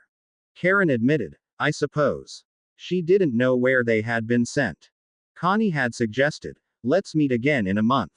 Tuesday, August 1st. Augusta Longbottom asked, is there any new business? Marcus Flint stood and said, I wish to be recognized and take up my family seat. Tuesday, August 1st. Augusta Longbottom asked, is there any new business? Marcus Flint stood and said, I wish to be recognized and take up my family seat. Amelia thought back to her conversation with Inspector Connie Hammer 3 weeks earlier. She asked, what do we know? Connie replied, 30 people stopped coming to work beginning June 26. The only reported deaths in the last month are Jason Flint on June 23 and Professor Dumbledore on June 28. 13 members, including those two, didn't attend the July Wizengamot meeting. No one has been reported as a missing person. Amelia asked, "What happened to Flint?" "He died outside of the Happy Ending massage in Nocturne. Apparently he was intoxicated when he entered the place, demanded a 12-hand massage, and the other patrons weren't happy that they'd have to wait. Management tossed Flint out and he tripped running down the steps and broke his neck." Without prompting, Connie added, "Dumbledore's body hasn't been found yet." After a few minutes of comfortable silence, Bones asked, "What do you believe may have happened to the others?" "They went somewhere and haven't returned yet. Most, if not all, of the absent employees own silver masks. Rufus should declare them away without leave, wait 2 weeks and declare them dismissed." "How many Death Eaters do we believe rallied at the World Cup?" Connie replied, "As many as 10. Amelia asked, "Has Anna seen anything unusual in the Times, or on the television news?" "She hasn't mentioned anything. So they left the country for reasons unknown. I'll talk with Rufus and get them dismissed. Thank you, Connie." Back in the Wizengamot chambers, Amelia asked, "Marcus Flint, how old are you?" 19. "How many newts did you earn?" 1. "I got an A in potions this year." She gave Ted Tonks a withering look and announced, "The ministry has no objections. Madam Longbottom, please administer the oath of office." After the meeting, Amelia quietly conversed with Scrimgeour, who'd been on holiday for 2 weeks. Amelia said, "I thought Dawlish remained on duty as your personal protection detail. I never called anyone for the task. What's he been doing for the last year?" "Apparently nothing. People would see him in the lunchroom from time to time. I'll have Greta get a list of every employee that she paid last week. We'll send an owl to everyone to sign a form and verify that everyone who is getting paid is coming to work." Good. Saturday, August 5, 1995. Wick was back to confer with Ragnarok. It was now 6 weeks since the third task. He said, "My recommendation is to focus on the primary objective, the 7 Death Eaters. Expanding the scope beyond that will greatly increase the risk of direct discovery. The 7 can be eliminated without leaving traces of their demise. Testing the effectiveness of the basilisk venom can be accomplished. Destroying a quantity of dementors beyond that should be considered a secondary target of opportunity. What resources would you need? The coordinates of the dock area of Azkaban Island and 2 of the dementor repelling medallions made by the artificers. I'm certain that I can ask Mr. Potter for a bottle of basilisk venom." Ragnarok asked, "Are you planning on asking him to go with?" "I'd offer him the opportunity to help settle a score on behalf of his friend Neville Longbottom. If we have the opportunity to destroy the Dementor who get out the soul of his godfather and hopefully free it, so much the better. The choice is his. Don't allow yourselves to be seen. Their hive communication should be viewed with great caution. If one actually sees you, it cannot be allowed to inform the collective, or all of the Dementors will attack at once." Saturday, August 12. Flitwick stopped by the Tonks home and asked Harry to help him with a project. He added, "It shouldn't take longer than a day." Harry wrote a quick note and said, "I'm ready." Flitwick asked, "Do you have your bowmaster and your basilisk armor?" "No. I'll get them." "How much venom?" Harry knew it was serious business when the professor replied, 2 bottles. When he returned to the kitchen, Harry asked, "Who are we going after?" 7 Death Eaters and a few Dementors. "We're going to need a bigger bottle. How long do your conjured items last?" Flitwick replied, 8 to 10 minutes. "Can you knock 2 arrows at once?" "Show me." He did. "I can do that." Harry added, "We disillusioned our arrows. After 10 minutes, they looked like piercing hexes. What are we doing first?" Susan told Hermione that there were about 200 Dementors. Flitwick replied, "That is the number that I was given as well." Harry asked, "Do they roam the island, or do they live somewhere?" "To my best belief, both." "Can they cross the water by themselves?" "No. They're ferried back and forth." A smile crossed Harry's face. "This will be fun. Once we get to the island, we can adjust the coordinates of our watches if we want and pop back and forth." "Are we both going after the Death Eaters?" Flitwick replied, I was planning on doing that myself. The cells are not marked. I know what the Death Eaters look like. Harry nodded and replied, if you find Bellatrix, can you ask her how long Riddle has had that snake? Yes. I was planning on asking her that. Hopefully I can convince her to provide an honest answer. For some reason, Harry thought that his professor would be successful at getting an answer out of her.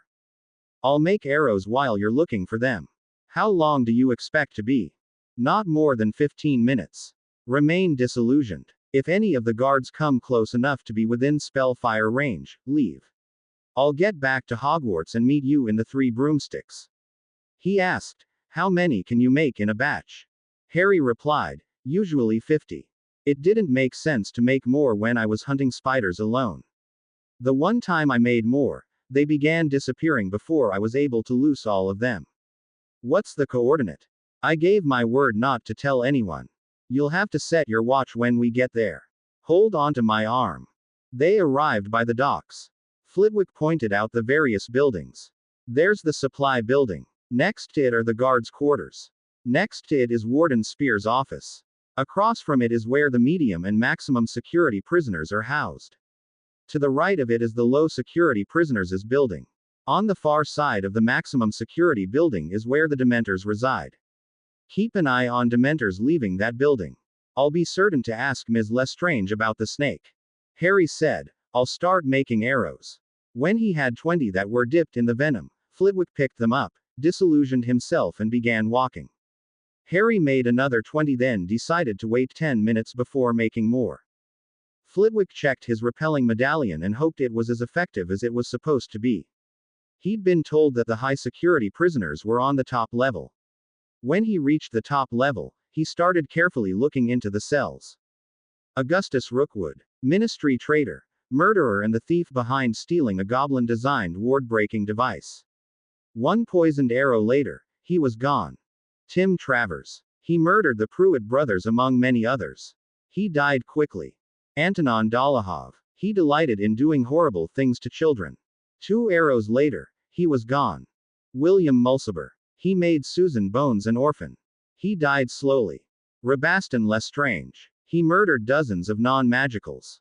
Deceased. Rodolphus Lestrange. An Imperious curse specialist. He enjoyed forcing victims to torture and murder their own family members. He died very slowly. Bellatrix Lestrange. The worst of all. Killed scores of people for fun. She enjoyed mortally wounding her victims and talking to them while they suffered. Flitwick conjured 6 arrows of his own. Twang. An arrow went through her right elbow. Twang. An arrow went through her left elbow.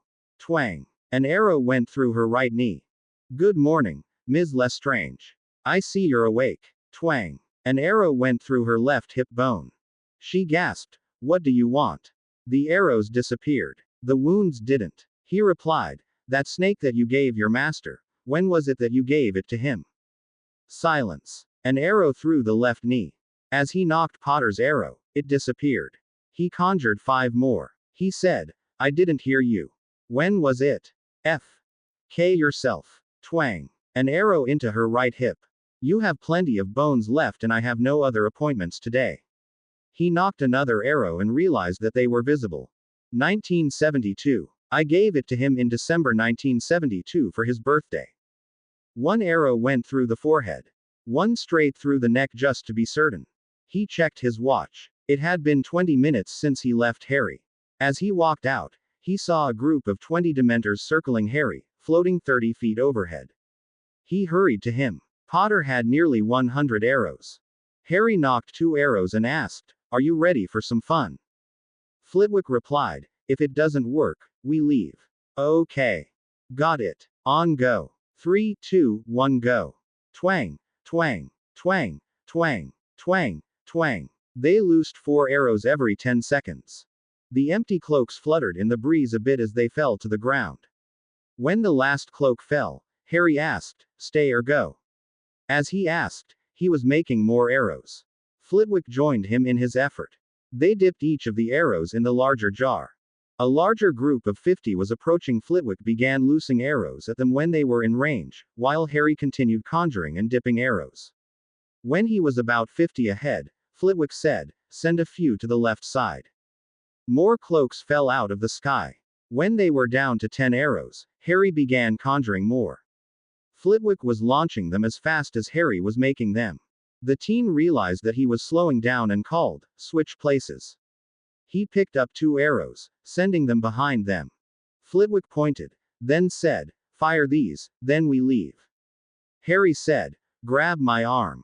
Activate chamber." When they arrived, Dobby handed them each a bottle of butterbeer. Harry gulped his down and asked, "How many did you get?" Flitwick replied, 80 for me. You. 30. We're more than halfway there. Dobby handed Harry another butterbeer. He asked, "Do we need to use 2 arrows on each one?" Flitwick replied, "We're here and they're dust. Let's not chance it." Harry had made just over 60 arrows, Flitwick about the same. The half-goblin said, "These are all I'll be able to make today." Harry replied, "Okay. When we start running low, I'll make the rest. Aren't you tired?" "Not really. Your arrows are better. We can debate that later, over pints. Let's go." They collected their arrows and left. There were 50 Dementors there and they were closer than before. Harry and Flitwick stood back to back as they worked their way through their arrows. They ran out of Dementors before they completely ran out of arrows. Flitwick said, "Make more. The others are coming." They had 20 arrows between them. There were 40 Dementors in a wide line coming straight toward them. Harry had a 30-second head start. Keep making arrows. Flitwick was working both ends of the line, but it was obvious that they intended to encircle them. He was sending arrows as fast as he could. Harry felt a cold hand grab him and he jammed 2 arrows in the horrible creature's neck. With a horrid gasp, it fell. He picked up his bow and sent 6 arrows into 3 Dementors that were behind them. Flitwick sent 2 more, then 2 more. Finally, the sky was clear. Harry said, "We've got company." It wasn't Dementors, rather the guards. Flitwick whispered, "Grab my arm." They were by Dumbledore's bar in Hogsmeade. They quickly put their bows away in the pouches. Flitwick said, "We should part ways for now. I thank you for your help. It was an exciting day. Can you get back to the Tonks residence?" "Yes. It was fun." He popped onto the back garden where he was met by Ted, who asked, "Where were you?" "I didn't see a note." Harry replied, "I left it on the refrigerator door. Professor Flitwick and I were launching arrows at the Dementors." Ted, who hated Dementors more than anything that he could think of, asked, "Did it work?" Harry nodded. "How many did you get?" The teen replied, "We may have gotten all of them. We left in a hurry." Ted asked, "How much of a hurry?" Harry replied, "We were disillusioned and the guards were about 400 yards away. Flitwick portkeyed us just outside of Aberforth's place. We walked a ways away before portkeying to our respective destinations. I used my watch just outside the front door of the 3 broomsticks. Is there anything else that I should know?" He stopped in one of the other buildings for a few minutes. Harry, "I don't think there are any more Death Eaters left either." 15 minutes earlier, back at Azkaban, Warden Ronald Spears found the guards and said, "Everyone out. Something's up by the docks." He was right. As they walked towards the docks, they saw cloaks on the ground everywhere.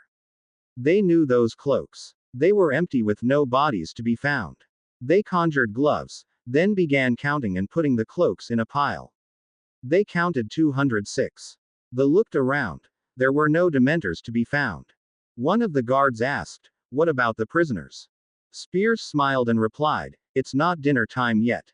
Did any of you see anyone?" In complete unison, they replied, "No, sir." He fire-called Amelia and reported, "Director, the Dementors all died today." She was no fan of them either. She asked, "Do you need any help?" He replied, "Dinner's not for almost an hour. We'll know then." She replied, "Let me know when you find out. Carry on." The next day, the Daily Prophet ran an unusual article. Dementors attacked Death Eaters then died. 7 confirmed dead. Bodies and Dementor cloaks burned. Spears was quoted as saying, "Perhaps they ate something that disagreed with them. The other 36 prisoners are safe in their cells. No one saw anything unusual." There was a photo of 2 of the guards holding up a cloak and another of the huge pile of cloaks. Harry never specifically noticed that yet another substantial deposit was made into his personal account. Flitwick's and the ministry vaults saw large increases as well. As was his custom, Harry sent Walt a memory cube. Walt sent him a note stating, "Well done," along with a case of butterbeer and a bottle of elven wine for when he was older. Ted never said a word to anyone about the Dementors, or Azkaban, lest he become a Gringotts loose end. Monday, August 14th. Emma wanted to see the school, so Harry had arranged an early morning tour while he had been on vacation with the Tonks. The trip from Crawley to Salem only took 15 minutes, most of which was spent clearing M Customs in Boston. From the M Customs office, they portkeyed to the visitor entrance at the Salem Institute, where they were met by their tour guide. "Hello, I'm Amanda Taylor and I'm your tour guide today. Please call me Mandy. I have a mastery in and teach enchanting at the school. I also serve as a student advisor. It's a pleasure to meet you all. Let's hop into my car and we'll be off." This is a driving and walking tour. The major buildings are spread around the city.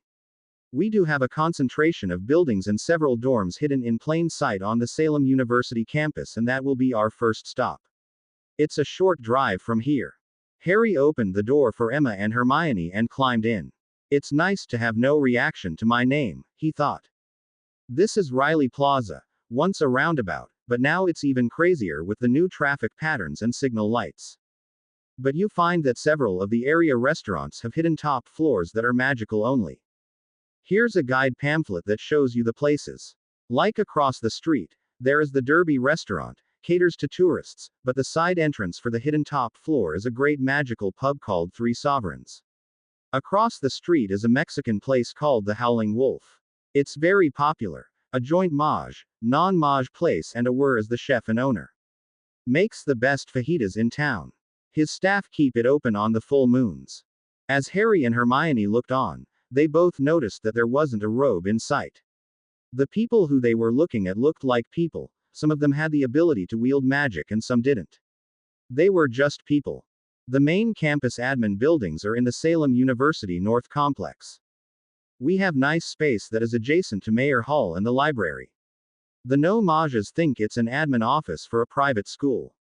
We have a deal for access to the unis, commons, or causal dining hall, library and sports complex with the students' Salem Academy ID cards.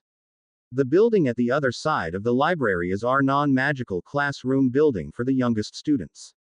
4 floors and a small cafe on the ground floor. This is our first stop. This is the main administration building. We have about 20 buildings all told. Some are student housing, the rest are classroom. We have shared space in non-maj buildings and we offer the non-wanded non-magical classes there. We also have the use of some of the uni's facilities. Let's talk about student life first. We try very hard to keep the students integrated into non-maj life. We leverage the uni's dining facilities and mandate lunch in either the main dining halls or the satellite dining quick and goes. This way they are always, for part of the day, around non-maj folks. We're all year round with fall, spring and 2 summer programs. Fall and spring terms also have part-time evening programs. There's housing on campus for about 2,500 students of the 3,500 that are enrolled full-time. You have the choice to board or travel in every day. The rest travel in and out. Some live off campus in apartments with friends, a real mixed bag. Most part-timers are day students, but there are a handful of exceptions for graduate studies. Looking at the visitors, she verified that she still had their attention. We have 4 main building complexes where we have class. All 4 have a portkey arrival zone and flow access in secure areas. All buildings including student housing have secure areas for arrival and departure also. This makes it easy to move around the city to the various venues. Once you arrive, you pass through a security zone. Your student or staff ID is also your portkey or flow access. We take security very seriously. There's a security staff of more than 16 to keep an eye on the children. We serve all of North America, with about 5% international students, but the bulk of our students are East Coast from Florida through the Canadian Maritime provinces. We provide middle school in a half-day school format for ages 7 to 9 for about 300 students. We find getting them in a classroom and teaching some magic is helpful. This helps immensely in preparing them for the full-time school. Then we have regular school for ages 10 through 17. It is very similar to what you have in Britain. These students are day only for the first 2 years and then have the option to board. Then we have graduate studies for those who want to earn master's degrees in disciplines.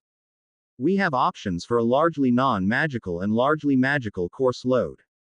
If you want to go for a mastery, you can be ready, or if you want to go to uni, you can be ready. Good academic performance is stressed.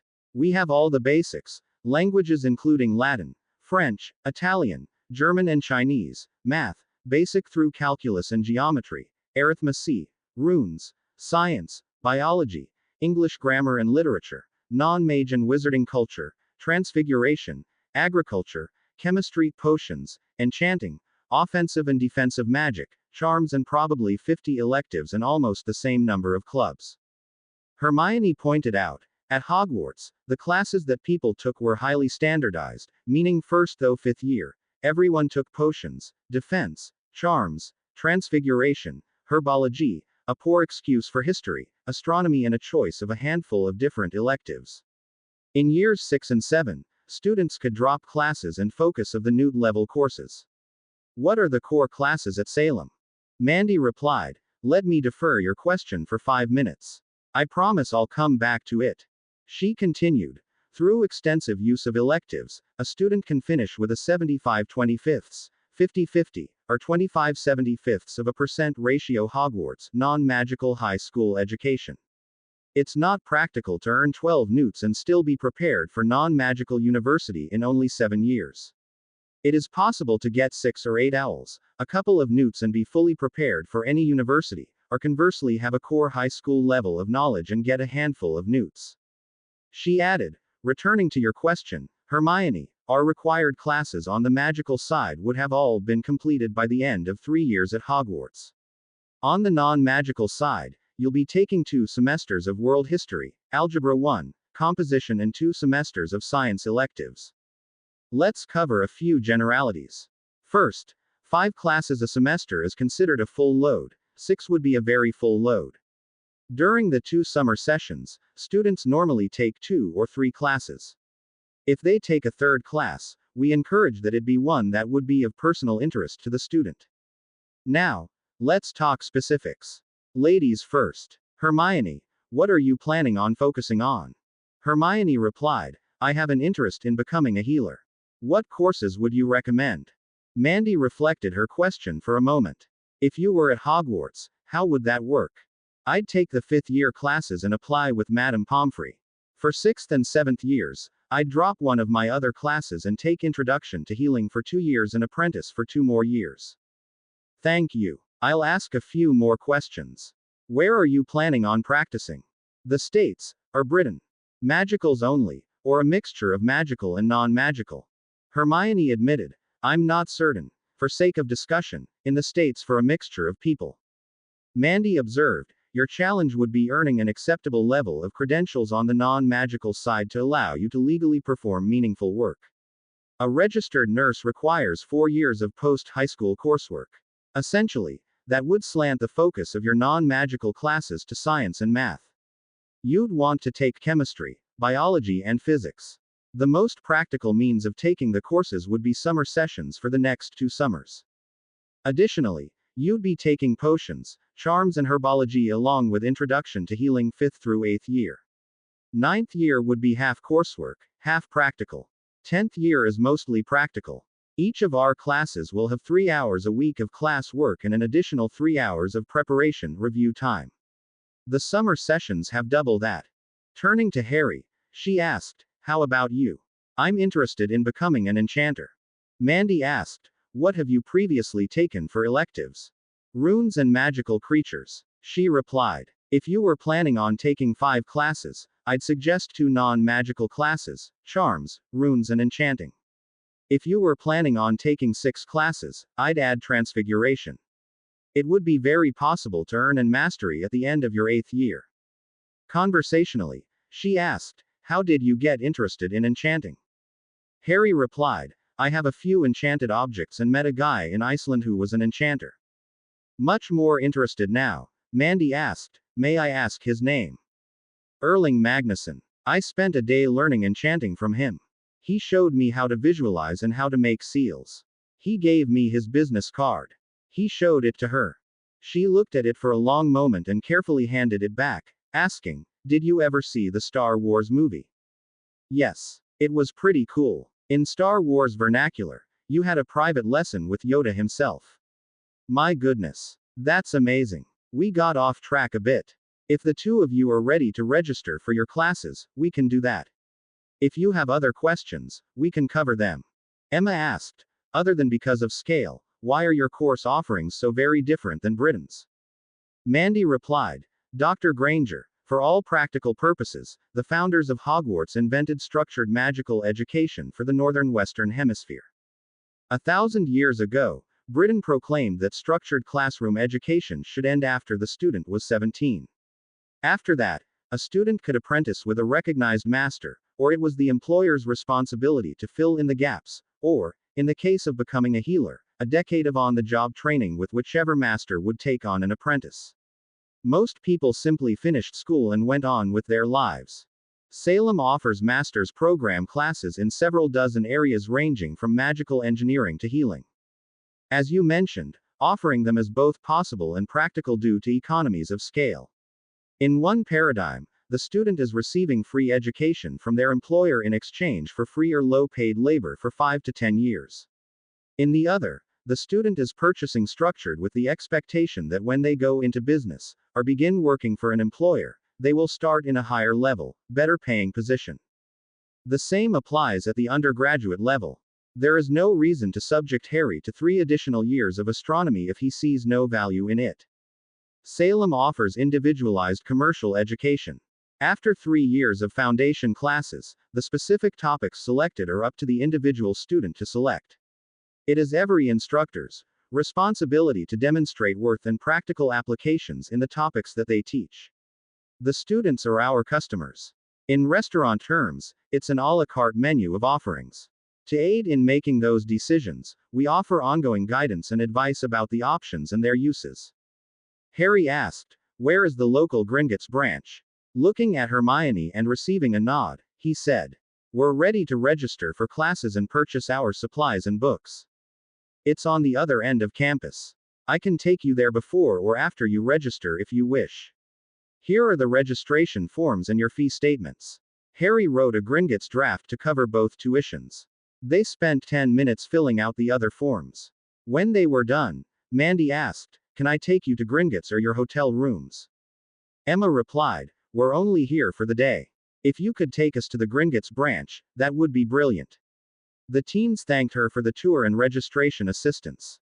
Outside the Salem Gringotts, Emma suggested, "Let's go for an early lunch before we talk with the real estate agent." After they'd ordered, Emma asked, "What did you have in mind for a property?" Harry replied, "I want enough room to have guests be able to come and visit, room for family and enough space to offer to the elves to allow them to have a true home." She took the plunge. "Dan and I would like to move and open, or work in a dental practice nearby." Harry said, "It sounds like it would be 9 or 10 years for Hermione to take enough classes to open a practice of her own. Are you thinking of leaving Britain forever or?" She replied, "Forever is too long of a planning horizon, especially at your ages." He suggested, "Dan, and your choice in setting up a new business in the location of your choice is a far bigger decision than my taking 5 or 7 years to learn what I want to with respect to enchanting. My deciding to take a summer class in wandcrafting is a drop in the bucket compared to the two of you selecting where to locate your practice. Hopefully the staff here will be as helpful as Barchoke has been in London. I'm looking for a large home on 15 to 150 acres. My only requirement is that it be in the same time zone as Salem and ideally in the same state. When we talk with them, you should go first." He added, "Hermione, where would you like to live?" Immediately, she replied, "With you. Transportation isn't an issue, thanks to Ragnarok. We could be back to Surrey in 15 minutes, or Bangkok within an hour. We could live in the middle of nowhere and Mum and Dad could portkey to their practice in Boston in less time than it took to walk out to the garage and get the door open. Mum, you could open a practice in the city or in a small town. Harry, Apparently we're looking for someplace that's forested. He replied, it doesn't have to be forested. Dobby told me that he and his friends could quickly grow trees. I spent years in Little Winging. Every house looked exactly the same. I don't want another home where I can look out the kitchen window and see into the neighbor's family room. Emma remarked, we want to live with or by you too. That said, it takes a long time to grow trees. You'd be surprised. Let's go see them. Our appointment's in 5 minutes. Monday, August 14, 1995. Sharpie, the real estate agent, was happy to work with them. He was an exceptional listener. After hearing each of them out, he looked through his business listings. He said, there are 3 viable business opportunities that you might like. One is in Salem. The owner is retiring and wants to sell the business, as well as the facility. There are 2,400 active clients. The other 2 are north of Springfield, in the western part of the state. There is an owner who wishes to retire in Chesterfield, which is 15 miles west of Amherst. He has 2,500 active clients. Emma asked, are there any areas not served by a dentist? Sharpie looked through his book and replied, there is the town of Goshen. The town and surrounding area is 2,800 people. She said, they all sound like they would be worth looking at. Do you have financial reports on the 2 practices? Here they are. Harry asked, are there tracts of land available near them? Sharpie replied, there is a 128-acre tract with a home on it near Goshen. The largest one near Chesterfield is 56 acres with a larger home on it. The home with the largest acreage available near Salem is an 8-bedroom home with 6 acres. Hermione said, we should go get Dad and look at them tomorrow. Sharptooth said, I'll set up the appointments. Will you be driving between them, or using your portkeys? Hermione replied, portkeys. The order doesn't matter. We'd like the first to be at 9 a.m. with 1 hour between appointments. I'll arrange them. Please stop here at 8:30 a.m. What else can I provide? Harry replied, you've been very helpful, Sharptooth. Thank you. 15 minutes later, they were at the Granger home in Crawley. After the teens had gone upstairs, Emma and Dan talked quietly. At a summary level, she explained the business opportunities. Dan observed, the Salem business is likely to have the most expensive building. I'm surprised there was only one house with a 5-acre lot near Salem. She replied, he didn't say there was only the one. We could ask to see others if we like the Salem business the best. How would they invite other students over to watch the game on Saturdays if they're 100 miles away? I enjoyed driving to work as much as the next person, but a 100-mile commute sounds tough. True. We'd have to see how practical using those portkeys would be. The other students probably have them too. He said, we could work in Salem and buy a tiny flat like we used to have and stay with the kids on weekends. We could. We've taken care of manicured gardens. Living in the middle of nowhere, within easy driving distance to work, sounds like an adventure. We could be open 4 days a week and go for walks, maybe even say hello to a real elf before breakfast. Dan asked, why does he want such a large house? She replied, obviously they intend to fill it up. Maybe they're thinking that they'll have some of their friends pop over for the weekend, or that they'll also transfer to Salem. I'm guessing that they'll invite us to live there. Can they afford it? He replied, they're both millionaires, whether 5 or 50 times over probably doesn't matter much at this stage of their lives. Speaking of, why does Hermione want to go into a profession where she's going to spend a bunch of years studying, then a bunch more where she's working long hours, nights and weekends? Crafting magic rings or flying carpets sounds like a lot more fun. While she didn't disagree with his point, she replied, let's see what the agent has to say tomorrow. Tuesday, August 15th. Dan marveled at magical travel. When Harry said, hold on, a part of him felt like Captain Kirk beaming down to some planet. They had lunch in England, read the newspapers, beamed to Salem, cleared M Customs, beamed to the Gringotts branch and were waiting for Sharptooth. Sharptooth greeted them, then took them to a small conference room. He said, this is a map of Massachusetts. It's 190 miles east-west and 55 miles north-south, roughly the size of Wales. The city of Salem is on the east coast, just north of the city of Boston. The other large city in Massachusetts is Springfield, about 125 miles west of the coast. Based on our initial conversation, I took the liberty of finding a third residential property that is much closer to Salem. It's an 8-bedroom home on 5 acres about 5 miles west of the Salem Institute. The other property near Salem sold last night after you left. Emma asked, "Where to first?" Sharpeye handed Harry a typed sheet with the times and portkey coordinates listed. He handed Emma a second sheet with the contacts for the businesses and the Salem property and said, "There will be no one there at the other properties. The houses are unlocked for the day." He handed Emma a similar sheet that also included the asking price. He told her, "Say nothing other than thank you to the contact. I'll answer any questions and handle the negotiations." The first appointment was the Salem dental business. As agreed, Harry and Hermione stopped in for a snack at the coffee shop across the street. He asked, "Why don't they just find a spot, put out a sign and start their own business? Is equipment hard to get?" Hermione replied, "They're really buying a set of existing patients. An active patient is someone who has been in for an appointment within the last 12 months, customers who are used to going to that building. Mum told me that usually the hygienists would stay on. The idea is that on day 1, there would be patients coming in the door." 50 minutes later, Harry saw her mum and dad walk out. As they walked to the apparition point where they wouldn't be noticed, Harry asked, "How was it?" Emma said, "It had a cheery waiting room. There were televisions and a gas fireplace. The receptionist reminded me of Amy from our office. She had a friendly smile." The business office person explained their billing procedure. They deal with various insurance companies rather than the National Health Service. She told me that they have the person pay the patient portion of the bill after the service has been performed to avoid having a large receivable. The rates were a fair bit higher than what the NHS offers. We'd have to study their financials more to see how profitable the business would be to a new buyer. Harry asked, "Where to next?" Emma said, "The house with 5.5 acres. He set the coordinates, had everyone hold on and said, "Activate Salem House." They walked down the long driveway and the representative greeted them. As planned, Hermione said, "We'll wait outside, Mum." They looked around. The entire lot was manicured grass with some trees. 5.5 acres may sound like a lot, but Harry could clearly see the fence lines.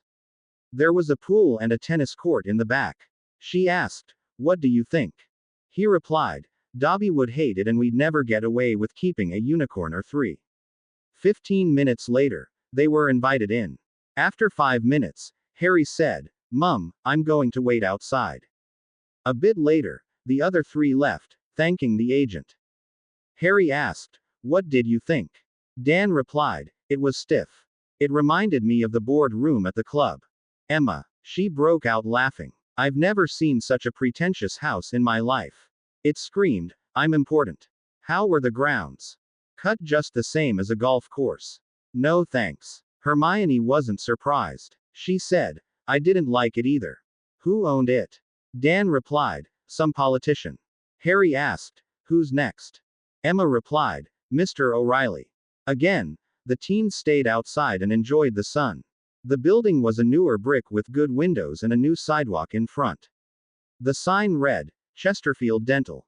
Some people walked by. Most of them greeted the teens as they walked by. There was a fourplex movie theater across the street along with several restaurants and shops. Inside, Emma was examining the patient list. There were 2,200 in the active list and another 900 who had been there the year before. Dan was looking at the equipment. It was older and he'd want to replace at least half of it. What struck him was the sense of community. The different people in the waiting room knew each other and were visiting. The conversation was ordinary, the movie that was playing and the latest baseball team loss. After they walked out, Harry took them to the apparition point and they left for the next destination. He said, "Activate Chesterfield House."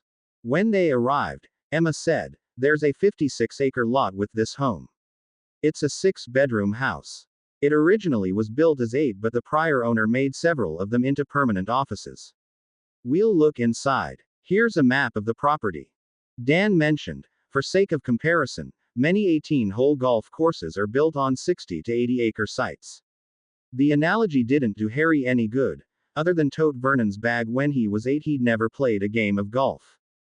While Dan and Emma were checking on the inside, Harry and Hermione were walking around outside. After a few minutes, Hermione gasped and pointed. There were 2 unicorns nibbling on some fruit growing on a tree. Harry whispered, "Dobby, Winky, can you come to me?" 10 seconds later they appeared. Harry asked, "Can you go talk with the 2 and ask them to come by the back of the house?" Inside, Emma and Dan liked what they saw. The floor was sanded and varnished solid oak plank. The country kitchen looked homey and overlooked 2 small hills. Beyond the hill, the area was lightly forested and flat.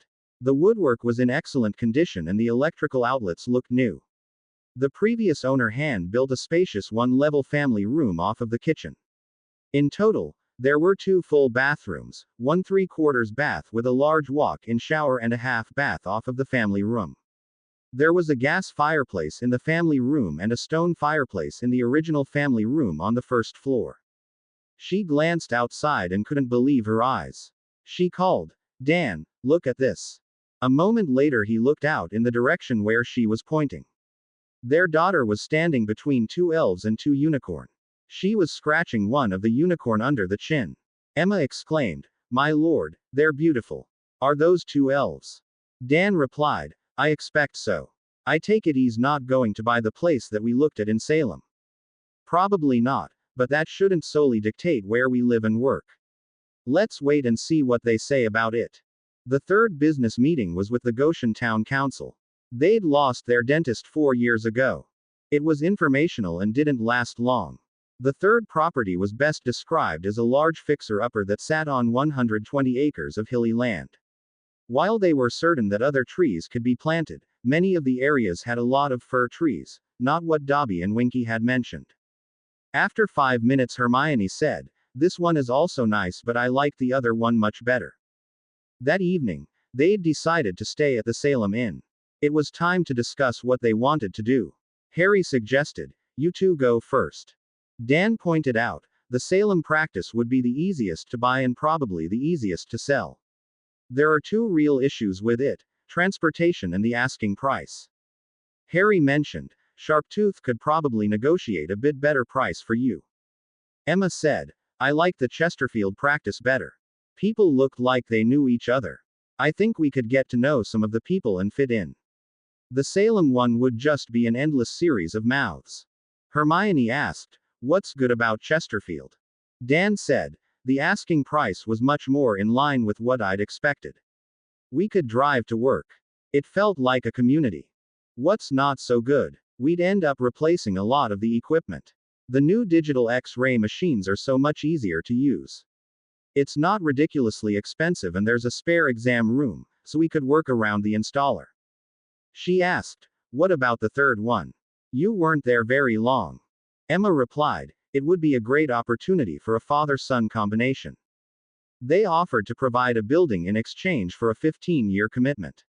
She added, "We could just buy a building, but building a practice from scratch still feels like a long-term commitment.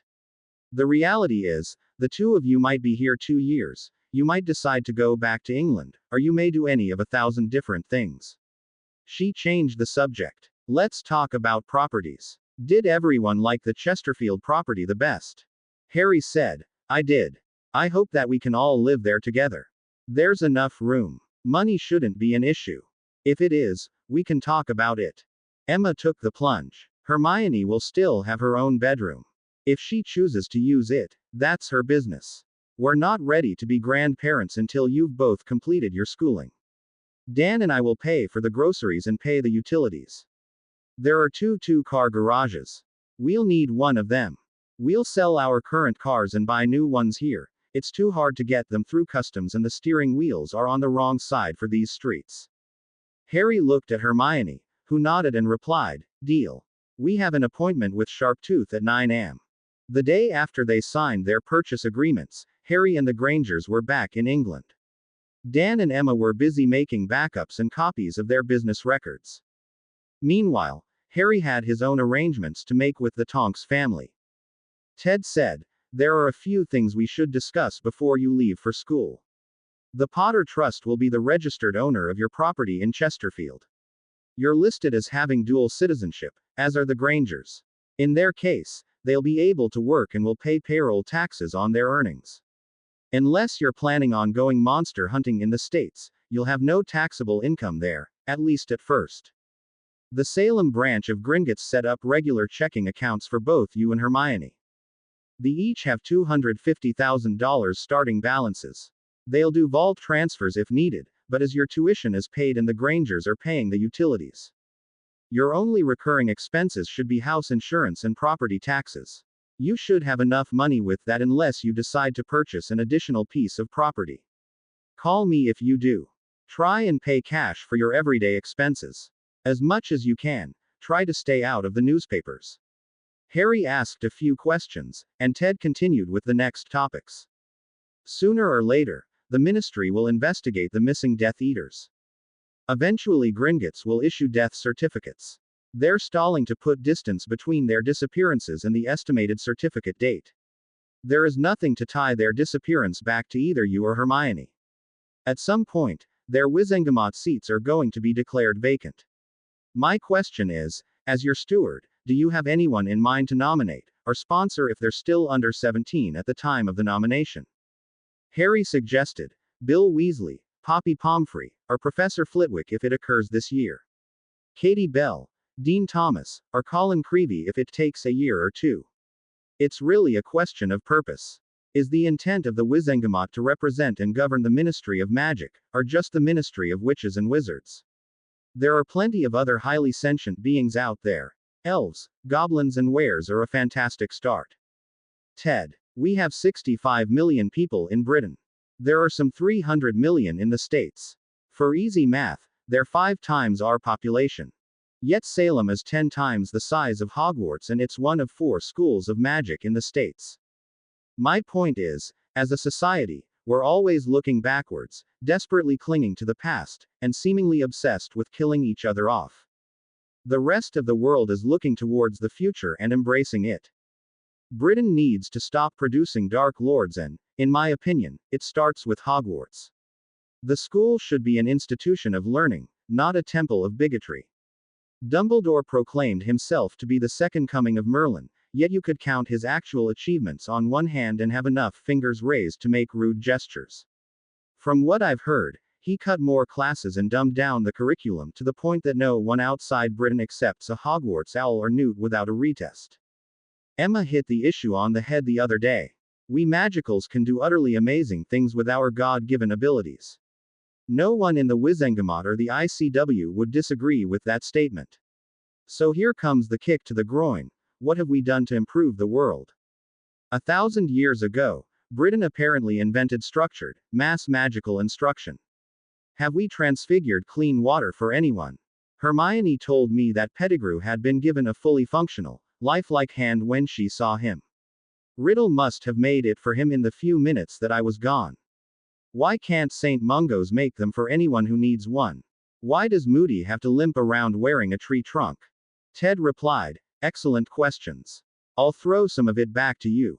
You and Hermione have the passion of youth, the vision and the resources to do what you want. You're not billionaires either in galleons, or dollars, but neither of you should ever have to worry about where your dinner is coming from. I'll work on pushing the pile in the Wizengamot. My advice to the two of you is to go around it.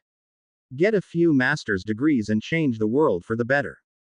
Harry, you told me your Ollivander story about riddles and your wands doing great things. Great in his context meant large or significant. Go for it. Your first career was archer. You did great things. Your second career likely will be enchanter. Do some great things with it. I'll have Barchoke invest your money so you'll have a resource, rather than a constraint. Live a big life, son. Harry thought about his words for a minute, nodded and replied, I have a big house. There's room for you two to come visit. Nim too, if she doesn't scare the local lads too much. They shook on it. Later that afternoon, Emma and Andromeda were visiting in the kitchen while Harry and Hermione were in the other room reading. Andromeda was giving another of her impromptu history lessons. Riddle came into power in the early 70s. He waged his battle on 3 fronts. Through terror, politically and financially. He targeted people who owned businesses and were against him. Look at the Potters. Harry's great-grandfather invented Sleek Easy Hair Potion. Instead of the business producing good-paying jobs for what should have been a tree full of aunts, uncles and cousins, it's now a company being run by the Bulstrodes. The others had been targeted and killed off. Companies that were owned by people who supported him were left alone. She continued, the ministry became the premier employer with some 300 positions. Almost without exception, those who supported him, or at least weren't against him, had better career paths. Those who didn't, such as the Aurors, found their department shrunk and diminished over time. 30 of the 40-50 Death Eaters who were put down that night were employed by the ministry. There are another 100 there who are like-minded and another 100 who at least stayed out of his way. It would be political martyrdom, but someone should just fire everyone and build it up from scratch. Emma replied, the non-magicals call that sort of thing zero-based budgeting, except they don't actually fire everyone first. So you're saying that someone needs to go out and develop an industry that offers good or excellent paying jobs for those who aren't entrenched into the legacy dogma. That sounds like a great idea. While Emma and Andromeda were catching up, Harry and Hermione checked the back issues of the Daily Prophet from the last month. There was no mention of the missing Death Eaters. In a hushed voice, Hermione asked Harry, what do you make of it? Harry replied, somebody's spouse must be looking for them. Apparently they're doing it quietly. They couldn't hardly go up to Susan's aunt and state, my husband and 40 or so of his masked buddies were hanging out with Voldemort. They went out for a walk for some 8 weeks and got lost. Have you seen them? Harry, I'm serious. Keep your voice down. I get that. No one's looking for us. No one in the government is looking for anyone. Even if they do, we'll be in a different country, out of sight, out of mind. We've talked about this before. They're not looking for us. They held each other for what seemed like hours. Out in the kitchen, Emma heard whimpering. She was going to get up, go out, and say something to the teens. Andromeda held her back, whispering, they need to learn to live with it. We can't just pat them on the head and tell them, everything will be all right. They'll work it out. She added, they can talk with Healer Maysong every week if they want to, and maybe they should be encouraged to, but they're going to have to learn to live with it. The ministry clearly isn't putting any effort in searching for what they believe are a living people. Gringotts didn't issue any death certificates for the people who answered his call that night. They're all far too busy enjoying the temporary shift in power until the Wizengamot gets sorted out. Scrimgeour might not be the smoothest minister that we've had, but he seems focused on actually doing the job. Andromeda continued, the new environment will be just the ticket for them, a new school, new friends and better weather. Hermione will find atonement in learning healing. Harry will become a great enchanter. He never considers what can't be done. They'll be together, you'll see. Emma asked, what about you? I'll give them some space for a while. Harry gets along with Ted well enough. Emma didn't disagree. She hugged her friend. Friday, August 25th. A month earlier, John Dawlish's wife, Karen, had filed a missing persons report, or at least a part of one. Connie and Anna checked into it. Now, the little bit of news Connie Hammer had to offer her wasn't comforting. Auror Dawlish had been a part of Minister Fudge's security detail until Fudge's death at the World Cup. As Scrimgeour hadn't used a security detail, Dawlish wasn't doing that work. He'd told Shacklebolt that he was on long-term temporary duty for the minister. To his discredit, Shack hadn't checked on him and Dawlish kept getting paid until Greta Macmillan did a 100% verification that the employees on payroll were coming in on a regular basis. As such, Connie replied to Karen's request that her husband had been misleading her for nearly a year and no one knew his current whereabouts. Connie promised, we'll contact you when we receive any credible reports about your husband. The reality was that the reformed Death Eaters had been blamed for the tent torchings and subsequent deaths at the World Cup. No one in the DMLE was interested in searching for what amounted to a blight on their society simply because they hadn't checked in with their spouses lately. Back in Crawley, Harry and the Grangers sat down to discuss the move. Emma asked, what, if anything, would you like moved to your house? We can easily put things in storage if we need to, or donate them. Harry asked, Dobby, Winky, can you come here please? He explained the situation and asked how they could help. Dobby replied, "We could be moving anything that you want moved. Humans have many things. Elves make trades and keep memories." Dan asked, "Could you just as easily bring something to the Goodwill donation drop-off, or a second-hand shop at Chesterfield?" Winky replied, "Yes. They could be put into a wizard trunk and taken out." Hermione asked, "When do you close on the house?" "Tomorrow. The same day that your mum and dad close on their Chesterfield business." "When do you close on this house?" Emma answered, "The end of August." Dan asked, "Can Emma and I use one of the offices?" "Certainly. Go ahead and pick any of the bedrooms too." She said, "We'll sell the televisions, lamps and the like to the second-hand shops and get new ones when we move so we don't have to work around electrical conversion." "Where are you both going to study?" Hermione said, "I was going to use the library room." Harry. "Mostly outside when I can.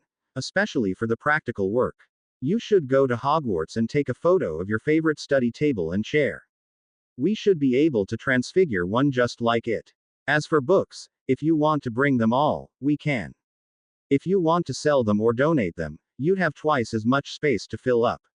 Salem has several nice bookshops on campus." Emma summarized, "So we have 3 bedrooms of furniture, an office, Dan's tool room, the kitchen, less the small appliances.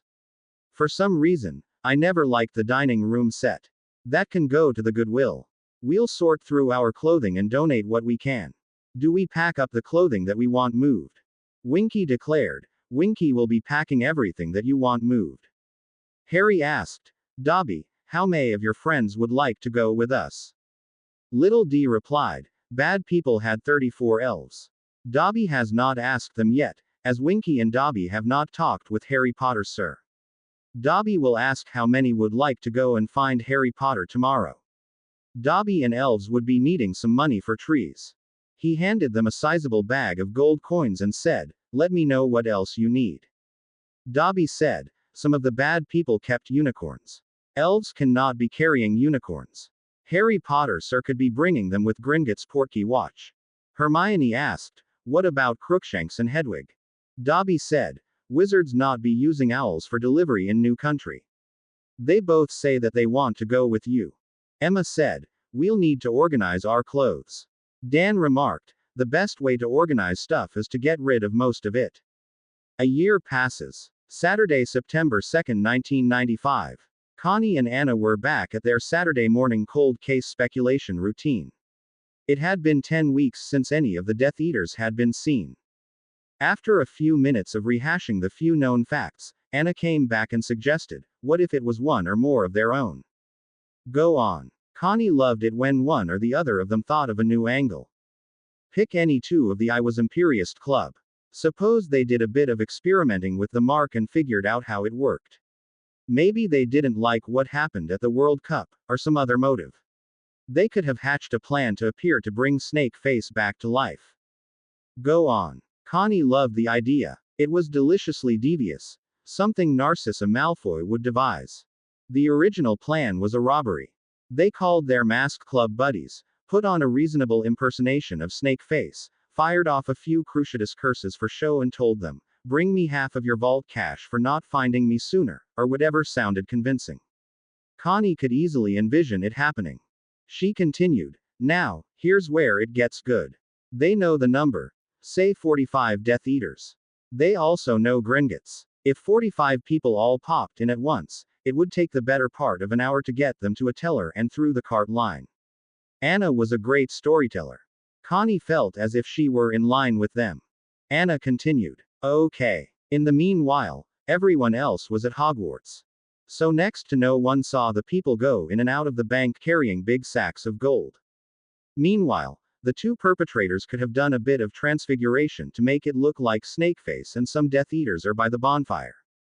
They probably picked some out of the way, spooky place like a graveyard for dramatic effect. 20 minutes later, the other Death Eaters started coming back in groups of 1 or 2. They would have been carrying their bags, so they weren't prepared to defend themselves. The perpetrators could have ACA'd them, transfigured them into rocks or trees and hidden the bags behind a grave marker, then waited for the next bunch to arrive. Connie replied, Means, motive and opportunity. Check, check and check. No death certificates. Whoever watches the censor or whatever Gringotts uses to let them know that someone died was probably bribed in advance to keep quiet. Our own censors, which should have picked up 45 AKs, haven't been in use since Hopkirk's old department was shut down after the World Cup. Gringotts management probably discussed the problem on their end, fed the censor attendant to the dragons and decided to not say a word about it. Anna, it would be all but impossible to prove, but it all fits. Which family? Anna suggested. One of the have-nots, or someone who'd recently fallen on hard times, or someone with a personal grudge. I'd guess either the Malfoys, or the Parkinsons. The Blackwell didn't go the way that the Malfoys expected. The Parkinsons' daughter was killed when one of the tents burned up last summer. They had a serious motive. Connie considered Anna's theory. The two weakest points were the robbery theory to begin with, along with the absence of death certificates. It was just as likely that John Dawlish was riding in a tuk-tuk right now on the way to a sleazy bar in Pat Pong. Felsenthal may have simply practiced 50 ways to leave his lover. A sample of 2 extrapolated to 45 people was weak at best. She asked, "Has Gringotts issued any other death certificates?" Anna replied, "I'll check. I'll see you Monday." Monday, September 4th. Connie and Anna met again. Anna reported, "There have been 8 magical deaths recorded since the disappearances in late June. Albus Dumbledore on June 28 and the 7 Death Eaters who died at Azkaban on August 12. Connie asked, "How did you find out?" "I made an appointment with the senior account manager Barchok. He told me that they keep track of all of the vault holders." "Did you ask about the missing Death Eaters?" Anna smiled and replied, "Naturally. I received an eloquently spoken non-answer. He had mentioned that while their system had been undergoing maintenance during June and July, that the missing Death Eaters had been in and recorded dozens of transactions in those 2 months." The older investigator pondered her brilliant partner's words for a moment and observed, "So, in plain words, they know where they are, and are disinclined to share their information. We have no leverage over them. So in the near term, we've hit another dead end." "What about Dumbledore?" "He'd worn out his welcome at the castle, was asked to leave and somehow died on June 28. They recorded his death and didn't speculate as to the circumstances." Connie asked, "If we took your brilliant inside robbery theory off the table for a moment, who would benefit from the Death Eaters' deaths?" "Ultimately, their beneficiaries, the Ministry, the Estate Disposition Group and the Goblins. So you could have a variation of your robbery theory in the form of a small group of the heirs, or an even farther than usual off-the-books operation by the Unspeakables." "Who ran the Estate Disposition Group?" "Conrad Parker. He and his wife have rarely been seen in public since the World Cup a year ago."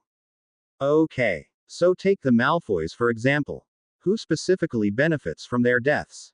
Anna thought for a while and replied, "Aside from the Ministry, Parkinson, the Goblins, society in general, their son Draco, and Harry Potter."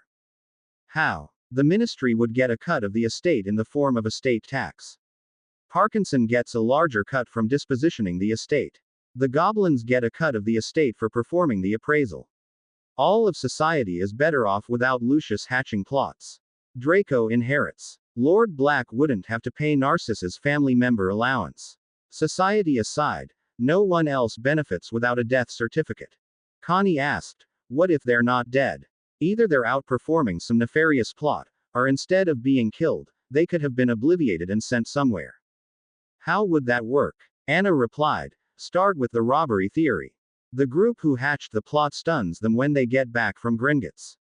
Once they have everyone, they reawaken them, do a total obliviation on them and send them off to Costa Rica with £100,000 in their pocket. Sooner than later, they get robbed, are murdered and are probably too far away for the Gringotts censor to pick up. There's no branch office there, so without wands, they'd be stuck. Who could pull that off? A handful of people working for Rufus, or the Unspeakables. John Dawlish. Yes. Connie asked, "How would you prove it?" The younger investigator replied, "To who and to what level? Rufus and Croker could have dreamed it up, brought in a few of the lads and pulled it off. They could have figured out how to activate the Dark Mark, called the Masked Club to the spooky place, Imperio used the Death Eaters to go to Gringotts and make a withdrawal, done the major mind whammy, handed them enough money to get familiar with every pole dancer in town and sent them to 20 different countries. They had the means, a sufficient motive, and easily could have used the third task as a diversion. My point is, a bunch of bad characters have left Britain. Karen Dawlish aside, no one seems too fussed about it, and she easily could have been paid to file a report just to keep up appearances. In the meantime, a bunch of wrongs have been righted in the Wizengamot. I feel like we're benefiting as much as anyone. No one's told us to look for them. No one's told us not to. My vote is that we drop it unless something turns up. Connie considered her words and replied, I completely agree. Let me take you to your favorite coffee shop. My treat. Tuesday, September 5th, first day of class. Harry was taking world history, physics, charms, runes, enchanting, and transfiguration. Unlike at Hogwarts, there were students older than him in some of the classes, such as physics, and some younger students in runes. For better or worse, Hogwarts seemed intent on keeping years of students intact and effectively isolated them from students older or younger than them. Enchanting was easily his favorite class, though he would do well in all of them. Hermione loved Harry with every fiber of her being. That said, she wished that she had gone to Salem as a first year. By the end of the day, she'd concluded that as a group, the teachers were better than all but 2 or 3 of Hogwarts' professors. It was immediately evident that they'd had formal instruction in the actual art of teaching as well as their specific subject. Beyond that, the culture of the school was different than that of Hogwarts. She didn't have anyone in her classes who was cousins with the person sitting next to them. She doubted that many of the students would know what she was referring to if she'd mentioned Mudblood to any of them.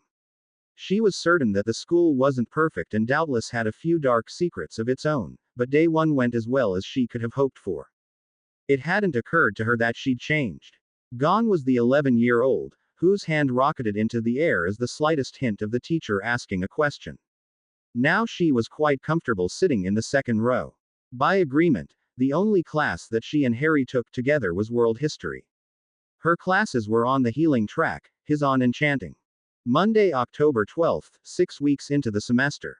After class, Harry decided to ask for advice on his enchantment project. Professor Taylor. It's Mandy. Harry, how can I help you? I want to make a lake. She'd never heard that comment before, but doubted that the highly talented teen was joking. She replied, Go on. I want to make a lake, but on a test basis. I want to make a 22-acre pond. The teen wasn't exactly gushing out extra information. She smiled and asked, Where? I own some property in Chesterfield, 55 acres. I was planning on making it 15 feet deep. That part's easy enough. To seal it, I'll just buy some really big rolls of sheet vinyl and mend the pieces together. I'll put down a few layers to get a good seal and cover it with sand to weight it down. Okay. Then you'll have a really big hole on your property. Right. The part I'm still thinking through is filling it. I want to summon some ocean water and use it to fill the hole. Then I thought I'd transfigure the ocean water to be fresh water. Since they're so similar, the change would be permanent. She asked, Where are you having the problem? He said, I live just over 100 miles from the ocean. When I disillusion myself and fly out to the ocean on my broomstick and summon a bunch of water, I lose a lot of it by the time that I've flown home. She assumed that he was trying to improve his yield but had 1,000 other questions. This was far more interesting than the typical teenage wizard trying to make an invisibility ring to spy on teenage girls. She asked, If you don't mind my asking, why do you want a lake? Do you like to fish? Dunno. I've never tried it. My friend Robert does. Harry, why do you want to make a lake out of seawater? It's sort of a proof of concept exercise. Basically to make drinking water for people who live in the desert. She took a breath to collect her thoughts, then asked, You're serious? Yes. You're going to need a bigger wand. Let me do some checking. I'll get back with you on this in the next 2 weeks. Okay. Thanks. Saturday, March 23, 1996, 5 months have passed. Harry and Hermione were outside enjoying the nice spring day. Dobby came by with one of the other elves and said, Harry Potter, sir, this be Ed. Harry held out his hand and said, Hello Ed, I'm Harry. How can I help? Dobby said, Ed is best at talking with unicorns. Tell him. Ed said, these two unicorns have lived here for years. This one is Veronica, this one is Betty. He said something in unicorn and Veronica came up with Betty following behind. Hermione asked, were there other unicorns when the person in the house brought them here? Ed asked and they replied. He disappeared for a moment and returned. He said, the wizard who used to live here died 10 summers ago. The land was divided between the daughters. They weren't able to cast with their magic and live far away. One sold you your property. The other put a sign up yesterday. I went to look. He took a small notepad out of his pocket, wrote something on it and handed it to Harry. He said, the sign read for sale with that telephone number. Harry handed the paper to Hermione. The handwriting was exquisite. Little D said, Dobby thinks Harry Potter should be buying the land next to this land.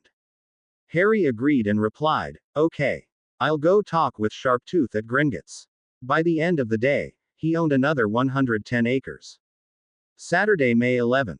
2 weeks before the OWL exams, Hermione was in a full-blown panic. Finally Dan put her in the Range Rover and they drove around for a while. He asked, what classes are you taking next fall? Healing, Biology 2, Chemistry 2, Herbology, Potions and Charms. What prerequisites are there for the classes? I need to pass the OWL exam in Potions, Herbology, Transfiguration and Charms. Dan replied, did you say pass the exam, or score the highest in your class? Pass, but in the event that the sun doesn't rise next week and you don't do well on your test, can you retake your exams? Yes, but, slightly frustrated at his studious daughter, Dan snapped, but what? He took a calming breath and added, Hermione, they're in the business of selling education to attentive students, which you are. You have the money to buy a seat in their classroom, they're in the business of putting butts in seats. Don't make more of it than it's worth. You're not a quitter. There's no one firing death ray spells at you here. If you come in 1st or 5th, or 9th, it won't matter, believe me. Thanks, Dad. You're the best. Friday, May 30th. Harry paid to take OWL examinations in Transfiguration, Enchanting, Charms, Defensive Magic, Herbology, Runes, Potions and Astronomy. There was no OWL examination offered in Magical Creatures at Salem, so he decided to take it in Britain. Hermione paid to take the exams in Transfiguration, Charms, Defensive Magic, Herbology, Runes, Artimancy, Potions, Astronomy and History. There was no OWL offered in non-magical studies. They concluded that it was a British anomaly. The only glaring difference between Salem and what they would find in Britain was in grading. At Salem, they received their grades the day after that examination rather than all at once. Harry received O's in everything except Potions and Astronomy, where he received S. Hermione received O's in everything except History, which she passed due to extra reading. To that end, Dan was right. There was no ticker tape parade. Bin's classes were an aberration compared to the rest of the world. They both decided to continue with World History as one of their summer courses. As Salem let out a week earlier than Hogwarts, Harry and Hermione decided to retake their OWLs at Hogwarts. Each signed up for a small handful. Harry selected COMC, Charms and Transfiguration. Hermione chose Charms, Transfiguration, Potions and Herbology. Both politely declined to take the Dada exam. When she saw them, Hermione invited Dean, Luna, Susan and Hannah to come for the second summer session at Salem. As they were staying at the Tonks residence for the week, Harry had plenty of time to talk with Ted. He asked, how are things at the Wizengamot? Ted replied, far better now that Amelia Bones and Rufus Scrimgeour switched jobs. Rufus finally admitted that he'd made a mistake taking the job and they switched at the last meeting. His last blunder was calling 100 of the 270 people working at the ministry redundant without any notice, and letting them go on a Friday afternoon. Between that and it coming out that 30 of the Death Eaters had been paid for 60 days after they'd stopped coming to work, he was in line for a no-confidence vote, so they switched jobs. Amelia hired a handful of the people back and somehow Britain got by without Gobstone officials. It turned out that there hadn't been a tournament held in the last 12 years. Harry asked, did the other seats get filled? No. There had been no call from Rufus to declare them dead and Amelia hasn't gotten that far down into her in basket yet. After Dumbledore was declared dead, Aberforth named Rosmerta as steward of the Dumbledore seat. Last, but not least, Nim was promoted at work. She's now a full Auror. How's the new piece of property? The elves have been planting thousands of trees. Actually, they're asking them to move from other places. They moved the fir trees that were on the new piece around the hole that I dug. I still haven't been able to move any sizable amount of water. You'll get there. He'd seen the hole the last time that they visited. Any other large purchases on the horizon? He'd had their checking accounts topped off again at $250,000 earlier in the month. Hermione wants to buy a second-hand car. It would be easier to go to the restaurants in Chesterfield and Amherst with the other teens. Dan's pretty protective about his Range Rover. We borrow Emma's minivan sometimes. Ted asked, "How about you?" I'd be more interested in enchanting various parts of a car than driving one. Maybe I'll feel different in a few months. It's not like we're going to drive to school every day. True. I might buy a few more broomsticks so guests could go for a fly. That shouldn't be a problem. After dinner they went for a walk around the property. Harry asked, "How are you feeling?" Hermione replied, "Still a bit numb, but the nights have been fine. The unicorns and the elves are quite soothing to be around, especially when the elves are singing their songs. How about you? Your dad gave me a book about a British military organization that he called Sport and Social. They went on what were secret missions, not the sort that were written about in the Times. They had to take lives. Sometimes, they rescued people, sometimes they went to blow something up, or kill a small group of bad guys. They mostly got through it afterwards by talking with their buddies, or someone in the same line of work. Ones who couldn't cope with it turned to drinking, drugs, or hurting themselves. We're lucky. We have each other. We are lucky. Goof, we're retired. Now we can be students and live our life properly. Come here, give me a hug, a happy hug." He complied and felt the warmth in his right hand as they comforted each other. They got through the day together. They would do it again tomorrow. She was comforted by the fact that they'd all been wearing masks and she didn't have to remember the faces every night. She asked, "What other advice did it offer?" "Get plenty of physical exercise and to stay busy."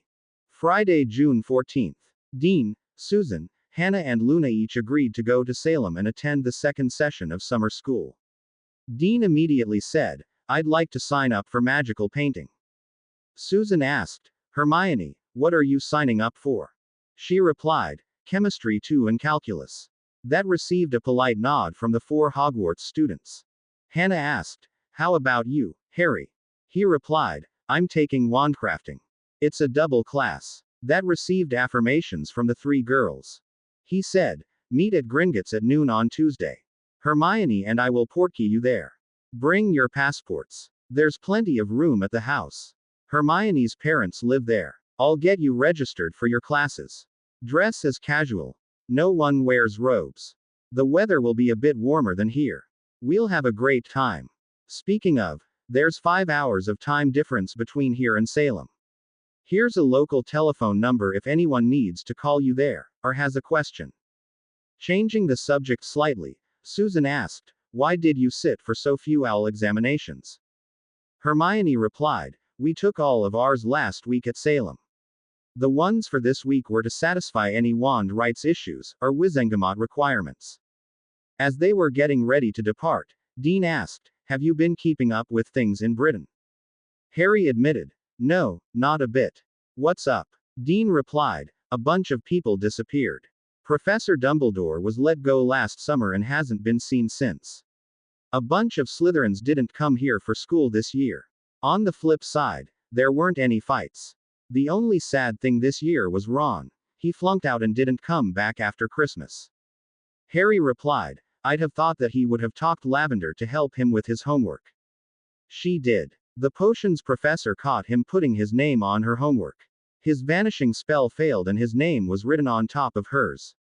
At least he could have bothered to rewrite it. Harry shook his head in disappointment, wondering how anyone could put so little effort into their own education. Dean asked, "Are you sure that this is covered? Ma could pay you back." Harry replied, "We're good. Everything's covered. Bring whatever art supplies you think you might need and we'll get the rest." Thanks, Harry. My pleasure. Friday, August 23, 1996. Wandmaster Daryl Whitehorn admitted to himself that this was the strangest wandcrafting class that he'd ever put on. He had the British Minister for Magic's niece, her friend, a full-blown seer, 2 elves and someone who the seer had proclaimed to be a true hero. He'd have laughed the entire idea off as being ridiculous if his gal pal Mandy hadn't personally encouraged him to take on the class.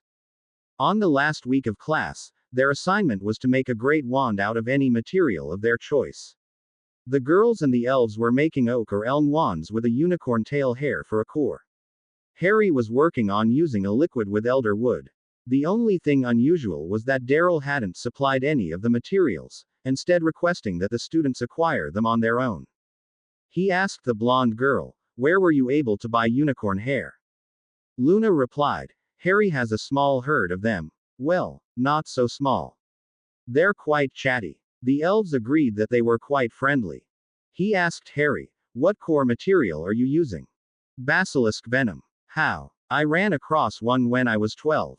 Luna added, "Harry needs to make a staff. You should use both cores and oak for that one." The odd thing was that the others accepted the strange girl's statements as if she were casually mentioning that dinner would be at 5:30. Finally, curiosity got the best of him and he asked, "How did you manage to get a herd of unicorns?" Dobby replied, "They wanted to live with Harry Potter, sir." Daryl asked, "They told you that?" Dobby replied, "No, Professor, sir. They told Ed that." "Who is Ed?" "He's the elf who speaks unicorn the best." Daryl asked, "Harry, how many unicorns do you have?" "I don't know, Professor, 16 or 18. Winky clarified, "You have 19, Harry Potter, sir. There are 19 this week." Daryl walked to the break room in wonder. He hadn't thought that there were 19 unicorns in all of North America. He brought out several handfuls of Orange Crush bottles for everyone and asked, "Why do you want to make a staff?" Harry replied, "I want to make lakes, Professor. Mandy Taylor said I'd need one."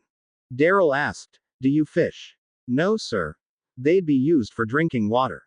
Daryl noticed that Winky's wand was unusually short.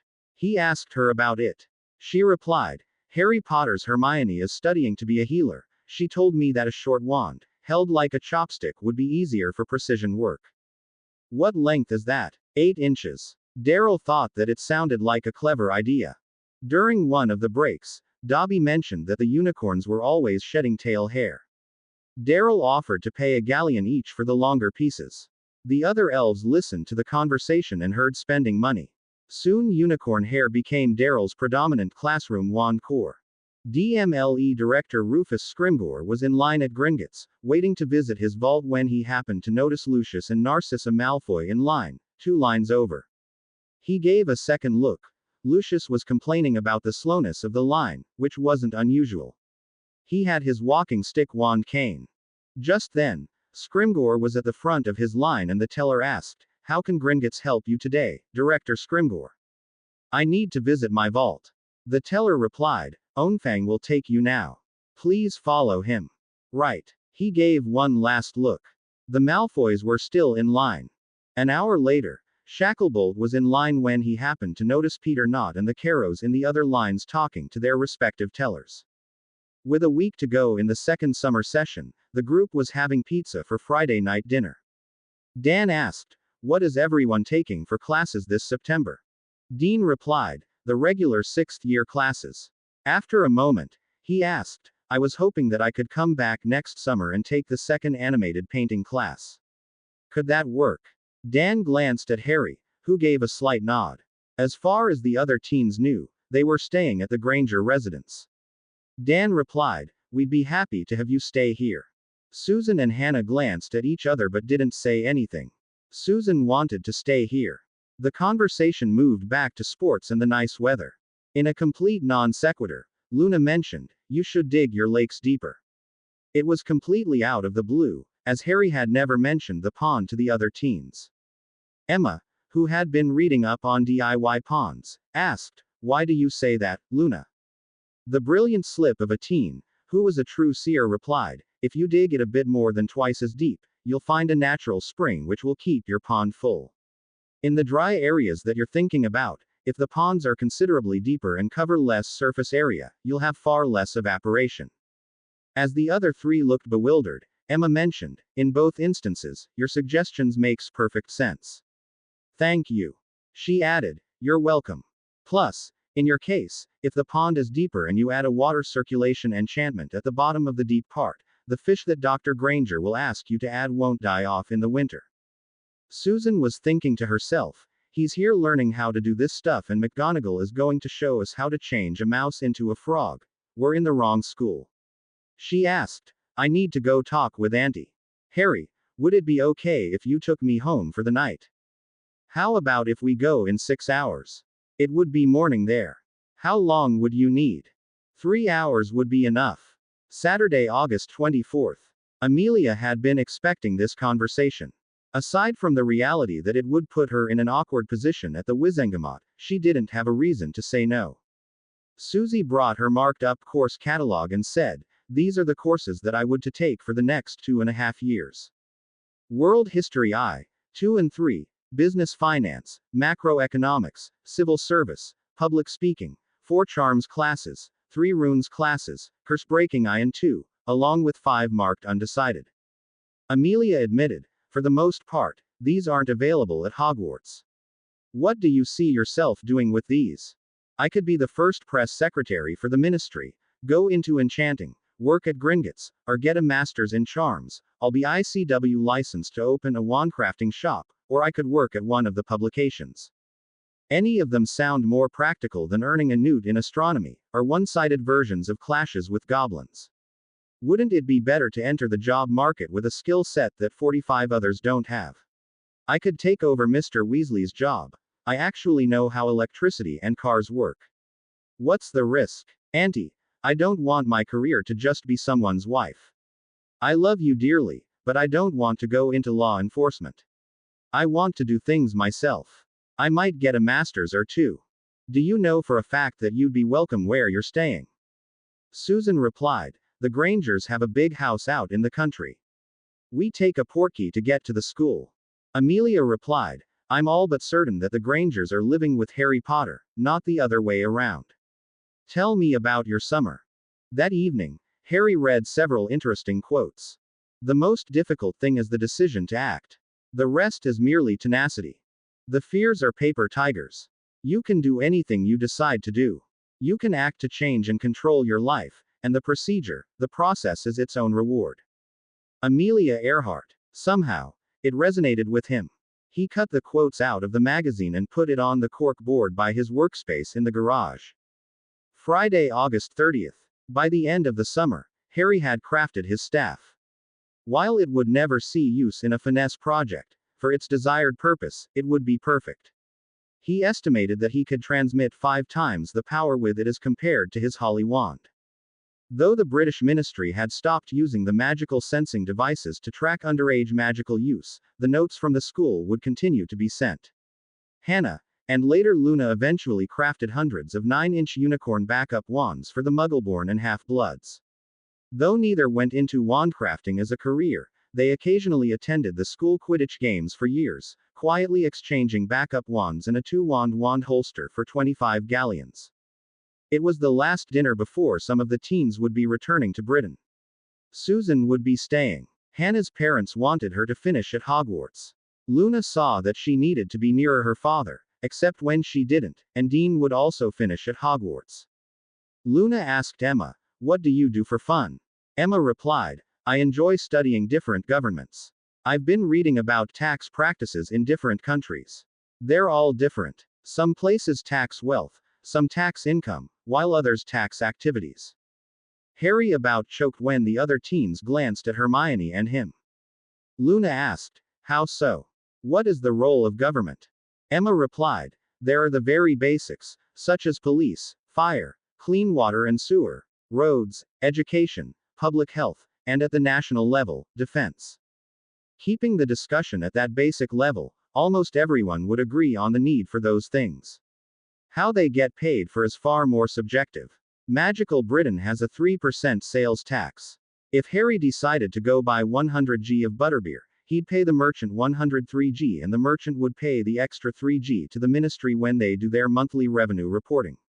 If Susan or Ron made the same purchase, they'd each pay the same amount of tax. Luna and the others nodded. They'd never really thought about it, and the workings of their own government wasn't a subject taught at Hogwarts. Emma continued, Magical Britain also has an estate tax, meaning when Professor Dumbledore passed away and his estate eventually is dispositioned, the ministry stands to collect 10% of its value. The social programs are all subjective and too frequently politically motivated. Some people would state that they're needed for the greater good. Others would point out that they're little more than a means of buying votes for one group with money collected from the opposition party. Largely, they come down to the question of who is primarily responsible for your well-being and success. Some people would state that the individual is, some would state that it's the government's responsibility, others would state that it's a blend. Enough of politics. Did everyone have a good summer? Dean replied, Fantastic. I've gotten started on learning how to do magical portraits. Susan, Luna and Hannah all mentioned that it was so cool to have made their own wands. It had been a great summer. Saturday, October 7th.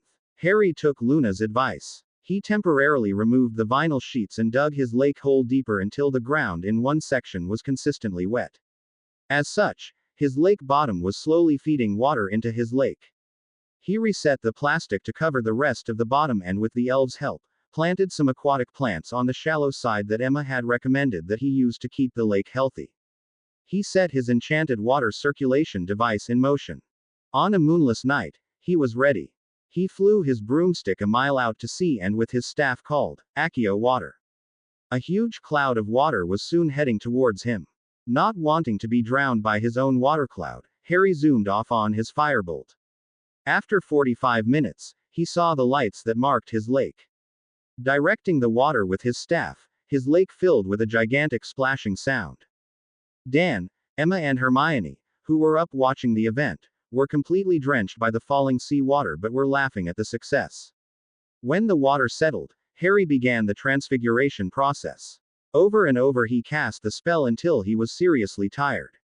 Finally, Dan proclaimed the water to be clean freshwater. Mandy and Daryl were amazed at the results when they came by the next day with pizza for lunch. She asked, How large is the lake? Harry replied, It's 22 acres. There's a sandy beach over there with 75 feet of wattable sand bottom before the drop-off. The average depth is 40 feet. Let me show you the plans.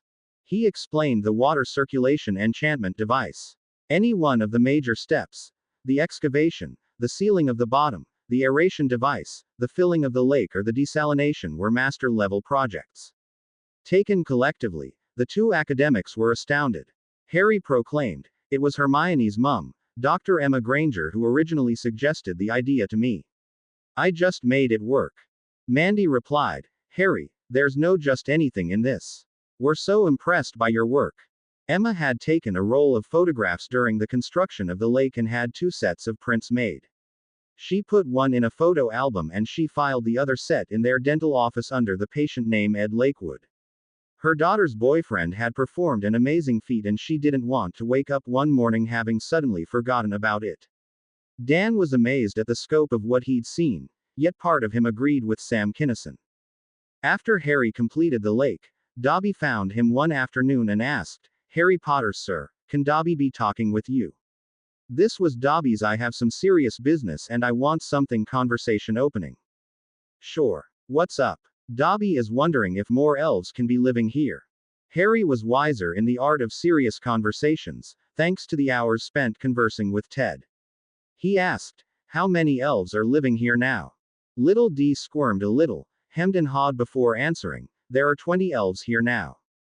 Harry replied, 20. Who are they? Besides Dobby and Winky, there be Winky's sister, Layla, then Nikki, Freddie, Johnny, Kaya, Sandy, Betty, Lily, Joanne, Jeannie, Leslie, Bobby, Connie, Maddie, Robbie, Gary, Larry and Ed. Harry clarified, he's the guy who talks with the unicorns. He's a good guy. Dobby, my question is, how many elves and unicorns do we have room for? Also, Emma was wondering if we could grow some apple trees here. Yes, Harry Potter. There be Granny Smith, Gala, Cortland, Empire and Harrelson trees here, many of them. Harrelson are Dobby's favorite. Winky likes them too. He put his hand over his mouth in a perfect imitation of Hagrid. There is plenty of room, Harry Potter, sir. Harry replied, I'm fine with more elves and unicorns living here, Dobby. As long as you're happy and they have something to do, I'm happy too. Saturday, October 21st. A few weeks later, Harry saw Dobby and Winky out in the backyard. He said, Hi, you two. How have you been? Little D replied, We've been busy, very busy, Harry Potter, sir. All of the elves have been moving downy birch trees, old oak trees and more Harrelson apple trees. The unicorns are being very impatient. Dobby, how many elves are here now? Dobby looked at Winky, like they were holding a private conversation. A moment later, she answered, There are 198 elves and 2 elflings. Harry asked, Shouldn't there be more elflings? Dobby asked, Does Harry Potter, sir, think so? Of course. Now it was his turn to look at Dobby and Winky suggestively. After a squirmy minute, he let them off the hook, asking, How are the unicorns doing? Winky replied, They are very happy here, Harry Potter. Harry and Hermione were having dinner together in town. Harry asked, How do you like your classes this term? She admitted, Chemistry and biology are hard. There's a lot of material covered. He asked, Do you like them? Nobody likes them. They're the weed out classes for people going into healing. You just get through them. How about you? Everything is fun. I love enchanting class. I think of interesting projects to try almost every week. She smiled and said, Eat your pizza. I'll suffer in silence. Her parents had gone over the academic and career path with respect to healthcare. The studious teen knew what she was getting into. Friday, November 8th. Daryl Whitehorn and Harry had developed a friendship of sorts. Harry made a habit of stopping by Daryl's wandcrafting workshop on Friday afternoons to say hi and discuss their various projects. As there was no wand-making class this semester, Daryl was puttering around the shop. When Harry walked in, the master wandcrafter said, Hi Harry. I'd like you to meet my nephew, Devlin. Hi. Nice to meet you. Daryl speaks highly of you and calls you his favorite nephew. Harry was inwardly surprised. Devlin looked 20 years older than his uncle. They both resembled the movie character, the Dude. While Daryl still had light brown hair and a trimmed beard along with the occasional streak of gray, Devlin was nearly completely gray. His face was lined. Devlin made the connection and asked, You wouldn't have anything to do with the display in the lobby of the London Gringotts, would you? Harry nodded and remarked, I thought that they would have taken that down by now. Not likely. They treat it like a shrine. Harry made a connection of his own and admitted, I'm a fan of your work too. What's the difference between making a broomstick and a wand? Devlin smiled and replied, There are several runasets carved when the shaft is split before adding the core. Harry nodded and mentioned, My firebolt feels a bit like my staff. What bit of snake do you use for the core? Amazed that he'd made the connection, Devlin replied, Ashwinder. What did you use for your staff core? Basilisk venom. Devlin remarked, That must be a heck of a transmission device. The basilisk venom wand I made is about 140 efficacy. I'd estimate the staff is about 600. It's pretty tiring to use after a while. Daryl shook his head in amazement at the remarkable teen and muttered, I wonder why. Harry asked, What do the runes do? Devlin replied, They set limits as to what the broomstick can do, angle of a dive or climb, how sharply the broomstick can turn, maximum height and speed are the common limiters. Brilliant. How do you carve them so small? Devlin admitted, I don't. I use an expansion charm on the wood after I split it, carve the runes and resize it before gluing the core material in place, then glue the two sides back together. Harry replied, That's a great idea. I need to run. Devlin, it was fantastic to meet you. Daryl, I'll see you next week. He tucked his conversation with Devlin in the back of his mind, knowing that it would be important. Saturday, November 16th. Emma asked, How is the water project coming along? Harry admitted, I need to be able to measure loss in order to estimate how far I can really carry a single load of water. She replied, As I understand it, water in large volume is commonly measured in acre-feet. Taking the example of your lake, for easy math, it's about 20 acres in area and 40 feet deep, giving you about 800 acre-feet of water.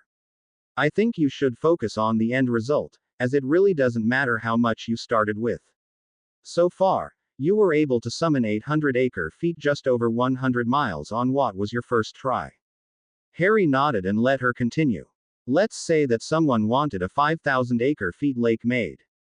The size and depth combination to get to 5,000 feet of volume doesn't matter for the conversation. Let's say they had the ability to close air traffic for 4 hours, between 1 and 5 am. Could you make 2 trips? I suppose so. If you practiced at this, would you get better? Harry thought back to his efforts at conjuring arrows. They lasted twice as long as his initial efforts. That said, he didn't want to overestimate his abilities. He replied, to be conservative, let's assume that there would be no improvement, which might offset the assumption that the second load would be the same as the first. So we'll use a result of 800 acre-feet. Could you do it 3 nights in a row? For sake of discussion, we'll assume the night before, the night of, and the night after the new moon. He replied, yes. So that would give you 4,800 acre-feet in a month. He nodded, still not saying anything to get off track. She continued, let's look at it differently. If they managed to fill the lake themselves, if they piped in the water, how would that work? Harry replied, it would be simplest if they had 2 side-by-side ponds. They could be filling one with salt water while drawing clean fresh water from the other. When it was full, the pump would shut off and we'd remove the salt. Actually, it would be better to have several lakes in reserve, so someone wouldn't always have to be there, desalinating the seawater. How long did it take you to clean the water in your pond? A few hours. It might take 2 days to clean a 5,000 acre-feet lake. It was pretty tiring. She asked, could another witch or wizard who had their own staff do it? How about Hannah? Maybe. She'd have to try it. Emma said, I bring this up for several reasons. If you do this with any regularity, you'd be gone a lot. Beyond that, when I originally lamented that magical soul do something with drinking water, I was speaking in generalities, not suggesting that you take the world on by yourself.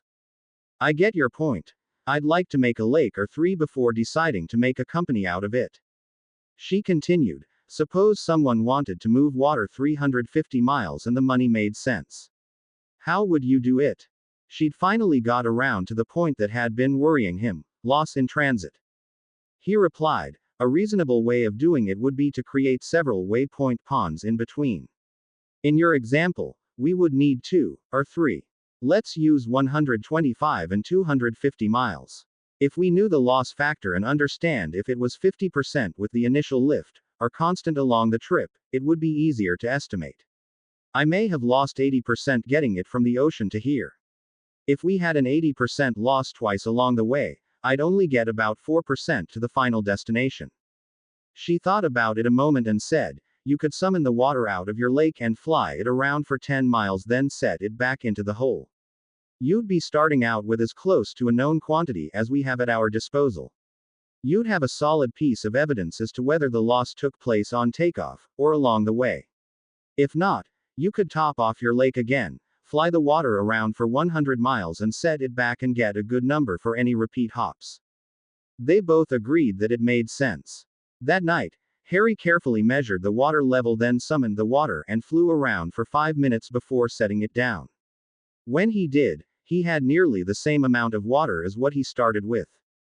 He was quite pleased with himself until he spoke with Dan, who mentioned, you lost half of the water when you summoned it. Fortunately, most of it landed back into the lake. Harry asked, how much did I lose in total? Dan replied, less than 10% from the flight itself. Once the water decided that it had been summoned, for the most part, it stuck with you. Harry thought about it a bit and observed, maybe flying the water some distance is more practical than I originally envisioned. Saturday, November 23rd. One Saturday, Harry heard a knock at the door. A man identified himself as John Steele and showed his MACUSA credentials. He looked to be about 40, so Harry guessed that he could be anywhere between 40 and 75. He said, I was given your name by Mandy Taylor from the Salem Institute. She told me that you're interested in water. Yes, sir. He also introduced Dan to the man. Let me ask you a question. How do you think it gets used? Harry replied, people drink it. That's important. Steele nodded and said, yes, it is. Go on. They shower, wash the dishes, clean laundry, and the like. Good. How much water do you suppose the average person uses in a day? Harry guessed. I reckon 50 gallons or so. Steele nodded and replied, double it and you'd be very close. Magicals probably do use less, but on average for personal consumption, 100 gallons per day is a good number. Please tell me about the lake that you made. It's 22 acres in area and 40 feet deep. Impressive. For easy comparison, 1 acre is about the area of a football field. For quick math, an acre foot is 325,000 gallons. Keep those in mind. Here's the rub. You personally only use 10% of the water that's consumed per person. Harry asked, where does the rest go? Half is industrial use, 40% is irrigation, and 10% municipal. That 10% is the 100 gallons per person that we talked about. Emma said, so Harry looking scruffy by only showering every other day isn't going to make much difference. Steele grinned and replied, probably not. She asked, where are you going with this? He deferred the question and said, if you wouldn't mind, please show me your lake. Harry walked him out. Dobby and friends had moved thousands of fir trees so they ringed the little lake. By any measurement, it was gorgeous. Steele admitted, this is the single most impressive piece of magic that I've ever seen. Harry replied, thank you, sir. Out of curiosity, how did you fill the lake? I summoned some sea water and transfigured it to be fresh water. Steele blinked a dozen times in amazement at the statement and admitted, I doubt that I could summon a bathtub full of water. Amazing. Emma asked, without sounding naive, where does most drinking water come from? Steele replied, essentially there are two sources, either it starts as snow or rainwater and ends up in a lake or river, or it's pumped out of the ground. Why is so much used for industrial purposes? Honestly, because it's inexpensive. It's used to cool things, wash things, cut things, and filter things. The same holds true on the agricultural side. You water plants, wash produce, and the like. The problem is that the numbers are fuzzy. In most cases, at least on the industrial side, the waters isn't consumed, just rented. Consider the Colorado River in the western part of the country. The water might originate as fallen snow on a mountain or hill. It melts, flows into a stream. Then it spends a few days in a tributary and ends up in the river. Along the way, some of it's used a dozen times, treated, and goes back into the river. Remember when I said the numbers are fuzzy? Along the way, much of it evaporates. Harry replied, I had the same issue when I filled my lake. It's hard to measure. John agreed, for sure. As you continue with this, keep something in mind. They're not simply running out of water. They're slowly being forced to learn the painful lesson that there's a finite supply of free water. He asked, so what exactly was your plan? To make recreational lakes, or drinking water for municipalities? Dan saw the issue. Take one hypothetical county in Arizona for example. Essentially you have a city that's built in the middle of a desert. If they decide that they want to use desalinated water for their municipal use, you'd need your stated 100 gallons per person per day. The planners would take the expected city population, say 4 million, times 100 gallons and probably double it for expected future growth. That would be their designed capacity. They'd have to calculate the cost of running a really big pipe 175 miles, part of which would be through another country. Then you'd have to estimate the cost of building and running a desalination plant. Factor in a useful life of 100 years and you could arrive at a cost per gallon.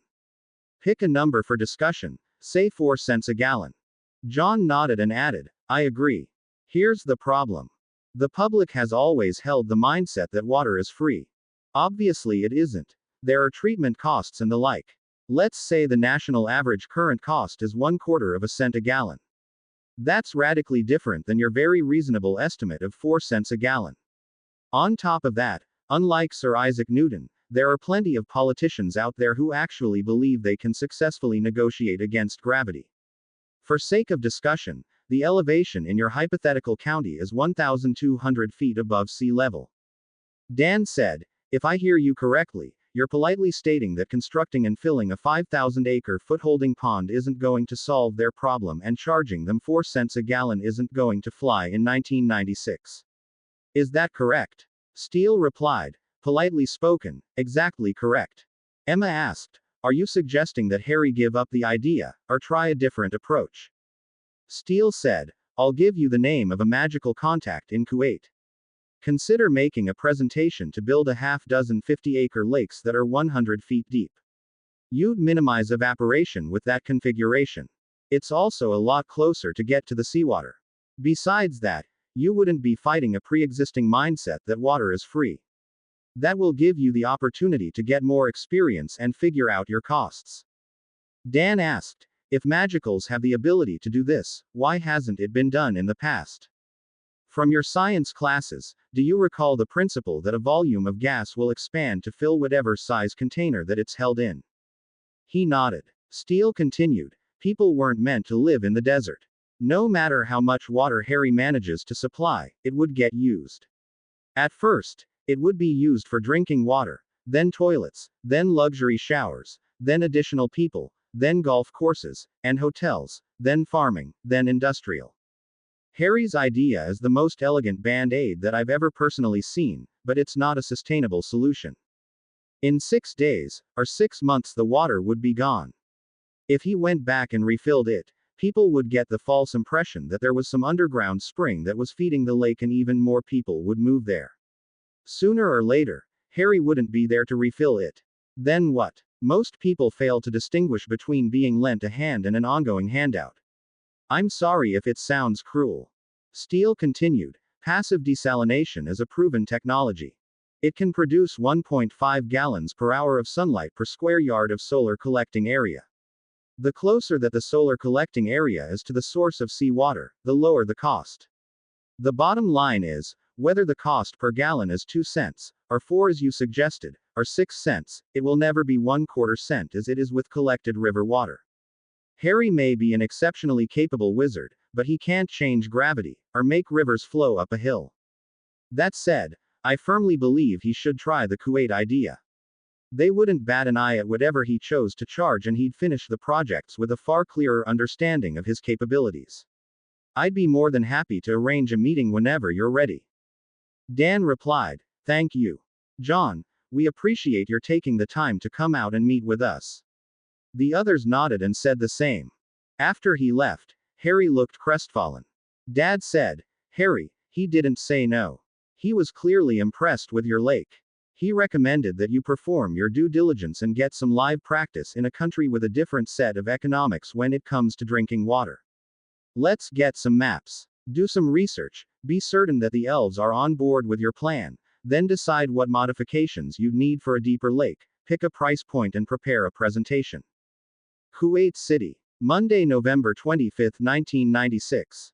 It was during the last week in November of his fall term when Harry informed his instructors that he'd missed the last 2 weeks of class.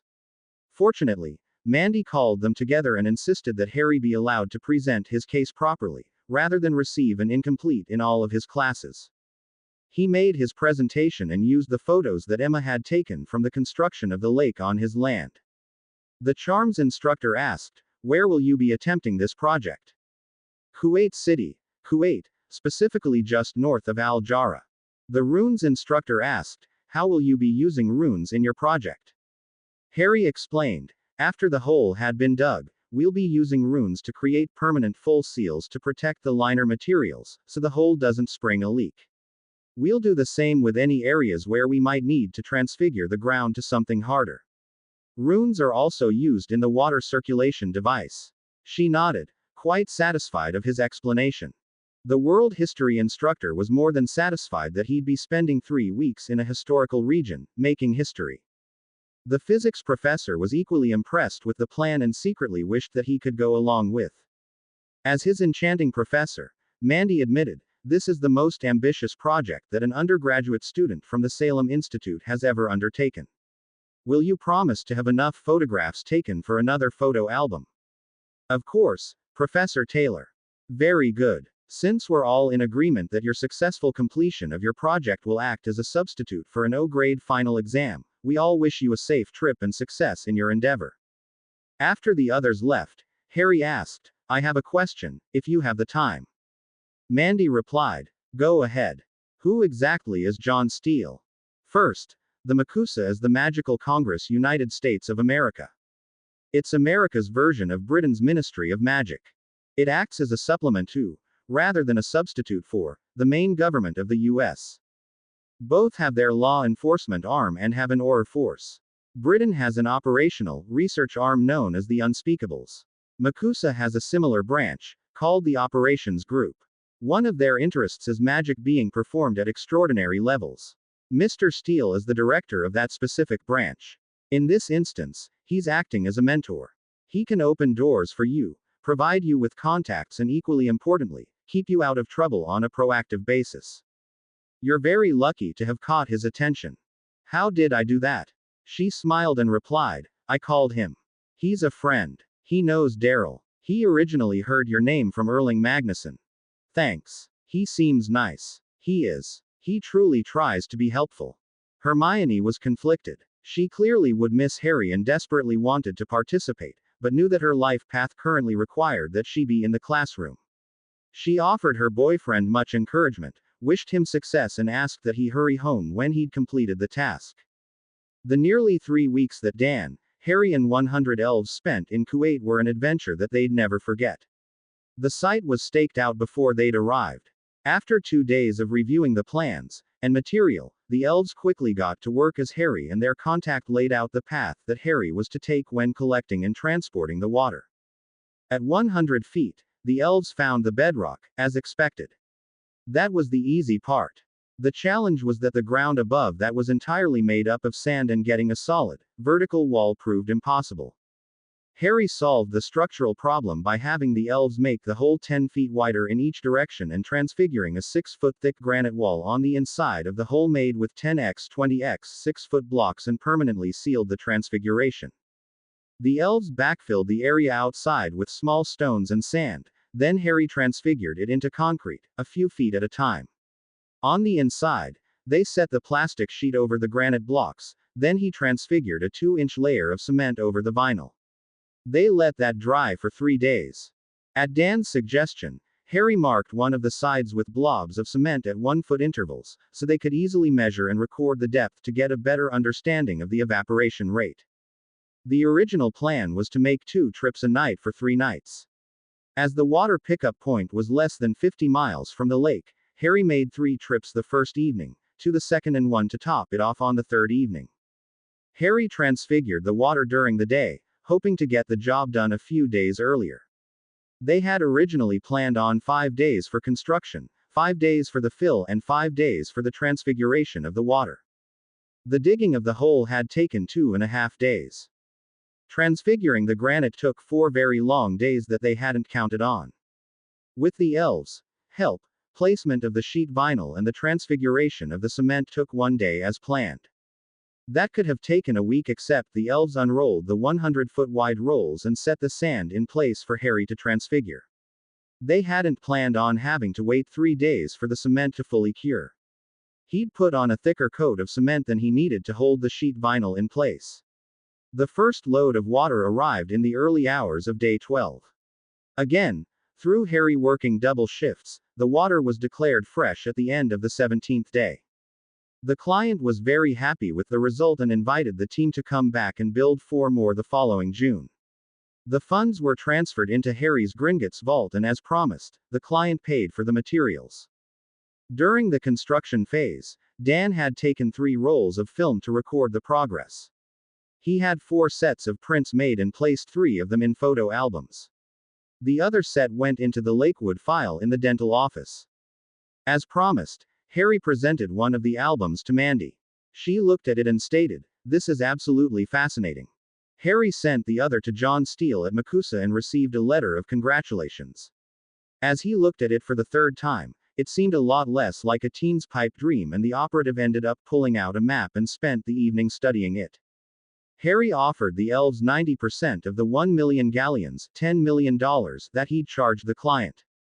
Dobby replied, "No, no, no," and said, "Elves take 10%. Harry Potter sir keeps 90%. Elves had too much fun digging in Big Sandbox. They finally agreed on a 50-50 split. Dobby agreed to go visit the lake each week and check the depth reading. Tuesday, December 2nd. Cyrus Greengrass was no fan of the Bones Scrimgeour administration. While they were officially a neutral family, he was a few shades darker and less affable than his wife, Demi. They made their living running their import business at the very edge of the law. By his thinking, a bit on either side of the edge was where the money was. If some of the plants and herbs that they imported were legal on the magical side and illegal in the non-magical side, that was fine with him, as long as they could quickly be resold at a serious profit. When he finally heard that Susan Bones had left Hogwarts to attend school in the States, he decided that rubbing it in at the Wizengamot was an irresistible opportunity. Demi, who had better sense and understood costs and consequences, had heard the news the first week in September. She never brought it up at home. Where Cyrus had heard it was anyone's guess. When Augusta Longbottom asked if there was any new business, Cyrus immediately stood, smirked, and said, "Minister Bones, can you explain your niece's reasoning for transferring to the school in Salem?" It never occurred to him that Bones had had nearly 4 months to prepare and refine a response. She replied, "Of course. All parents and their teens should continually discuss their teens' plans and choices. Since you've previously brought them up, I'll include a few others. Hermione Granger wants to go into healing and is working towards certification as a healer. Eventually she'd like to earn a master's in one of the specialties. Harry Potter is well on his way towards earning a master's degree in enchanting and is focusing on magical construction. Last summer, my Susie handed me a list of classes that she wanted to take in the next 3 years. Only a third of them were offered at Hogwarts. I completely support her decision. Hogwarts is at a historically low enrollment point. Fortunately, the youngest year's class sizes are larger than those who will be finishing this year. It's not just these three. Draco Malfoy, Theodore Nott, Vincent Crabbe and Greg Goyle decided to go elsewhere to receive their education. Dean Thomas is pursuing a magical art degree. There was a pause in the discussion. Ted's clarification bill from the previous year eliminated the requirement to obtain a newt from Hogwarts for being seated in the Wizengamot. The school was simply too small and underfunded to offer education in multiple career paths, master's programs, or the like. Without the Silver Mask contingent in attendance and functioning as a voting bloc faction, snide comments like Greengrass had launched were about as far as those thoughts could go.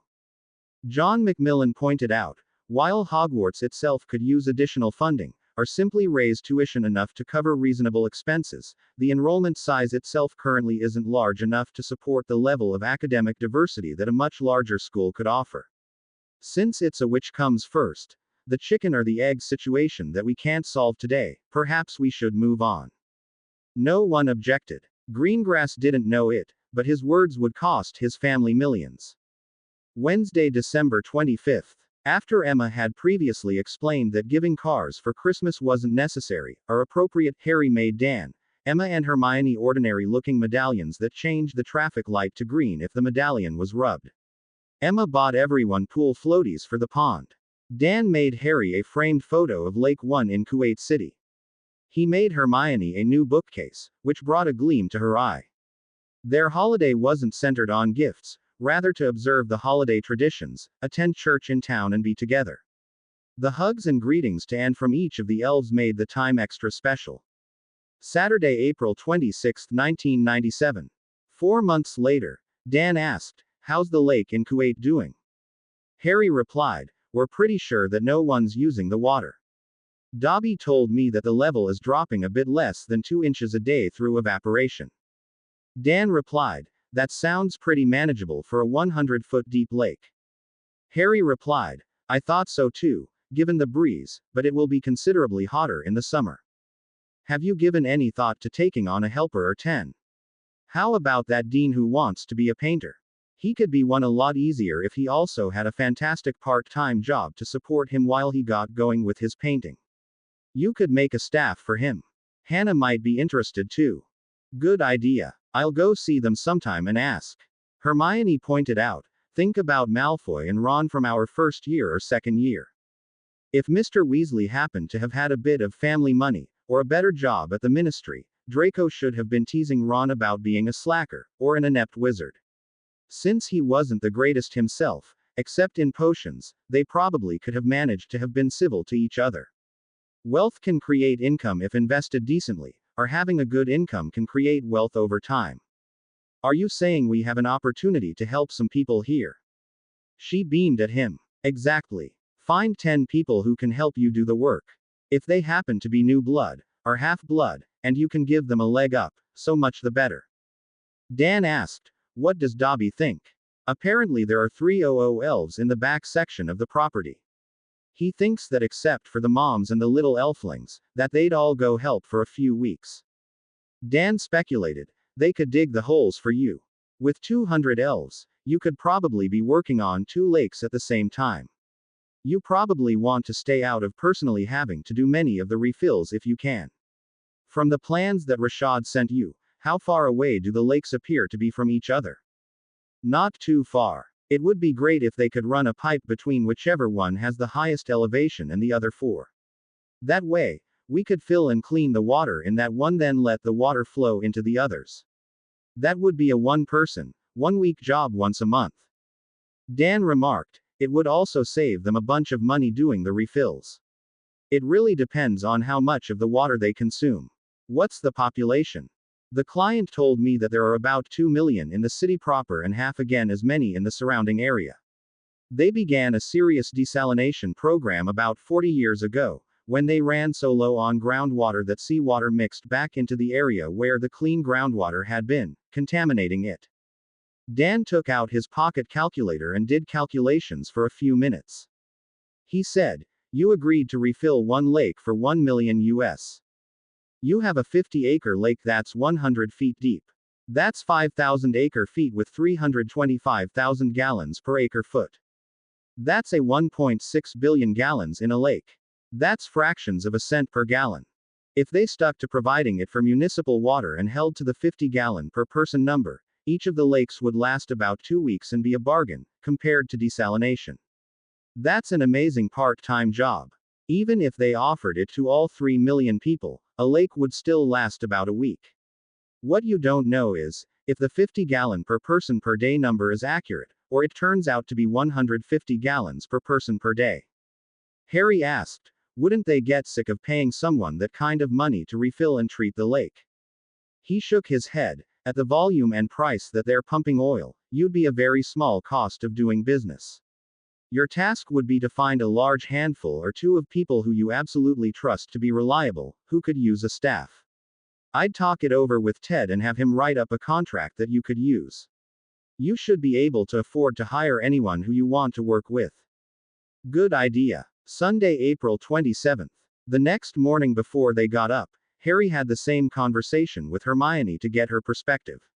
She suggested, we could bring a few people over for an interview. You could make or lend them a staff, then take them 20 miles out over the ocean on a nice day and see how they do. They'd need to be an excellent flyer and a very strong wizard or witch. He asked, who do we know who's really good at transfiguration? Professor McGonagall, Dean, Hannah, Cedric, maybe the twins, for sure Angelina, Katie, Tonks, Susan, and for sure Ernie Macmillan. After a moment, she said, we should add Mandy to the list. Who do we know who's a great flyer? Hermione replied, Cedric, the twins, Katie, Angelina, and Ginny. How good do they have to be? They need to be able to fly at least 75 miles an hour, one-handed, while holding a staff and maintaining the strongest spell of their lives. If they dropped a load of water from 1,000 feet, they'd likely kill someone and get shot for their mistake. Scratch Ginny off the list. I don't want to deal with Mrs. Weasley, or Ron. Hermione pointed out, it doesn't have to be one person doing both jobs. You have 2 very different tasks, moving water and transfiguring it into drinking water. No matter how many ways you split it, it's life-changing money. Fortunately, we have the perfect place to audition them and rehearse. They could also portkey to Hogwarts and practice. As for the twins, it would be a short, deadly serious conversation, telling them that if they even think about pulling a prank, they'd be jailed, or more likely killed. As for practicing, I'd suggest that we build another pond here and have them help. You could change the granite back to sand and start fresh with the next person. You're really looking for someone with stamina. How long did it take to change the water? 6 long days total to fly it in and transfigure it. We started at 7 am. I took a 5-minute break every half hour for a snack and an orange crush. We took an hour for lunch and another for dinner. We called it a night about 9. Not wanting to see everyone on their list fail, she said, your audition would have to start with 5 minutes of transfiguration and a 10-minute break and work up to 10 and 5. You had a lot of practice when we were at Hogwarts. True, but we're not looking for the common wizard or witch. As patiently as she could, she replied, Harry, I realize that. Somehow you managed to fly 800 acre-feet 100 miles on your first true attempt. Maybe McGonagall could only manage 75 after 2 weeks of practice at the Black Lake. Anyone who you invite has the opportunity to have their life changed for the better. I'm not saying that it should strictly be a social experiment, like Mum was going on about, but for the 5 or 15 people who you give the chance to, it will be. Dean, Katie, or Angelina, the twins and Ernie could do the work and you'd be doing them a great service. Hannah, Susan, Cedric, Tonks and Professor McGonagall would be great additions. Harry admitted, I see your point. It took 2 trips to fill the pond and 6 trips to fill the Kuwait City Lake. I never took as much as I did with the first trip to minimize spillage. Okay, so with a lot of practice you averaged 1,000 acre-feet. My point is, on the refill trips, there's 100,000 gallons per lake to split. Mr. Weasley makes 500 gallons a month. If you kept half of the money, the others would be beyond delighted to split the rest. If half of the people went one time and the other half went the next, it would be life-changing. I just don't want you to have to do it by yourself. Get Ted's opinion first, if you want. Okay, I'll pop over to see him, write the letters, give them a week of notice, take another portkey to London, rent a flock of owls and send them their notice. Can I at least grumble that most of them don't have telephones? Almost. After they've received their first bank drafts, yes, then you should insist that they get cell phones. Thank you. Tuesday, April 29th. George opened the envelope that had just been delivered. Fred and George, I have a need for some ambitious, highly talented people for a part-time job and thought of you. If you're interested, please go to Gringotts this Saturday at 10 am. The teller will take you both to the Silver Conference Room. This isn't an open meeting. Don't mention it to anyone else. Harry, see brother mine, highly talented. We'll go there and hear Harrikins out. I agree. Obviously Ron isn't invited. Perhaps that ambitious part was a total disqualifier. I believe you're right. Mum's the word. Saturday, May 2nd. A week later, Harry was in Barchoke's office for some quick business and a visit when Chiptooth knocked and told him that the planned guests had arrived. He thanked Barchoke for his help and was escorted down the hallway to the conference room. He'd rehearsed his presentation several times with Dan and appeared very confident. Thanks for coming. I have ongoing business in Kuwait, developing an alternative water system for them.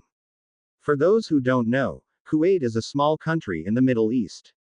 The project involves making lakes. That means digging really big holes in the ground, then sealing them, filling them with seawater, transfiguring the seawater into fresh water and refilling them on an ongoing basis. There are 2 ongoing activities.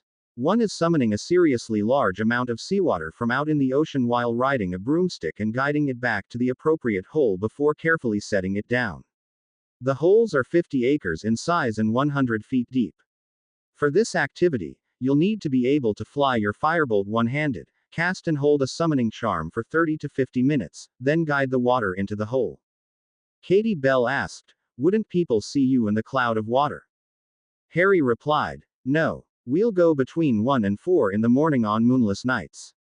The client clears the airspace during those hours, so we won't run into a jetliner. McGonagall asked, are you seriously considering doing this?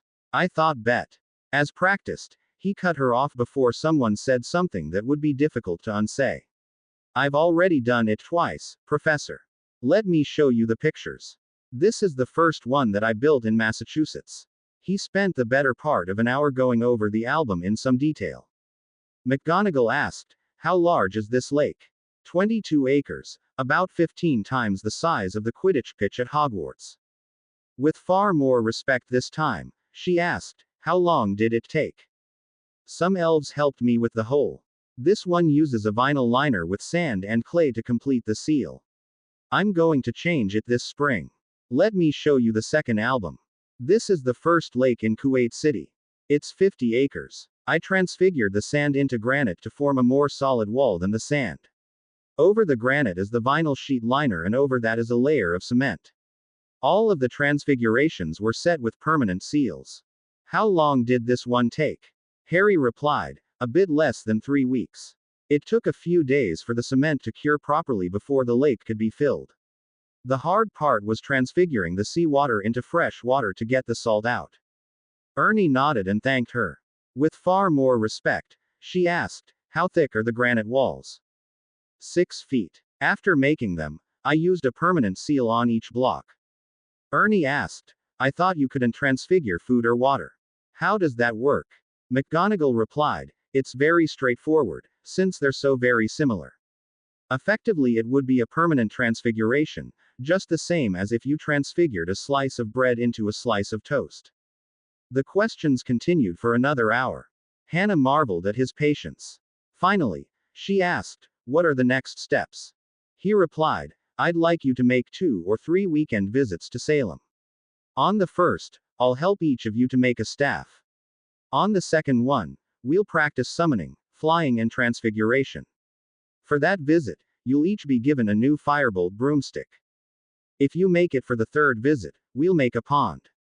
The construction in Kuwait will begin in June and continue through July. The refills generally will be the nights before, of, and after the new moon. Transporting the water could be done in one night if there was a line of people doing it, each 10 minutes apart. Transfiguring the water after that takes 2 to 5 days, depending upon the size of the crew and how much water needs to be transfigured."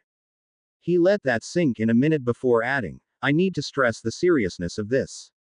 There are no jokes, no pranks, and no mistakes. There's no detention, or second chances. If somebody dropped a huge load of water on someone, we wouldn't plan on getting out of there alive. There's no Dumbledore there handing out second chances."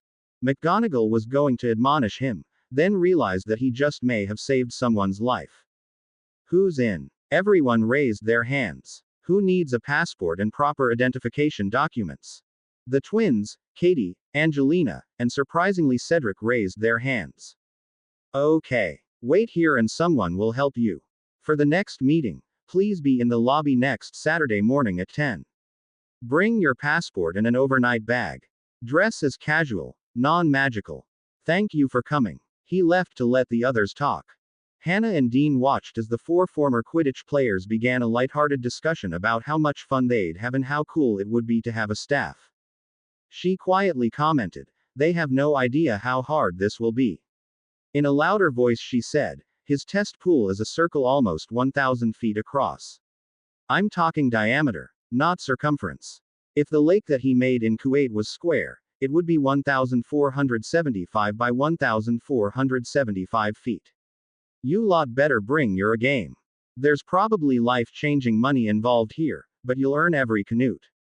Tonks added, "The pictures that he didn't show you were of the armed guards. There's no fooling around." Pointing to the twins, she said, "Boys, you've had your warning. Saturday, May 24th, travel day -10. Harry went over the plans again. Unlike his pond, which was 40 feet deep with an extra 75 feet of waiting area before the drop-off, the 5 lakes Hatter would have walls that were straight or nearly straight up and down.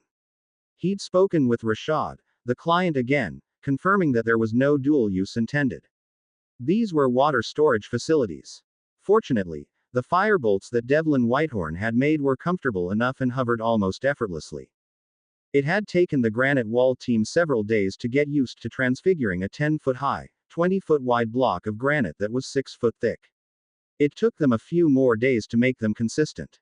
Harry worried that it would take them all summer to develop the stamina to make them on a production basis.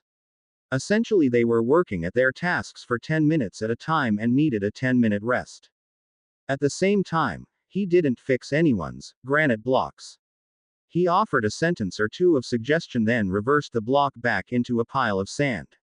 After the person's third mistake, he carefully demonstrated the technique again, pointing out the specific applicable tips and tricks. The height and width had to be virtually exact. He allowed a 3-inch tolerance with the thickness, as it was the hardest to see when making the block. One thing that was noticeable to him but remained unspoken were the staffs themselves. Simply put, the basilisk venom staffs allowed the witch or wizard to wield a more powerful spell by about 25% than the unicorn hair version. Unfortunately, only Dean, Katie, and Hannah could make them work. The others used a 48-inch unicorn hair in their staffs. Harry decided on one design change for the remaining 4 lakes. Whereas the first one that he'd made had vertical walls, he took one of Mandy's colleagues' advice and stepped each layer of wall back a foot, like an inverted pyramid. The idea was to not have all of the weight of the walls resting on the bottom blocks. Travel day -5. Harry, Minerva and Hermione were driving to Chesterfield together after dinner. Emma had suggested spending an hour alone with everyone, so they'd have the opportunity to ask questions, or share any concerns. McGonagall slipped into a comfortable conversation topic and asked, "How are your classes coming along, Miss Granger?" As she was driving, Hermione replied, "In healing, we had the opportunity to assist, ever so slightly, in the delivery of a baby this morning. The father tried to be encouraging and everything, but for a while, he seemed to need more attention than the mom. It was their first. She was careful with her choice of words, making a conscious effort to not disparage the school that had placed her or Harry in deadly situations so many times. Ted had stated those points quite clearly when they'd withdrawn, and she didn't want to rehash them." McGonagall asked, "What classes are you taking this year?" "We have different classes every semester. Currently, I'm taking healing, charms, potions and herbology on the magical side. On the non-magical side, I'm taking biology 4 and world history 2. When does your school finish for the term?" "May 29th. The first summer session will begin the following Monday." She waved at the 2 teens walking down the sidewalk. "What did you take, Mr. Potter?" "Charms, Transfiguration, Enchanting 3, Potions, World History 2 and Physics." "How is it that they let you drop the last month of your classes?" "I signed up for a work-study plan set up by my advisor. I made a presentation to them before the beginning of term, similar to what we had at Gringotts, and they all approved the request. How about you, Professor? Hogwarts must still be going for another 6 weeks. The opportunity to check up on the 2 of you seemed irresistible. Hogwarts doesn't shine as brightly since the 2 of you left. Then with Miss Bones leaving this year, I wanted to see the 3 of you myself. Beyond that, Hogwarts never officially provided for retired teachers, and Albus left the school on less than a solid footing, financially. With Mr. Thomas, Miss Abbott and Mr. Macmillan leaving early, Phileas insisted that I take up your invitation, so here I am." He replied, "We're more than happy that you're here, Professor." She admitted, "I wanted to thank you for assigning me one of the less strenuous tasks. Inspection and sealing are better fits for me at this stage of my life.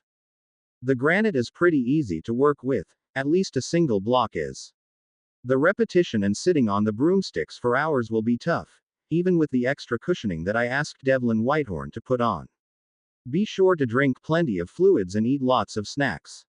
Also, sealing can just as easily be done in the evening, rather than in the afternoon sun. The side walls will be illuminated just as brightly as daylight. Nonetheless, it was very apparent to me that I failed the water-carrying exercise miserably. My water cloud wouldn't fill a backyard swimming pool, let alone make a scratch in filling a lake. Everyone is bringing their own set of skills to the table, Professor. Finesse with a decent bit of stamina are a powerful combination. You'll want to see how transfiguring the seawater into fresh water works for you. The 1-week-a-month task might become a perfect part-time job for you. I also wanted to thank you for the accommodation in your home. I appreciate it," Harry said. "I stayed at one of the hotels when I was in Kuwait the first time.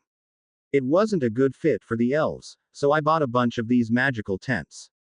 Each of the tents contains a 900 square foot area set up as 2-bedroom, 2-bathroom, a kitchen and a large sitting area. Everyone has their own, but if you'd prefer, I'll happily arrange a room at the hotel." It has a lovely view and a driver. Dan and Ted will be here alternating weeks. Not Andromeda, or Emma. The Middle East has a different culture than ours. Not right or wrong, but different, especially toward women. They'll leave us be on the job site, but if we venture outside, we're expected to fit in. McGonagall replied, I take it that you've had that discussion with Miss Abbott, Johnson and Bell. Twice, but it won't hurt to have it again. Finally, they'd seen the town and Hermione parked the car back in the driveway. She said, Good night, Professor. Good night, Miss Granger, Mr. Potter. Thank you for the tour. It was Katie's turn. The last 2 years had been very kind to Katie Bell. She'd grown into her face and her body had grown into her 5'9" frame. She was no longer a beanstalk. Plainly spoken, she was gorgeous. As before, Harry went into the back seat of Hermione's 1992 Honda Accord. Seeing the two girls hug put a smile on his face. As the car began moving, Hermione asked, How was your 7th year? Ordinary. Honestly, it was boring. After the tournament, the school changed a lot. It felt like all of the sharp edges and interesting things weren't there. The Quidditch League all but fell apart. Their friendly pickup games instead of epic contests that had felt like they had meaning. Slytherin changed the most. A bunch of the students transferred to different schools 2 years ago. A few others left this year. I didn't hear the Mudblood word once this year. Hermione asked, What about your Newts? What about them? I can take them here anytime, or I can take them in Britain in mid-August. I plan on attending master's classes at Salem in September. My parents' herbology business will still be there 3 years from now, if I haven't found anything better. My plan is to do this as long as it's offered. I'm beyond grateful for the opportunity. Hermione was shocked. What about? Katie cut her off. Hermione, what does an entry-level healer make? She admitted, I don't know. 650 GA month. Is that good? Yes. No. It's not the point. Your parents have that beautiful home. Your support system is a mile deep. My mom told me, maybe we'll take you on, if you can't find anything else. Would you really want to spend your first 3 years working at the ministry, getting coffee for Scrimgeour while half of the men and some creepy women leer at you? I can take a few classes a semester here and be gone a week a month or so. I'll be the happiest witch around. You know. Hermione didn't know. The issue of money had never come up in her life. Her parents weren't multi-millionaires, but they'd had a nice home in Surrey, and her mum implied that without the NHS discounting 90% of the fees, they were doing a lot better here.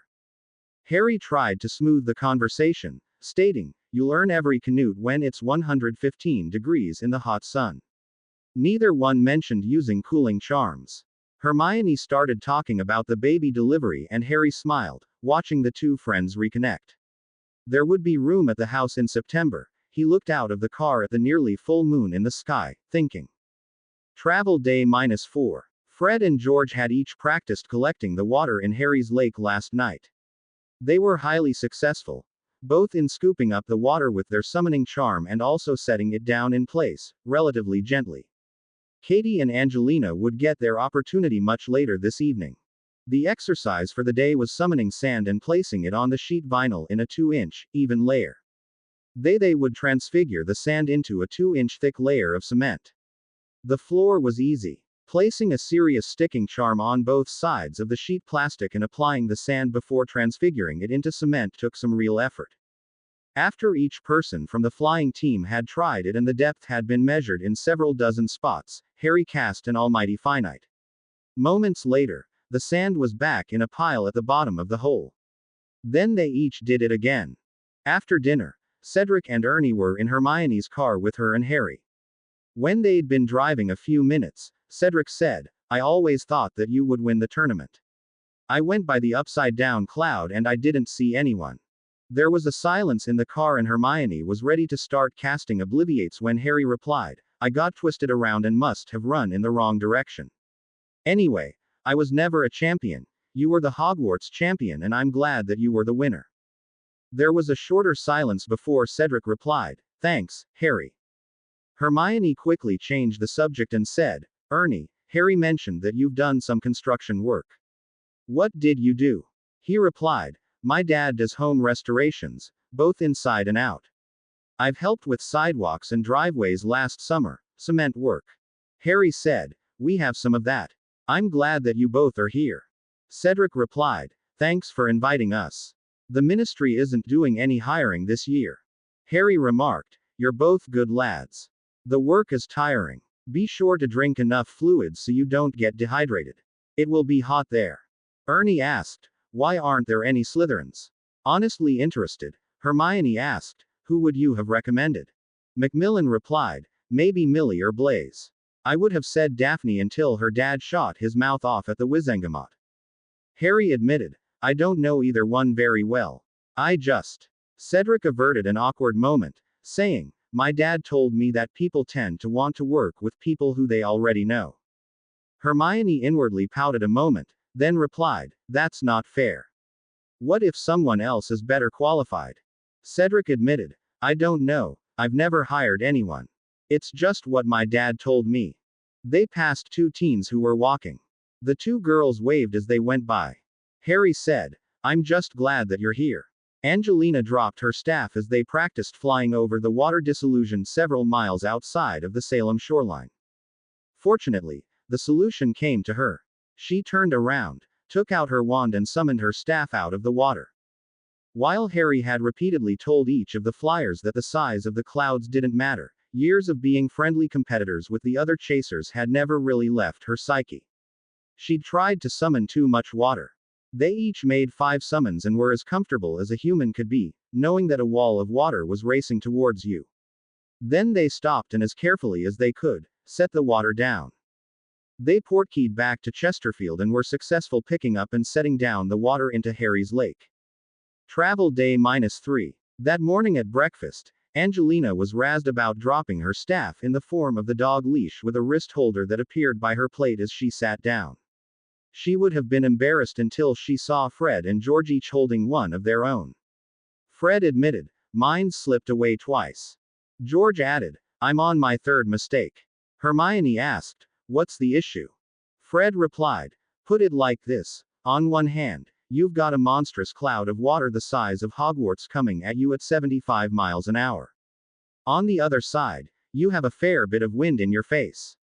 Dan, who was listening, asked, why don't you wear a motorcycle helmet with a face shield?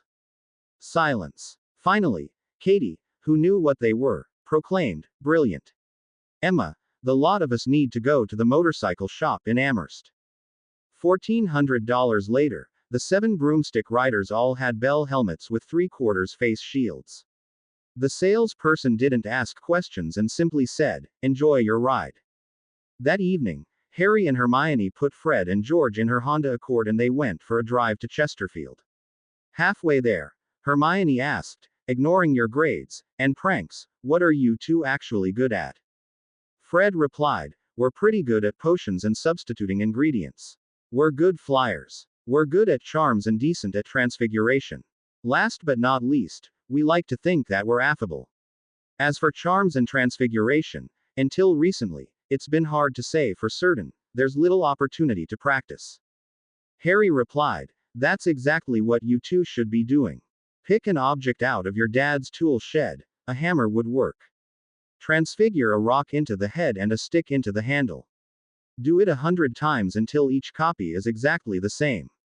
You'll get loads better at it and develop stamina. In this go around, you two will be on the water crew, but for the construction phase, I want you two to also be on the cement team. It won't require the same precision as the section blocks, but doing acres of it all at once will be taxing. He added, I'll say it one last time, lads, no pranks. The guards have a shoot first attitude, they're all business.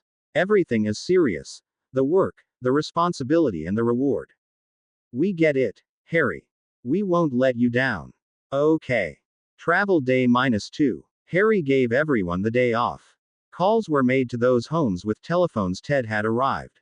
He would be with the group for the first 10 days. Dan would come on the 10th day and remain for the rest of the trip. Dan loaned Ted his camera and had a dozen rolls of film for his use. Travel day -1. Ted rechecked that everyone had a valid passport and gave everyone an envelope with a few $100s in local currency, as well as a small bundle of French francs. He also went over a lengthy list of items which would be considered contraband, including alcohol. The tents were packed away and everyone found space in the house. Harry gave everyone a stainless steel Gringotts wristwatch. While his own gold watch would easily take him and a few passengers to Kuwait, the stainless steel watch had a limited range. It would take one person up to 5,000 miles, or two people, up to 2,500 miles. He carefully set the coordinates on everyone's watch. Their first stop would be M Customs in London. Their second stop would be M Customs in Paris. Their third stop would be M Customs in Kuwait. His rationale was, if they wanted to spend a few hours in Paris, good for them. The fourth stop was the job site. The evening that they were going to leave, Harry gathered everyone together. The 200 elves who were making the trip had lined up in rows of 25. Harry said, "These elves will be making the trip with us. The two in the red t-shirts are Dobby and Winky Potter. They answer to me and to me alone. Do not ask any of the elves for personal favors. They have their own tasks with the lakes and are being paid, just like yourselves. We're leaving at 10 minutes to midnight. Our first stop will be the Magical Customs building in London. Present your passport and state that you're on a pass through to Paris. At Paris, do the same. State that you're on a pass through to Kuwait. Before you leave Paris, hold your hand over the face of your portkey watch and say recharge. It should take less than 30 seconds. At Kuwait, present your passport and this paper. It's an invitation from our client. If asked, state that you'll be staying on his property. Ladies, before we leave Paris, put on and wear the head covering that I provided, at least until we get the tents put up. Wear them any time you would be leaving the job site. Everyone, have your passport and the invitation letter on your person at all times. Try and avoid contact with the guards. Keep in mind that they all speak perfect English. Leave your luggage here. Dobby's crew will bring everything to the job site. London is 5 hours ahead as us. Kuwait is another 3 hours ahead of London. When we arrive at the job site, collect your tent and get it set up. If you need help, ask one of your workmates. My advice is to activate the cooling charm on your tent as soon as you have it set up. At 3 p.m. Kuwait time, we'll do a walkthrough of the job site. At 6 p.m. Kuwait time, dinner will be served. Meal times will be 6 to 7 am, 11 to 12 am and 6 to 7 p.m. Snacks and refreshments will be available at the dining tent from 4 am to 9 p.m. Don't ask for things that aren't on the whiteboard menu. Again, it will be hot. I expect you to work 11 hours a day. Which hours you work are entirely up to you, with the exception of the water runs. If you see that we're running low of anything, particularly the water testing kits, tell me before we've run out. The job site will be very well lit. My experience is that it's better to work in the shade. Are there any questions? There were none. Hold your hands out. He reminded them how to use the portkey feature of their watch. Activate London. The Lakes. June 3, 1997 Travel Day. The attendant at Magical Customs, London looked at his watch. At 5 a.m., the scheduled group arrived. Ted stated, Potter party of 12 on a pass through to Paris. The attendant gave a quick look to each of the passports, checking that they weren't expired. She stamped each of their passports and said, "You may continue," pointing to the departures area. They used the same procedure at the Magical Customs in Paris. Speaking perfect French, Ted had them to the departures area in minutes. As the girls donned their head coverings, Ted noticed that Harry was wearing a glamour and appeared to be about 30. He thought it a good idea. At M Customs in Kuwait, Harry saw Rashad, their client. As he was a senior official, the customs officer was even faster than usual. Their passports were stamped and they were on their way. The lads were wearing tan khakis with dark blue polo shirts embroidered with Potter waterworks on the front. The witches were dressed similarly, in a more feminine style and their head coverings. Soon they were in 4 cars and on their way to the site. On the brief ride, Rashad asked, "How is the lake business?" As coached, Harry replied, "We finished one last week in Massachusetts. We have several interested areas in the southwestern United States. However, what I'm most interested in is meeting your needs here. I'm certain that you will." As they walked around the job site, Harry asked, If one of the lakes has a higher elevation than the others, it might make sense if there were pipes leading from it to the other lakes. That would improve our ability to refill the lakes as needed. Rashad had thought the same and replied, 1 and 2 are higher than the other 3. We'll install that piping after the lakes are completed. How long are you expecting to take? Harry replied, no longer than 5 weeks.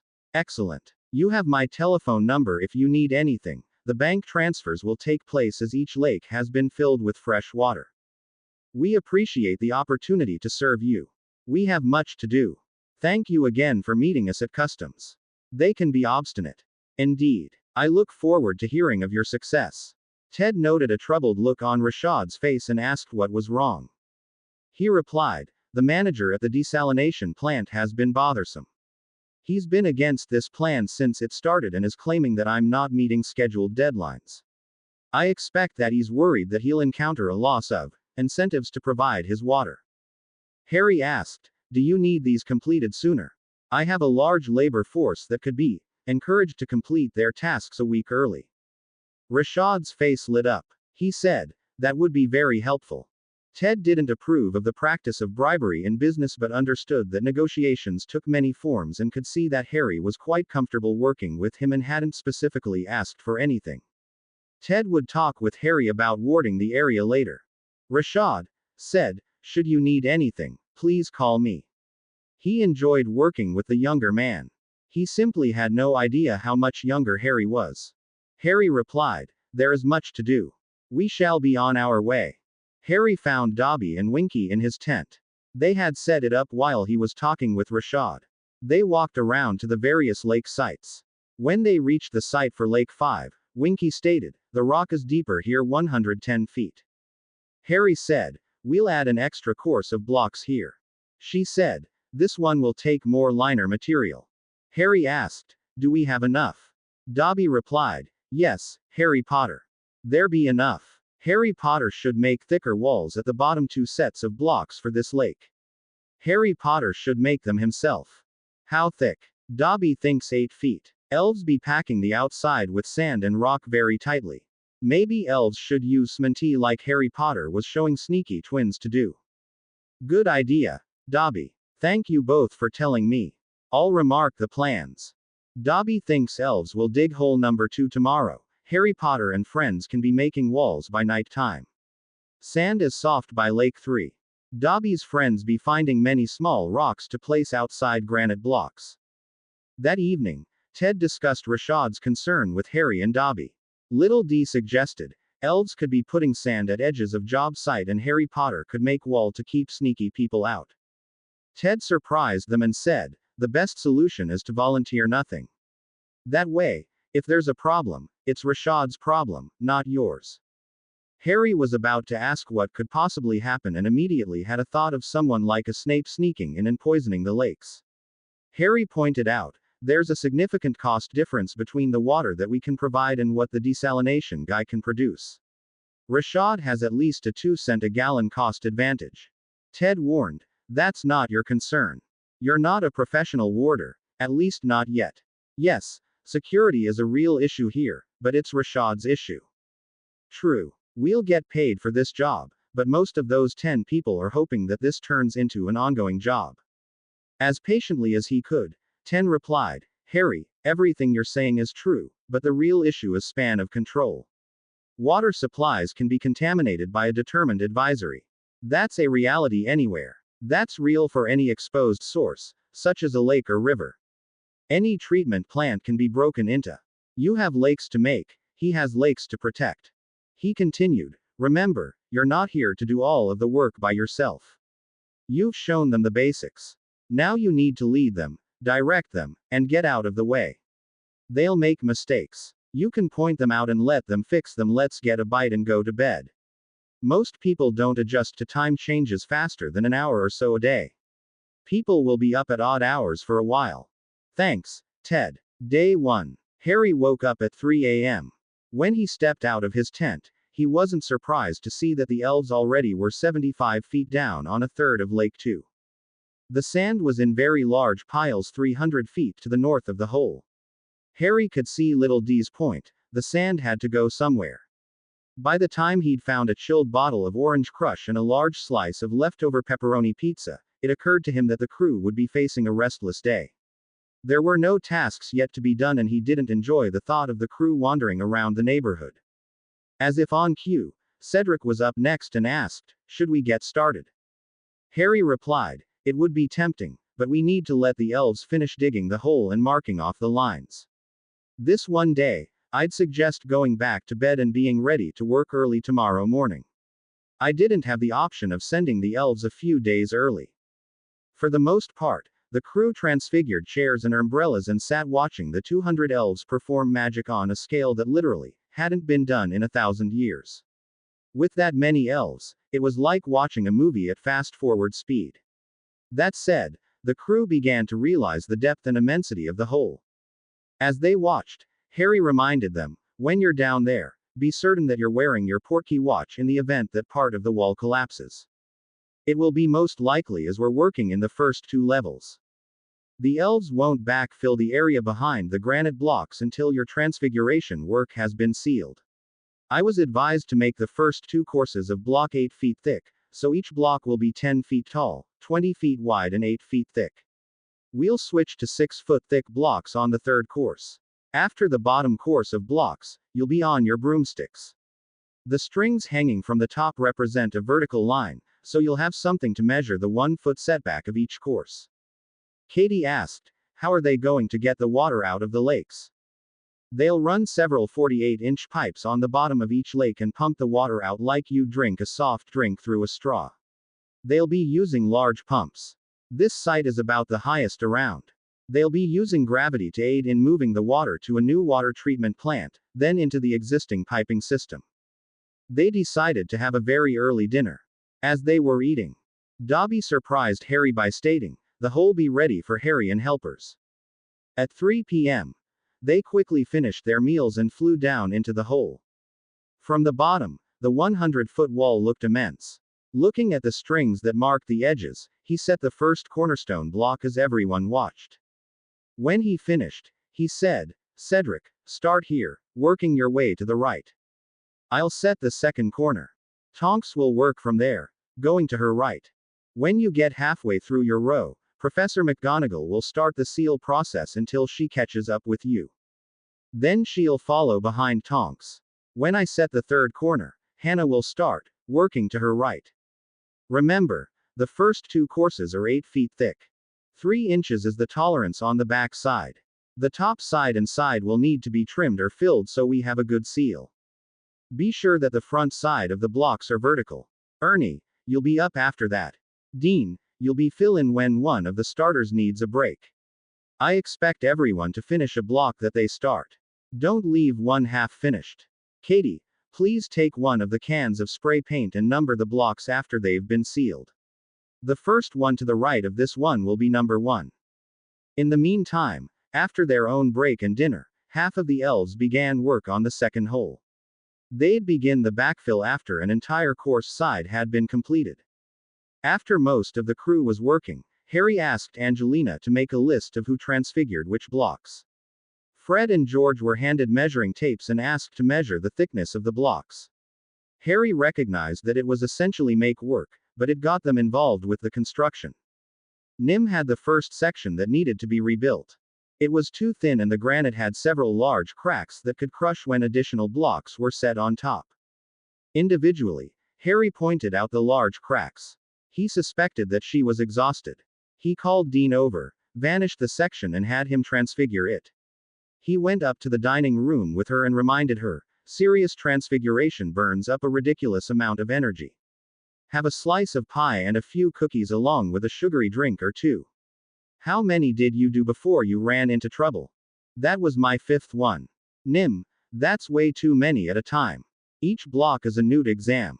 Unfortunately, they all have to be O's. That one was a P. I'd rather see 2 perfect ones. Come back when you're ready. Cedric should be here any minute. Thanks, Harry." As if on cue, Cedric walked in as Harry was leaving. He said, "That's exhausting work, Harry. I barely finished my 4th. Take a break and get something to eat and drink."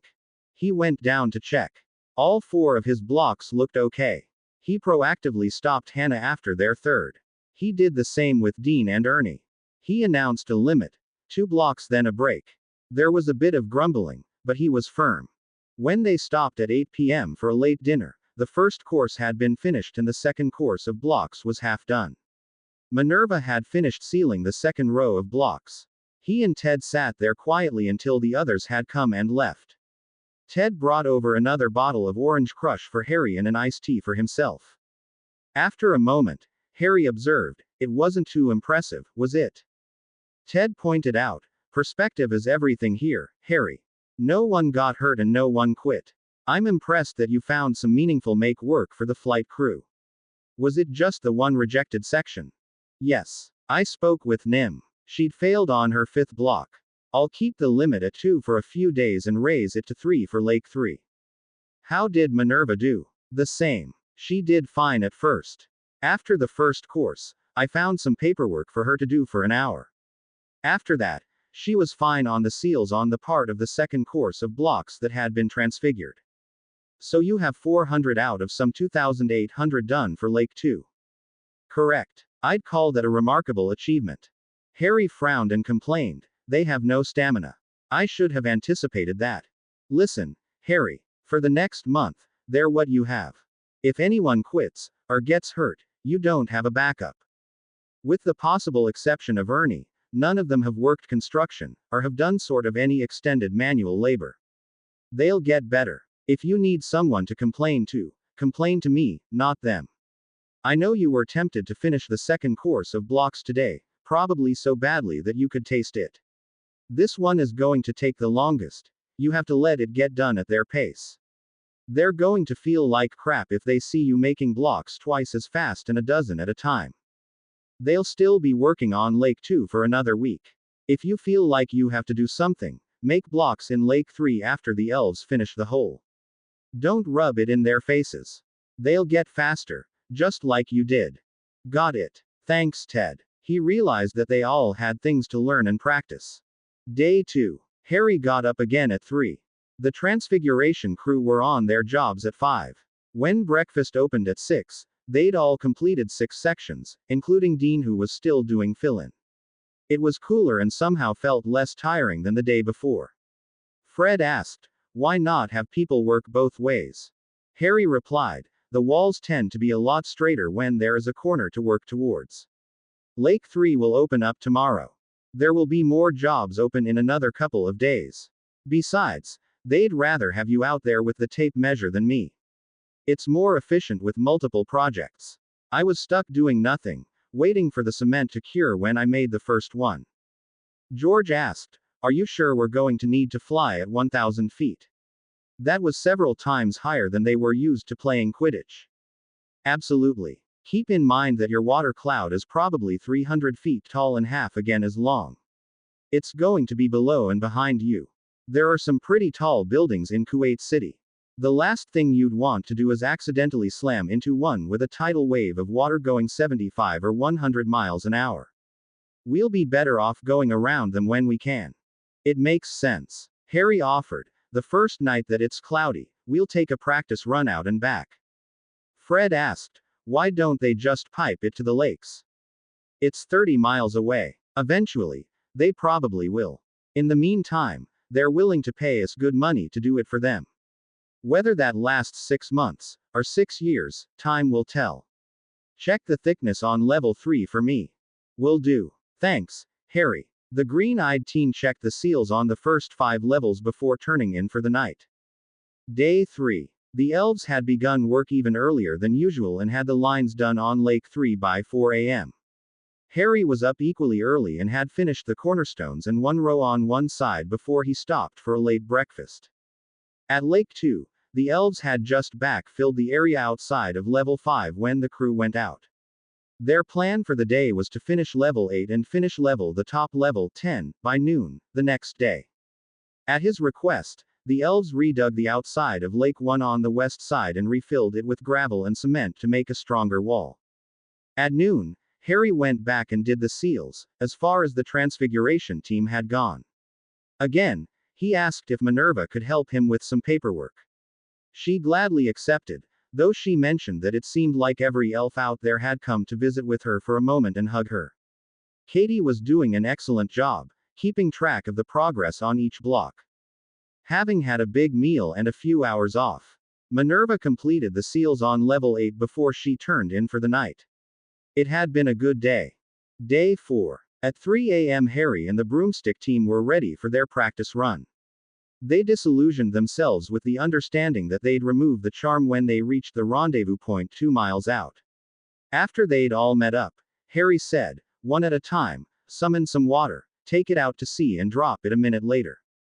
It was difficult to estimate the exact volume, but no one lost their balance.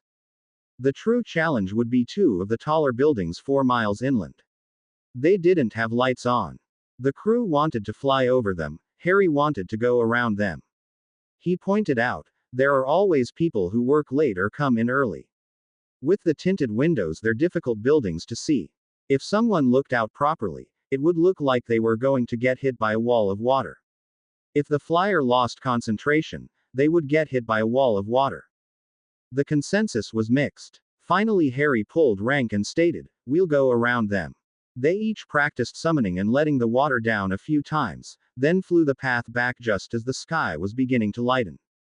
Meanwhile, the Transfiguration crew had gotten an early start on Course 9. They had a staggered breakfast so they could continue working. At 11:30 the last block of level 10 had been transfigured, with Harry and Minerva each sealing 2 of the sides. At 11:50, the permanent seals had been finished and everyone went in for lunch. They'd met their goal. After everyone had eaten, Harry stood and said, earlier this morning, the flight crew made a successful practice run out to sea and back through the city along the proscribed path. With the aid of the wrist leashes, there were no lost staffs. He winked at Katie. The others gave a good-natured laugh. She gave an exaggerated bow back. Harry said, to continue their success, Dobby just informed me that the sheet vinyl lining and the sand piles are in place. As such, the flight crew will be coating the sheet liner with cement this afternoon. I'd like one of the Transfiguration crew to assist them, if we have a volunteer. Ernie raised his hand and Harry nodded, then said, when they're done transfiguring the cement, Professor McGonagall will seal the floor and I'll apply seals to the walls. The goal is 2 inches, the tolerance is 1/2 inch. Ask for help if you need it. Okay. They nodded and Harry added, the rest of the Transfiguration crew will work on Lake 3. Questions. Realizing that there was a schedule to meet, George asked, how much time do we have to place the cement? All day. It will be a lot easier in the shady areas. I suggest getting started. Just being out in 115-degree heat was oppressive. Attempting to do actual work was tough. The Transfiguration crew stopped complaining about the 2-block limit, especially as they reached the higher levels where they were in the direct sunshine. Harry conjured a bucket and put a dozen conjured glasses filled with cold ice water to pass around. No one refused them. Day 8. A serious level of fatigue had set in.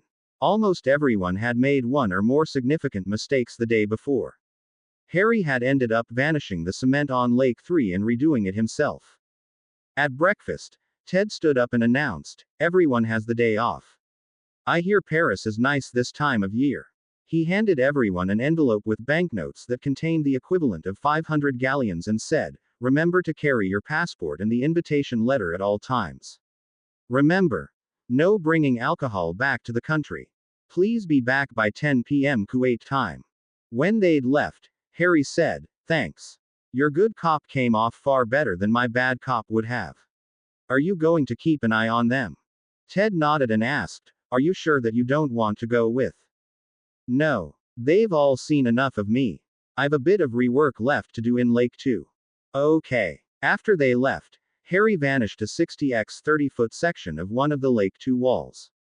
An hour later, he'd finished the job, the elves redid the vinyl and Harry vanished, then retransfigured a handful of granite sections in Lake 3.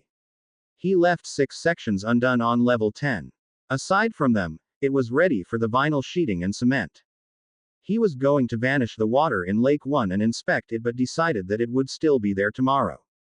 Instead, he spent an hour on the telephone, talking with Hermione. Day 10. At breakfast, Harry commented, It's good to see that everyone is feeling better today. It's too bad that everyone had a case of 24-hour flu yesterday. I drained the water in Lake 1 yesterday, and with the elves' help, did a thorough inspection. I also did a bit of rework in Lake 2. I want us to put the vinyl and cement down in Lake 3 today. Broom crew. I'd like Lake 1 refilled tonight, Lake 2 filled tomorrow night and Lake 3 the night after. Go over your plans and let me know what flight path you're planning on. The salinity test kits are in the supply cabinet. Transfiguration crew. If we work at it, the cement in Lake 3 can be in place today by noon. In Lake 3, the cement appeared to be sprayed from Harry's staff. He slowly rode his broomstick in a circular motion along the walls starting at the bottom. In the 100-degree heat of the mid-morning, the thin layer of cement appeared to have already set by the time that he returned to his starting place. At Ernie's suggestion, he applied 2 thin layers and magically melded them together to reduce the curing time. It appeared that the experience acquired in Macmillan's restorations the previous summer job helping his father in his remodeling business paid off. By noon, the others had finished the floor and smoothed the cement. When the Transfiguration crew was finishing up, Harry and the crew watched the elves rescrub the sides of Lake 1. Aside from not having the stepped incline, it looked as fresh as the other 2. Harry was quite pleased with its condition. Minerva walked over and asked, why hadn't it been used? Harry replied, it was partially to test the integrity of the construction itself. We also wanted to test the evaporation rate. In the January-May time frame, the evaporation rate was about an inch a day, largely due to the wind. I expect that to double in June, September, then return to the 1 inch per day rate. Knowing that will give Rashad a better understanding to gauge how much water was supplied compared to how much has been sold. McGonagall asked, when will they start using the lakes? A few weeks after we hand over the 5 lakes. The pipes to the central system are already in place. They'll install the pumps to the new treatment plant and start the pumps. I expect that the new water will be in people's taps 2 weeks after that. What will happen to the existing water supply? The desalination plant will continue to supply water to the commercial and industrial users as well as all of the outlying areas. Over the next 6 months, Rashad told me that he'd provide our water to all of the residents, if we're able to keep the lakes full. She asked, how many people have signed up to do the refills? Harry replied, tentatively everyone, officially no one. I'll ask again after people have had the opportunity to do that phase of the job. If Hermione's math is correct, they'll drain 1 lake every week to 10 days. I'd like to send a crew out every 2 weeks to refill and transfigure the 2 lakes. Hopefully the job will take 4 or 5 days. I don't know if that's 2, 3, 4, or 5 people. It will depend on who is still interested and able to do the work. Do you have intentions to hire additional witches or wizards for this task? Perhaps. Sooner or later, yes. Ideally, I'd like to have people make 1 trip every 6 weeks. That implies a crew of 3 and no more than 3 lakes to fill. I'd like everyone to try the desalination twice, so I may need to vanish 1 or 2 of the lakes and have them refilled while we have the opportunity to do testing. Obviously every team will need at least 1 flyer. McGonagall gave a rare smile and observed, you know how fast you can do it, but have no idea how long it will take for us to do it. Is that correct? Harry admitted, yes, Professor. I also expect that there will be considerable differences between people. Rashad's paying by the job, not the hour. Good point, Mr. Potter. Day 11. Early that morning, Harry gave his last-minute instructions to Fred and George. You don't need to fill the lake in the first trip. There's time to make 3 or 4 trips, if needed. I'll be flying behind you and to your right. I won't say a word unless there's an emergency. Remember, when you get back, pour the water into the lake. Don't dump it. The cement around the lakes isn't completely cured yet. No one wants to break anything. If you need to make a second trip, check and see how much you need before picking up a load. If you have a bunch extra, you'll have to fly it back and drop it back into the ocean. It will be easier when we're doing actual refills, as there'll be a second lake to pour into if needed. George now realized that the task was more complicated than he had thought when he'd woke up in the morning. He said, Fred and I will pick up loads that we're comfortable with. We'll drop them 5 minutes apart. Can someone measure how much each load is? That would help us with the third or fourth load. Harry replied, we'll do it. Fly safe. Everyone was glad that they'd put in-depth markings on the side of the walls. An hour later, Ted could see Fred's red helmet. He'd spotted the lights and was losing altitude. Ted could see what he deemed to be a monstrously large cloud of water rapidly catching up to him as he slowed. He pointed his staff and poured the wall of water into the lake as gracefully as he could. A minute later it had settled and a now visible Harry announced, 26 feet. Just then, George's striped helmet appeared. He slowed and dropped his water with more of a splash than Fred and landed. Fred announced, 50 feet total. Your load was 24 feet. Harry said, okay lads. Finish the job. After they'd mounted their broomsticks and left, Hannah asked, why didn't they just portkey 500 feet above the bay? They'd be done by now. They hadn't thought of it. I hadn't either. If we found a safe place to portkey to, it would save people almost 30 minutes a load. When they returned and set their loads down, the water level had reached the 99-foot mark. The flight crews stayed up and talked about it for another hour. Harry checked the salt content and as expected saw a reading of 3.5%. He went to bed. After breakfast ended, Harry had Fred and George begin transfiguring the water. By noon, they were clearly tired. He checked the salt content again. There was very little improvement. After lunch, he put Dean and Ernie on the task. By dinner time, they'd clearly made progress. The test kit indicated 2%. He put Tonks and McGonagall on for an hour and a half after dinner. The test kit indicated 0.05%. The lake was considered clear. Day 12. Early the next morning, Katie and Angelina made the water run. Before they left, Harry asked them about their plan. Angelina replied, we don't want to show up the boys and finish in one trip. We're planning on 3. They popped away and returned 40 minutes later. Katie guided her water into Lake 2 and the 20-foot depth was just covered. Angelina dropped hers in with a bit of a splash. The 42-foot mark was covered. Immediately they popped away. A half hour later, they were back. The 84-foot mark was covered. They both popped off again and only Katie came back carrying water. She carefully poured it into the lake until it was full and flew off with the rest. A half hour later, they used their portkeys to return and promptly went to bed. As was his habit, Harry checked and received a 3.5% salinity reading. He went to bed. After breakfast Harry put them on water transfiguration duty for the day. At dinner time, he checked and received a reading of 1.5%. During the day, Harry asked if anyone else wanted to try a water pickup run. Dean, Hannah, Cedric and Tonks raised their hand. He initially paired Cedric and Hannah to go that evening. After lunch, he pulled Dean aside and asked, aside from Hooch's lessons, do you have any real flying experience? Dean admitted, no, but I'd like to learn. I'll be happy to teach you, but not in a foreign country, not now.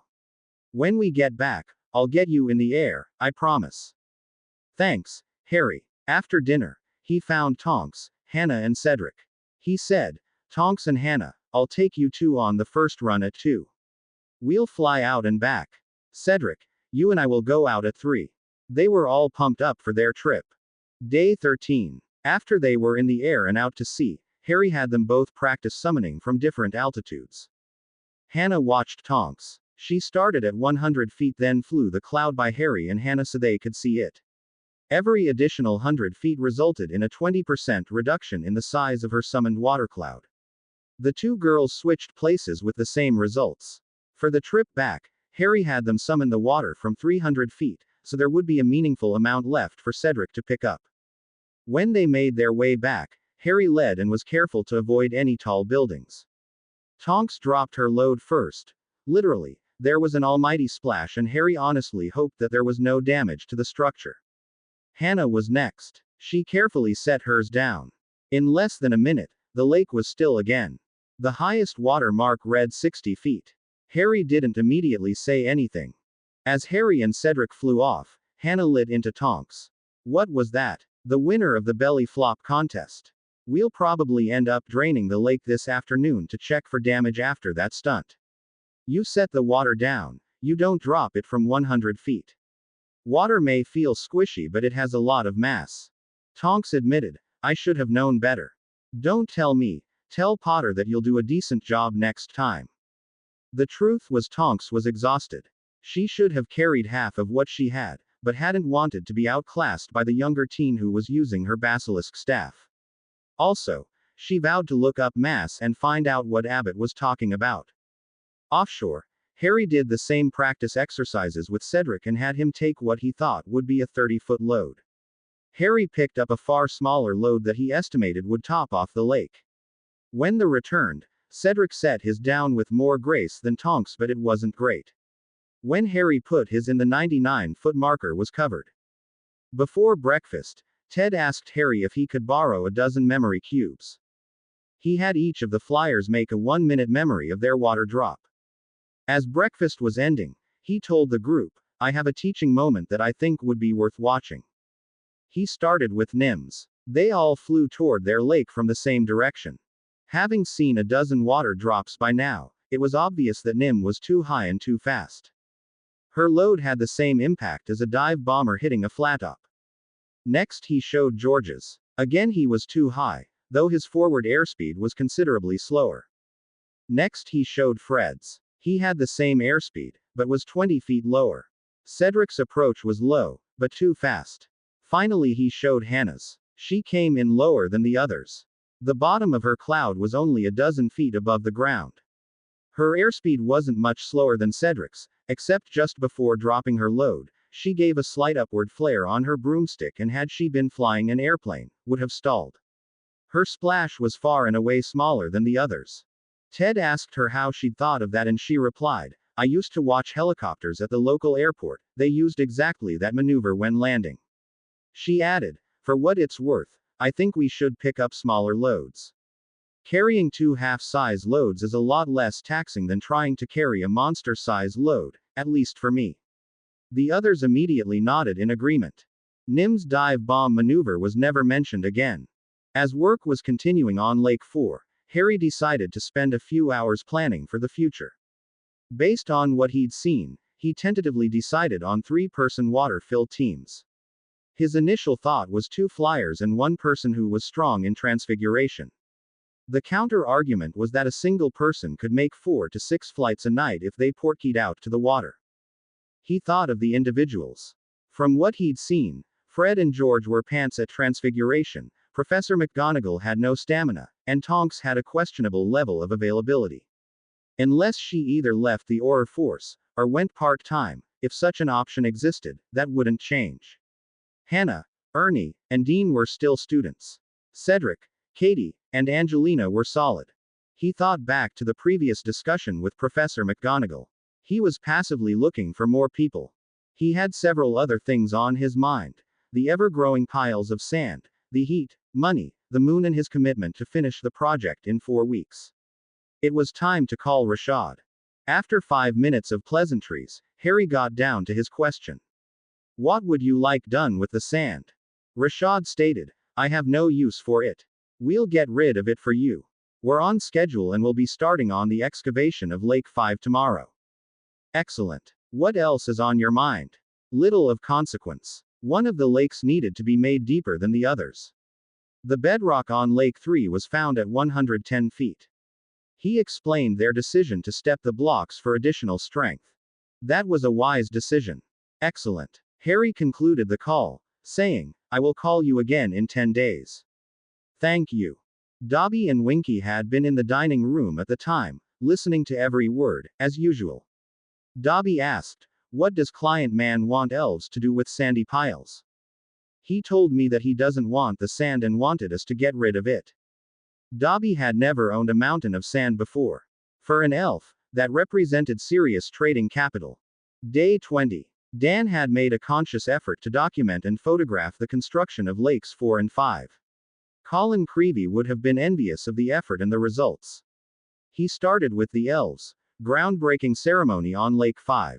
As it was in Elvish, he wasn't certain if it was a prayer, or an announcement about what was for lunch, but he was certain that he was the only human alive to have witnessed one. Between his unrestricted access and zoom lens, he had taken images of what he hoped were a great blend of individual and group efforts. He took shots of the stakes being placed in the ground, the marker string, the ever-growing sand piles and the ever-shrinking gravel piles. He concluded with the backfills and concrete being poured. He'd taken photos of Harry conjuring the giant cornerstones with his powerful staff. Then there were photos of Cedric, Dean, Nim, Hannah and Ernie on their broomsticks transfiguring or fitting the gigantic granite blocks with their staffs. Harry took him on the back of his firebolt, so he could get up-close shots with great angles. He took extra photos of Professor McGonagall sealing the transfiguration charms, while hovering on her firebolt one-handed and casting with her nearly 5-foot staff. Even though Harry had set her up to succeed, her accomplishments were visible and immense. Dan photographed each of the lakes with their signs, the Elven Tent City, the dining tent and the like. He carefully packed and labeled the film canisters. Dobby eased his mind by popping the containers back to Chesterfield several times. Hermione took them to Salem to get developed and printed. She and Emma had enough reprints and enlargements made so that everyone would receive a photo album of their own. Meanwhile, the Fly team was concluding their efforts with the water transfiguration. Sea water was 3.5% salt by volume. Fresh water is considered water with less than 0.1% salt. Since the brine water had contaminated Kuwait's groundwater due to excess pumping, their well water was just over 2% salt. Harry decided that their delivered water would have a salt content of 0.5%. 0.5%. There was a large supply of testing kits in the supply cabinet. Dan took photos to document the change in salinity. Day 26. The moon was nearly full when they made their water run to fill lakes 4 and 5.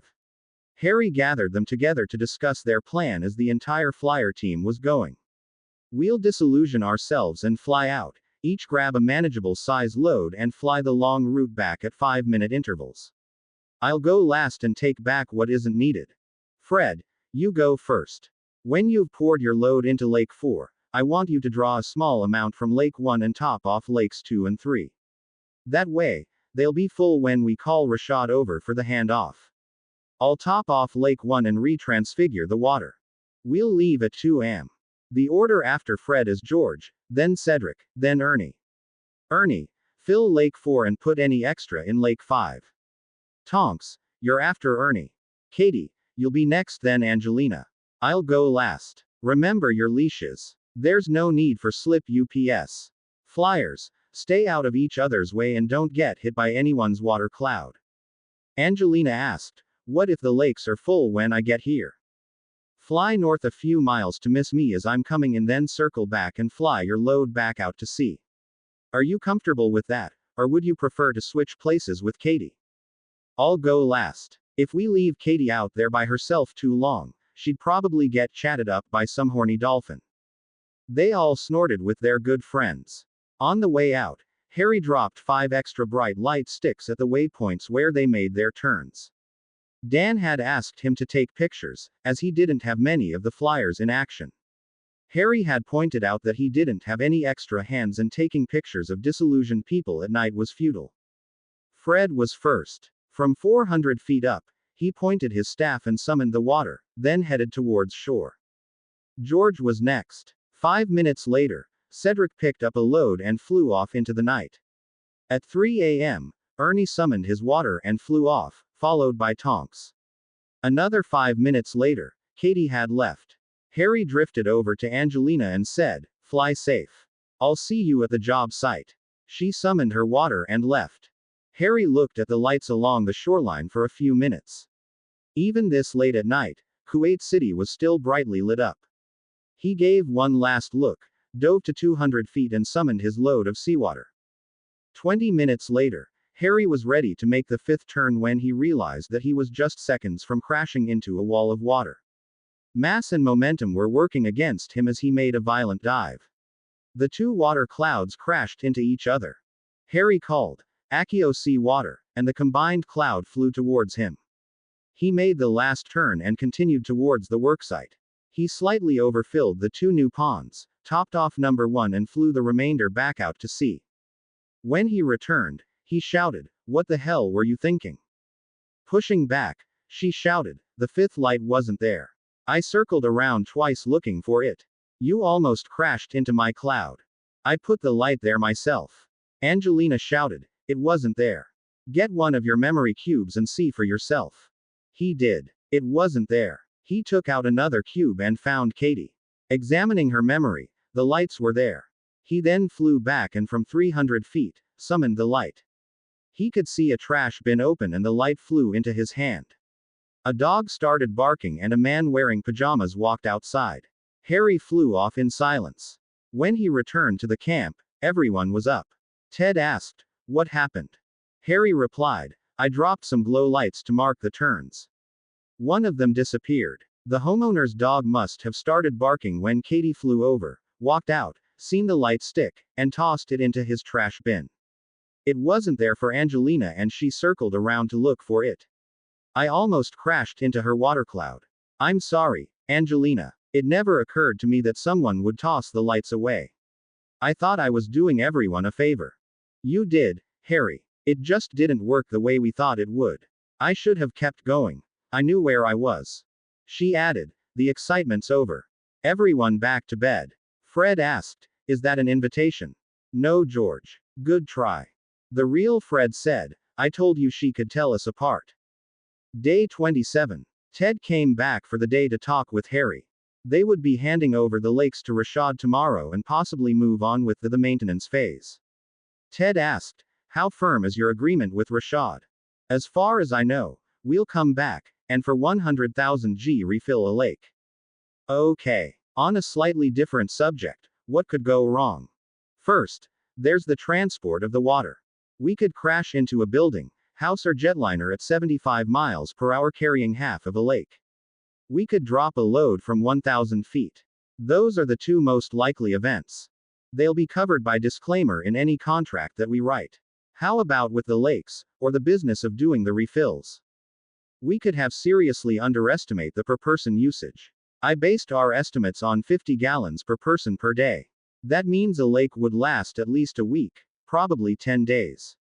My assumption is that the water will prove popular and he'll want us to refill 2 lakes every 2 weeks. On the day that we arrive, there would be 3 full and 2 empty lakes. What if he stretched it and went every 20 days, or every 3 weeks? Harry replied, I'd press it so it would be every X weeks, rather than every 20 days, to make scheduling easier. What if it were every 3 weeks, or every 4 weeks? The money's the same.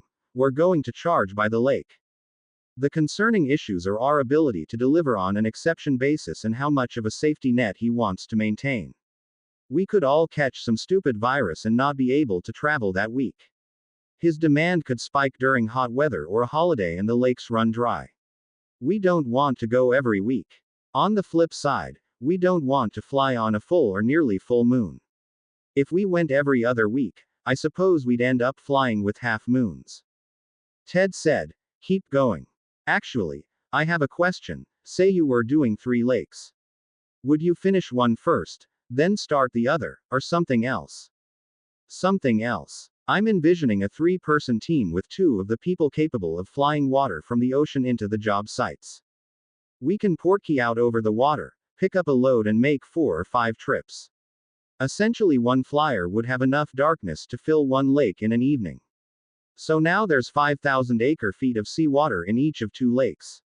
They'd probably all work on one first, then desalinate the other. If there was an immediate need, they could short fill a lake, and desalinate it in a few hours. Ted asked, suppose there was 1.5 lakes remaining when you arrived. If you filled the other 2 first and worked on them, the 4th one would be ready to work one before you were done. Harry replied, the short of it is it takes 3 people, 3 days to fill and clean 1 lake. That puts us back to safety net, actual daily consumption, frequency and length of trips. In the very short term, I have 10 people with varying raw strength and varying ability. Hannah and Dean don't need full-time jobs yet and Cedric doesn't need to make more than Minister Bones. Okay. I'll draft a letter of understanding for an open-ended purchase order. Harry appreciated Ted, he truly did. That said, he wanted 2 other perspectives before he met Rashad. He popped back to Chesterfield. Hermione, I'm home. Hug, hug, hug. Actually, I'm home for an hour. I need your and Emma's advice. As if on cue, Emma greeted him. Harry, hug, what's this that I hear you're home for 1 hour? Sit down. He explained the situation and options with Rashad and the refills. Hermione pointed out, the water storage facilities that you made are amazing. The process that you have for removing the salt is remarkable. That said, an empty storage container is just a hole in the ground. Emma took up the conversation. The value that you're able to offer is better tasting water at a far lower cost than what they're currently receiving. With that in mind, he has no motivation to dictate your delivery schedule. Your pricing model can be explained in 10 seconds.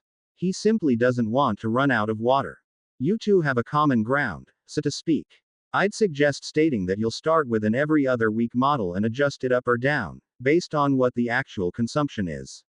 You can always take a bit out of one lake and add it into another, so you shouldn't have to worry about partials. Hermione agreed. That's the key, a per lake pricing plan. Are we settled? Yes. Thank you both. Hermione asked, how many of those 60 minutes do you have left? Harry looked at his watch and replied, 38. Come upstairs. Thanks, Emma. Gotta go. Back at camp, if anyone noticed that Harry had gone missing, or came back with a very goofy smile on his face, they didn't say anything. To be continued. I hope you enjoyed this story. Also remember to subscribe and like this video. See you in the next video.